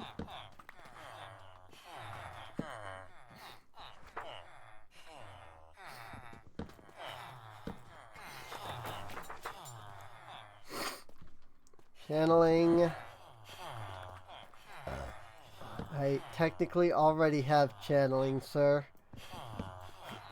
I don't have sharpness, but that was a lousy sharpness. Smite 4. So close, and yet so far. Sir, there's like 3 people already selling Unbreaking.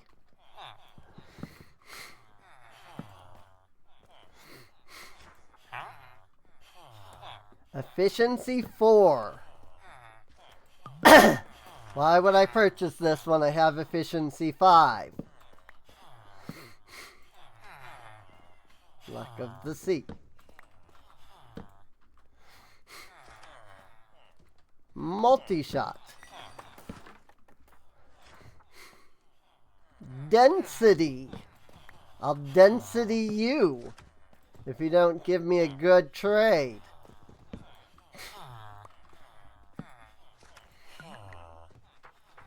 Density is very clearly what this guy has.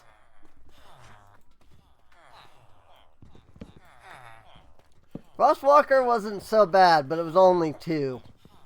Let me grab Frostwalker, which I really don't need.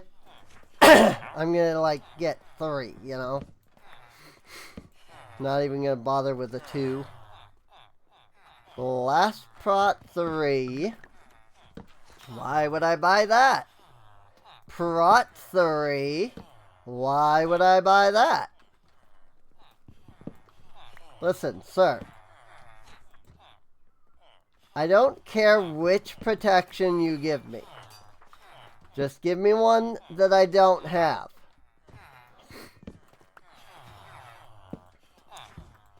Either fire prot or projectile prot. Which kind of is the minor issue. Like I have 2 regular prots. So I can never have all 4 enchants. I think regular prot is technically the best anyway. Because I think regular prot gives you some level of prot for all of them. But it's not going to give you level 4, you know.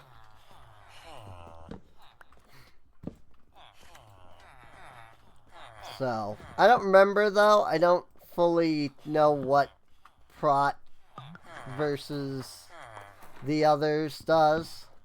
Like, maybe it would just be best to get 4 prots and not go for, you know, a specialty prot.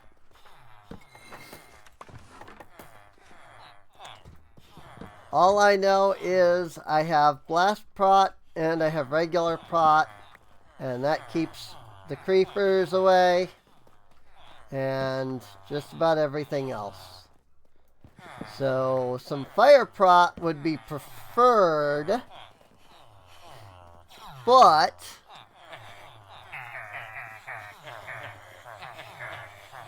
some projectile prot would also be good.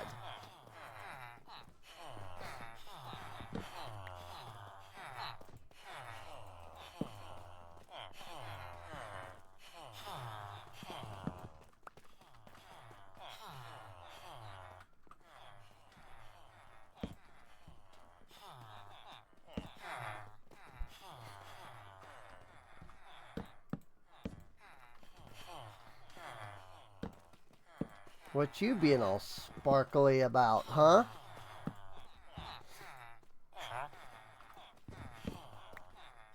This should give me a more reliable place that I can regularly place it. Because now I can't just climb up and out.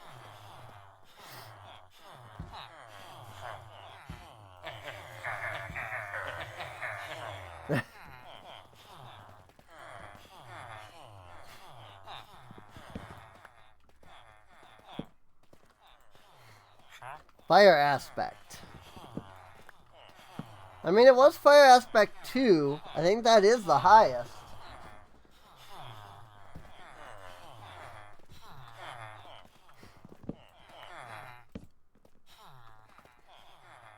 No! He escaped.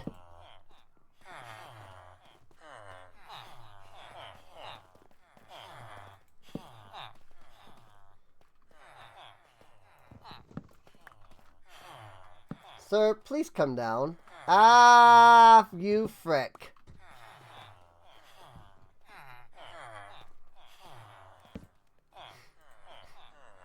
Fire aspect. Oh my gosh, you villagers.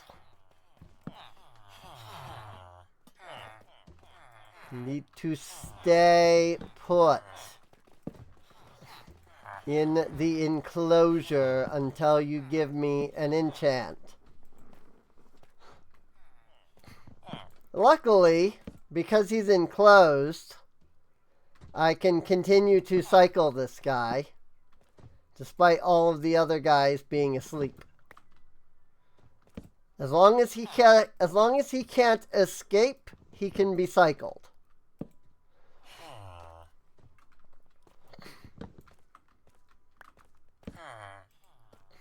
Smite. Oh, what the?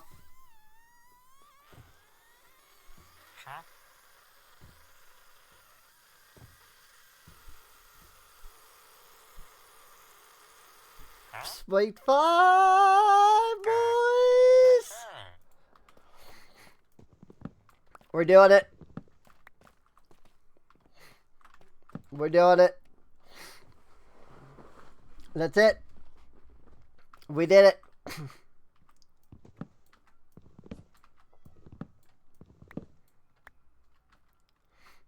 We got Smite 5.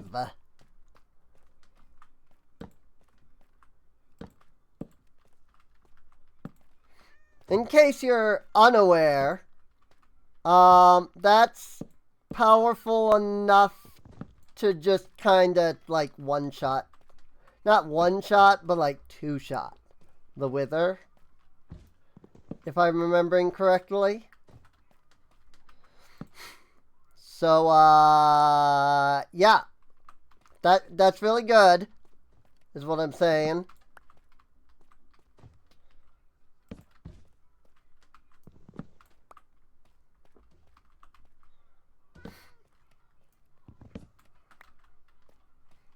I could be wrong about, like, being able to either one or two shot the Wither.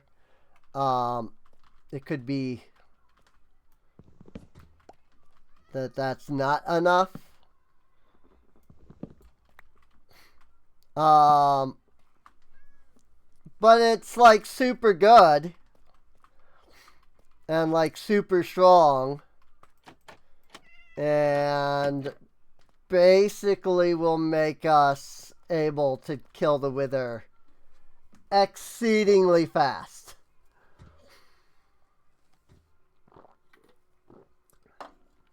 So yeah, that is a good trade. 100%. No question. Okay. Maybe not 100%. I probably could have gotten it for less. But like I care. You know? I don't really care if I could have gotten it for less. I'm going to apply it once to a sword, and it will basically never get traded again. Like, I don't need it to be an amazing deal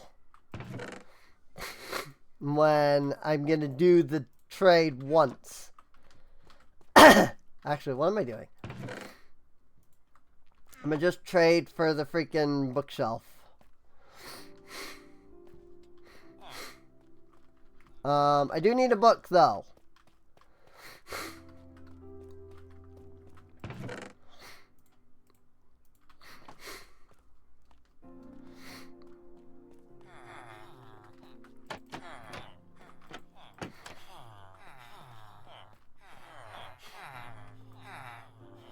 Bookshelf. Thank you, sir.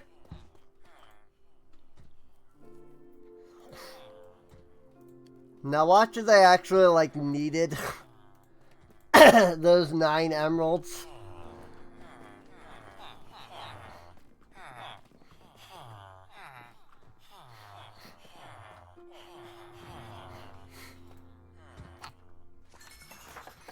I mean, that's 14 emeralds. Like, that's it. So I very much could end up needing those emeralds for something, but it's fine. Full set of diamond gear down here, though. Ooh, projectile prot 2 helmet. I mean, it's not amazing. Don't get me wrong. But even so, oh, I need, give me that.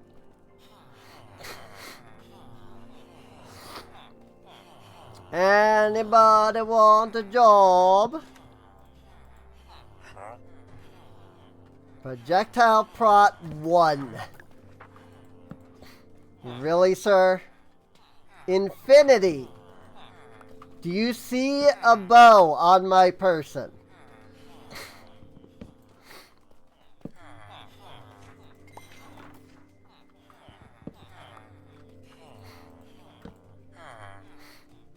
This is why I put those extra fences. In case I end up putting it off to like a corner or a side. Like this. Now he can't get out. Riptide. Bane of Arthropods 5.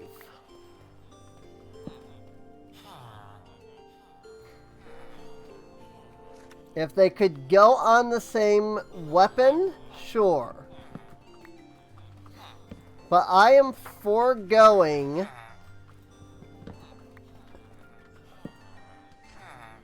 freaking sharpness 5 for your smite 5.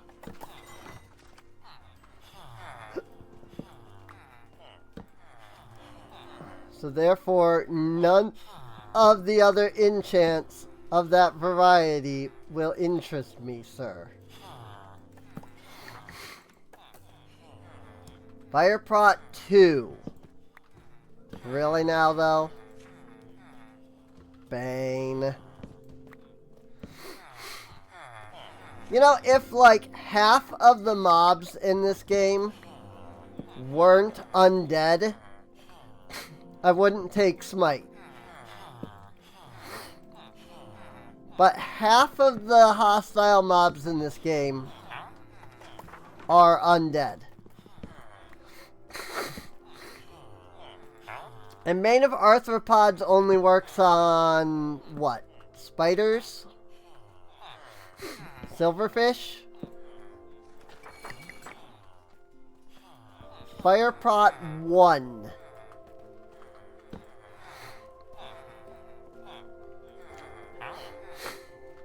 But really now, Knockback 2.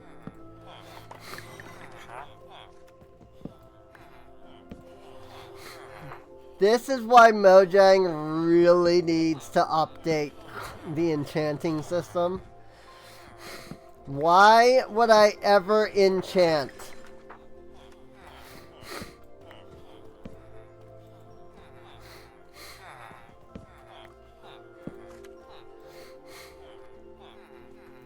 Like, seriously, why would I ever enchant?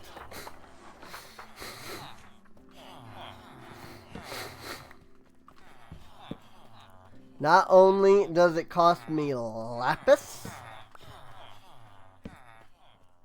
not only does it cost me 30 levels of experience.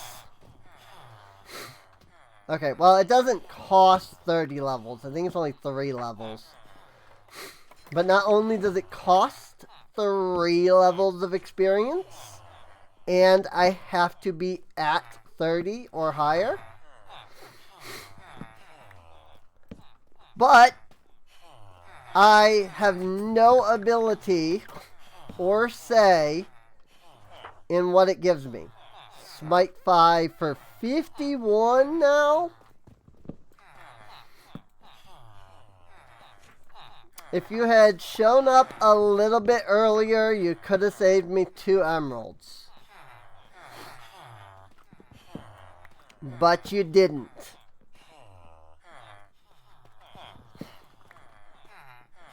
Therefore, you are now useless.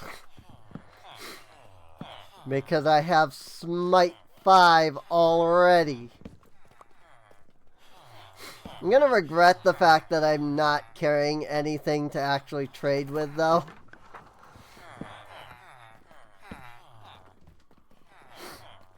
Like, I don't have any paper or, like, emeralds. Like, I don't have that many emeralds. I don't have any paper.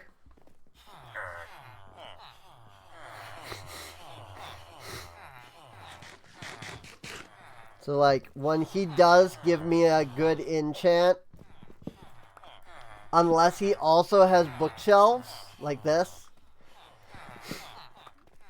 I'm not going to be able to lock him in. Probably wouldn't hurt to go grab some paper.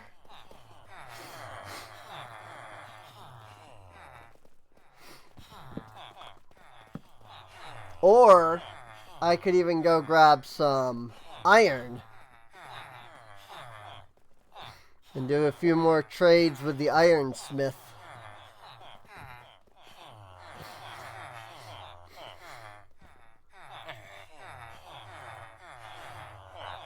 Sir, you're distracting. You are distracting, sir.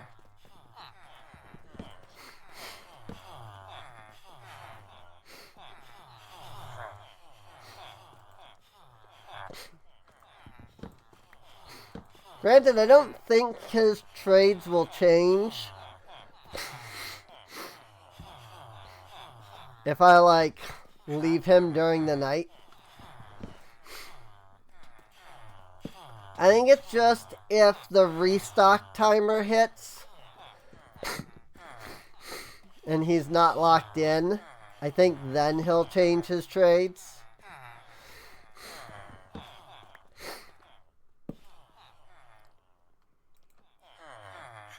Thorns. I mean, technically thorns wouldn't be bad because I have mending and unbreaking. Projectile 2.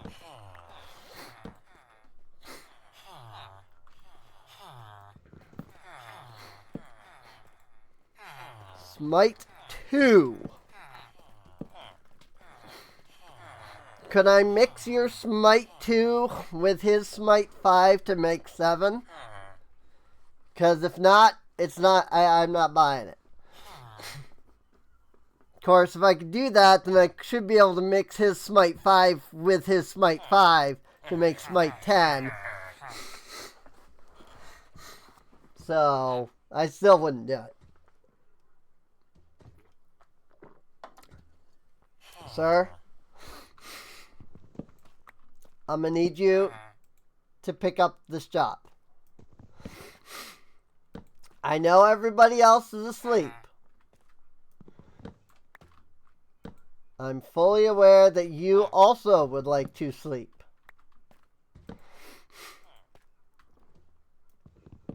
But you're not getting any sleep until you give me a trade.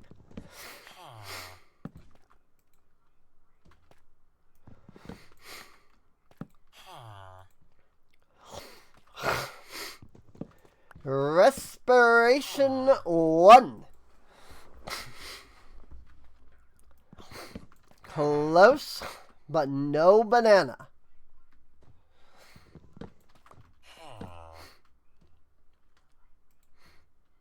Impaling 6. Or impaling 5, rather. For max emeralds. Like, are you kidding me?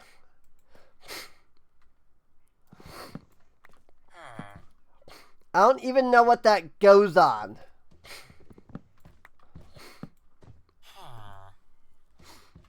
I'm not, like, I wouldn't buy it purely because I don't know what it goes on. But then I also wouldn't buy it purely for the fact that it was max emeralds.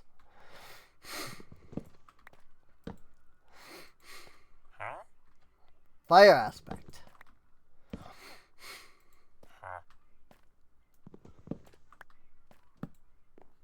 No!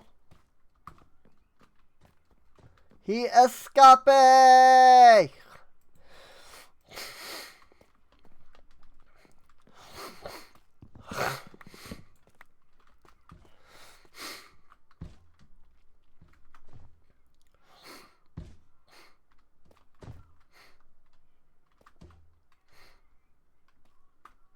I really need to do something about these iron golems. But I just don't know what. If I could get rid of them, that would be great. Problem is that I'm not entirely sure how I would go about doing that.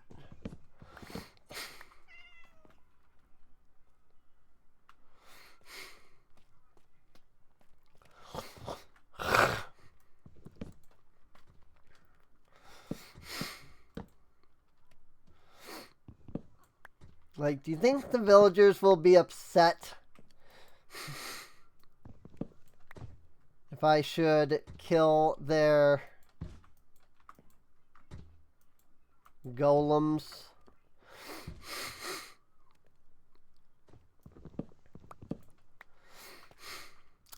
You know, those golems could have, the golems could absolutely have reached me from there. Crafting table.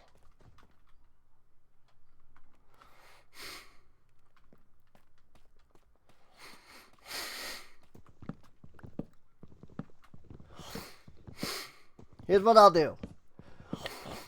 I'm going to open up this side. I'm going to hit and run.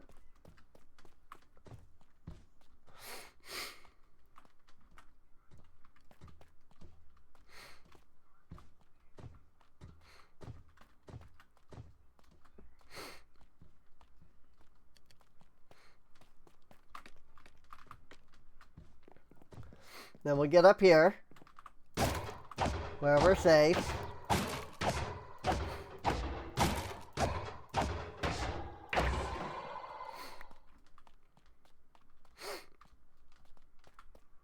And then we'll come back in here.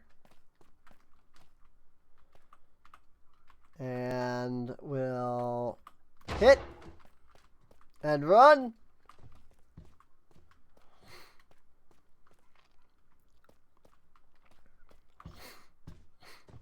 I went out of his aggro range, I think.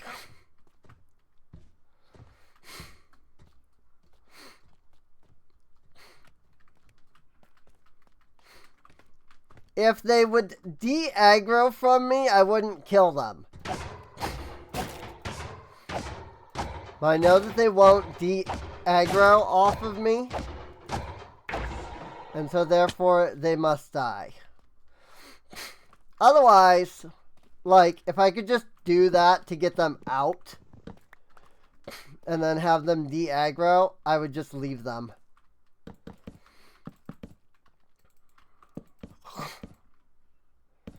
If I could hit and run, I'd be good, but I needed them to not continue to be in there. Well, I didn't need them to not be in there. I just wanted them out.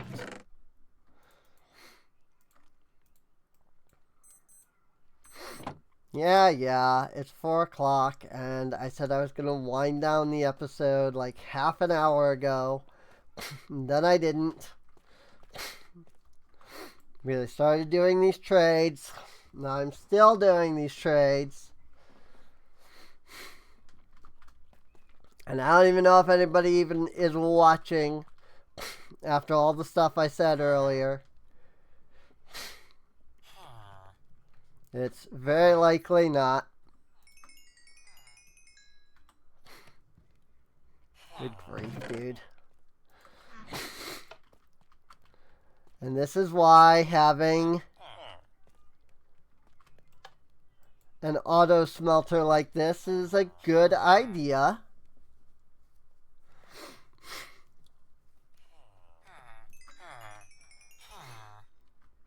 Because you can get a ton of experience.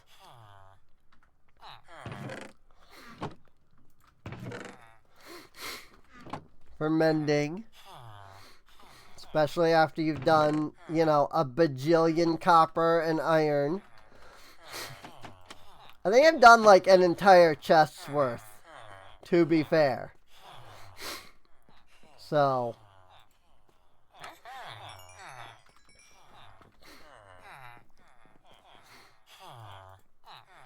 There we go. Now I've got 30 emeralds. And then if this guy were to restock, we could get more emeralds. But chances of that are slim. Sirs! What are you doing?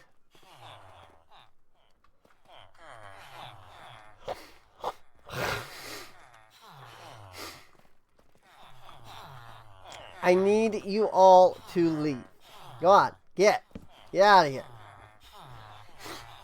Go be a nuisance somewhere else.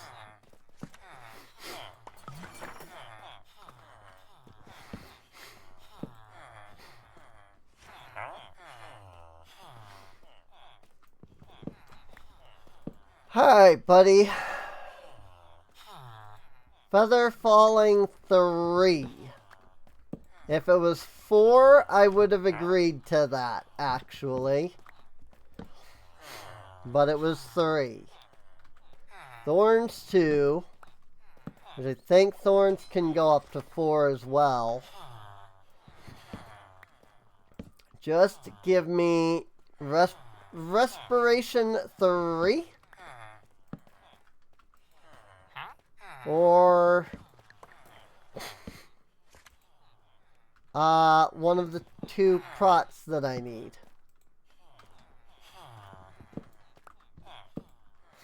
After that, your job is done. Blast prot. Good.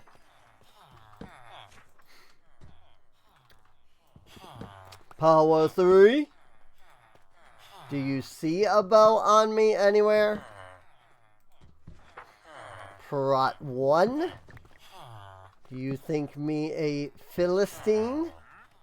Respiration 2. So closer, but still no banana.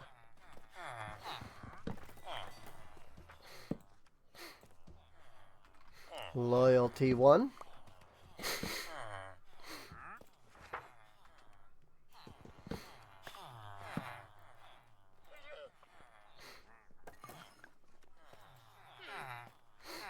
Prot 3.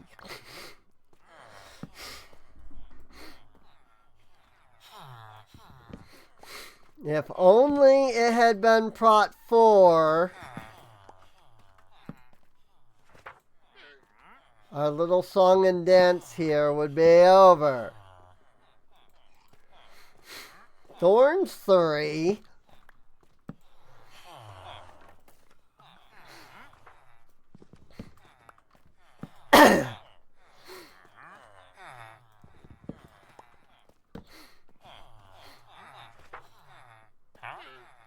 Curse of Vanishing. So fun. Silk Touch. Because surely I don't have Silk Touch already.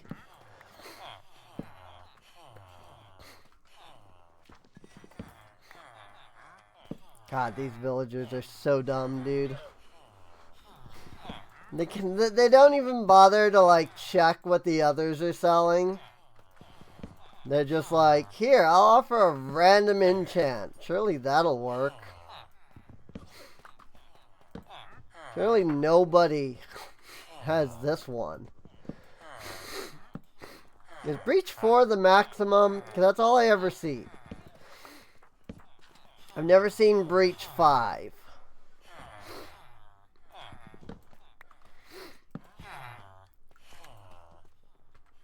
Silk Touch. We're gonna keep this up for another hour, aren't we? Oh dear. Like, dude, you punched me. No, I'm not gonna give you any good trades. You make your trades worse, dude.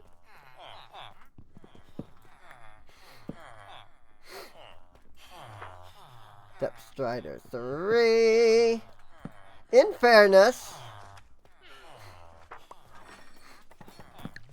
if, you know, somebody came into my shop and punched me, I mean, I probably just wouldn't serve them at all, just in general. But, like, yeah, I definitely can see, like, you're gonna pay for that.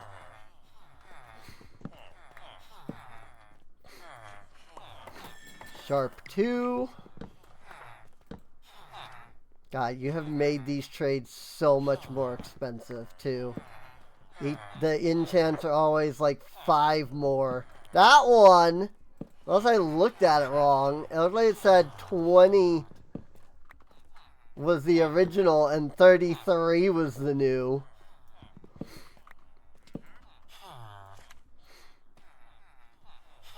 Projectile Prot 4 for 40 emeralds. So we'll do that.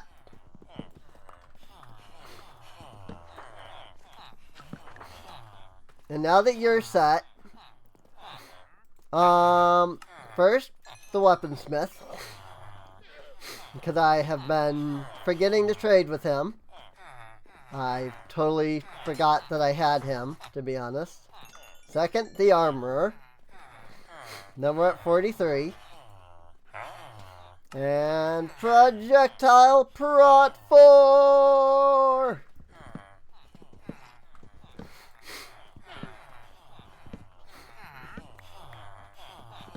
Hooray, hooray! Again, I really don't care how much the trade was. If I'm only ever going to buy it once, I don't need to worry about it.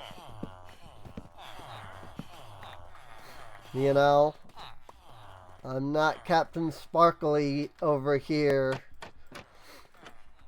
that wants freaking Unbreaking 3 at like 20 emeralds for the series that he's doing, in which he'll only ever buy the thing once.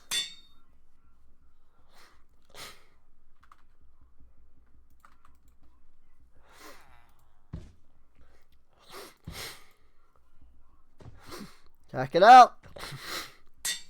Projectile Prot 4. That gives me prot of some kind on every piece. I suppose at this point I should consider getting Unbreaking on my armor. Totally forgot that I didn't have that at all.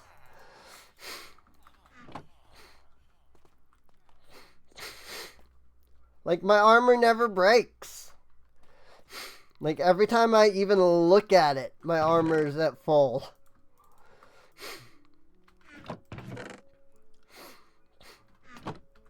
Now, you see, what you did here is you done did fill up the entire chest.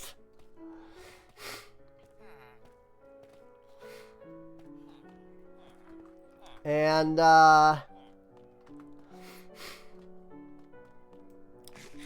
can't do anything with copper ingots. So, I guess we're just gonna have to make some blocks.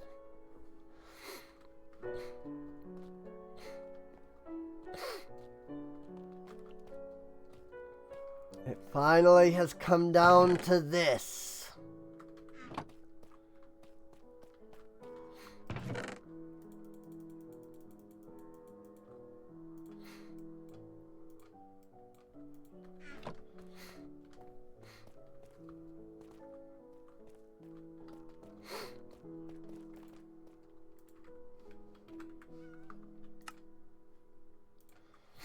There you go. Now, none of these are waxed, obviously. So we're going to have to deal with that at some point. But it does give me some blocks of copper. I'm just going to do that.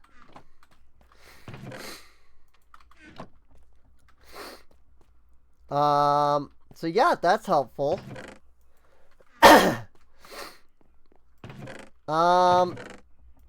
With that, I think we're pretty much set for now.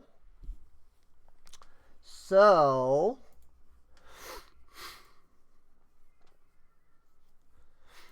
I guess with that out of the way, I hope that you've enjoyed.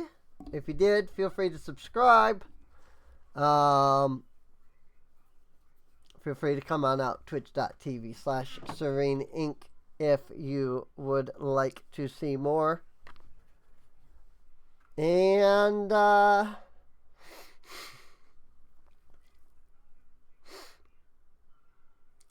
yeah. I guess, I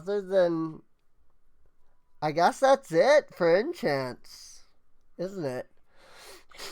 I can't think of any more enchants that I need right now, other than, like, maybe respiration, obviously.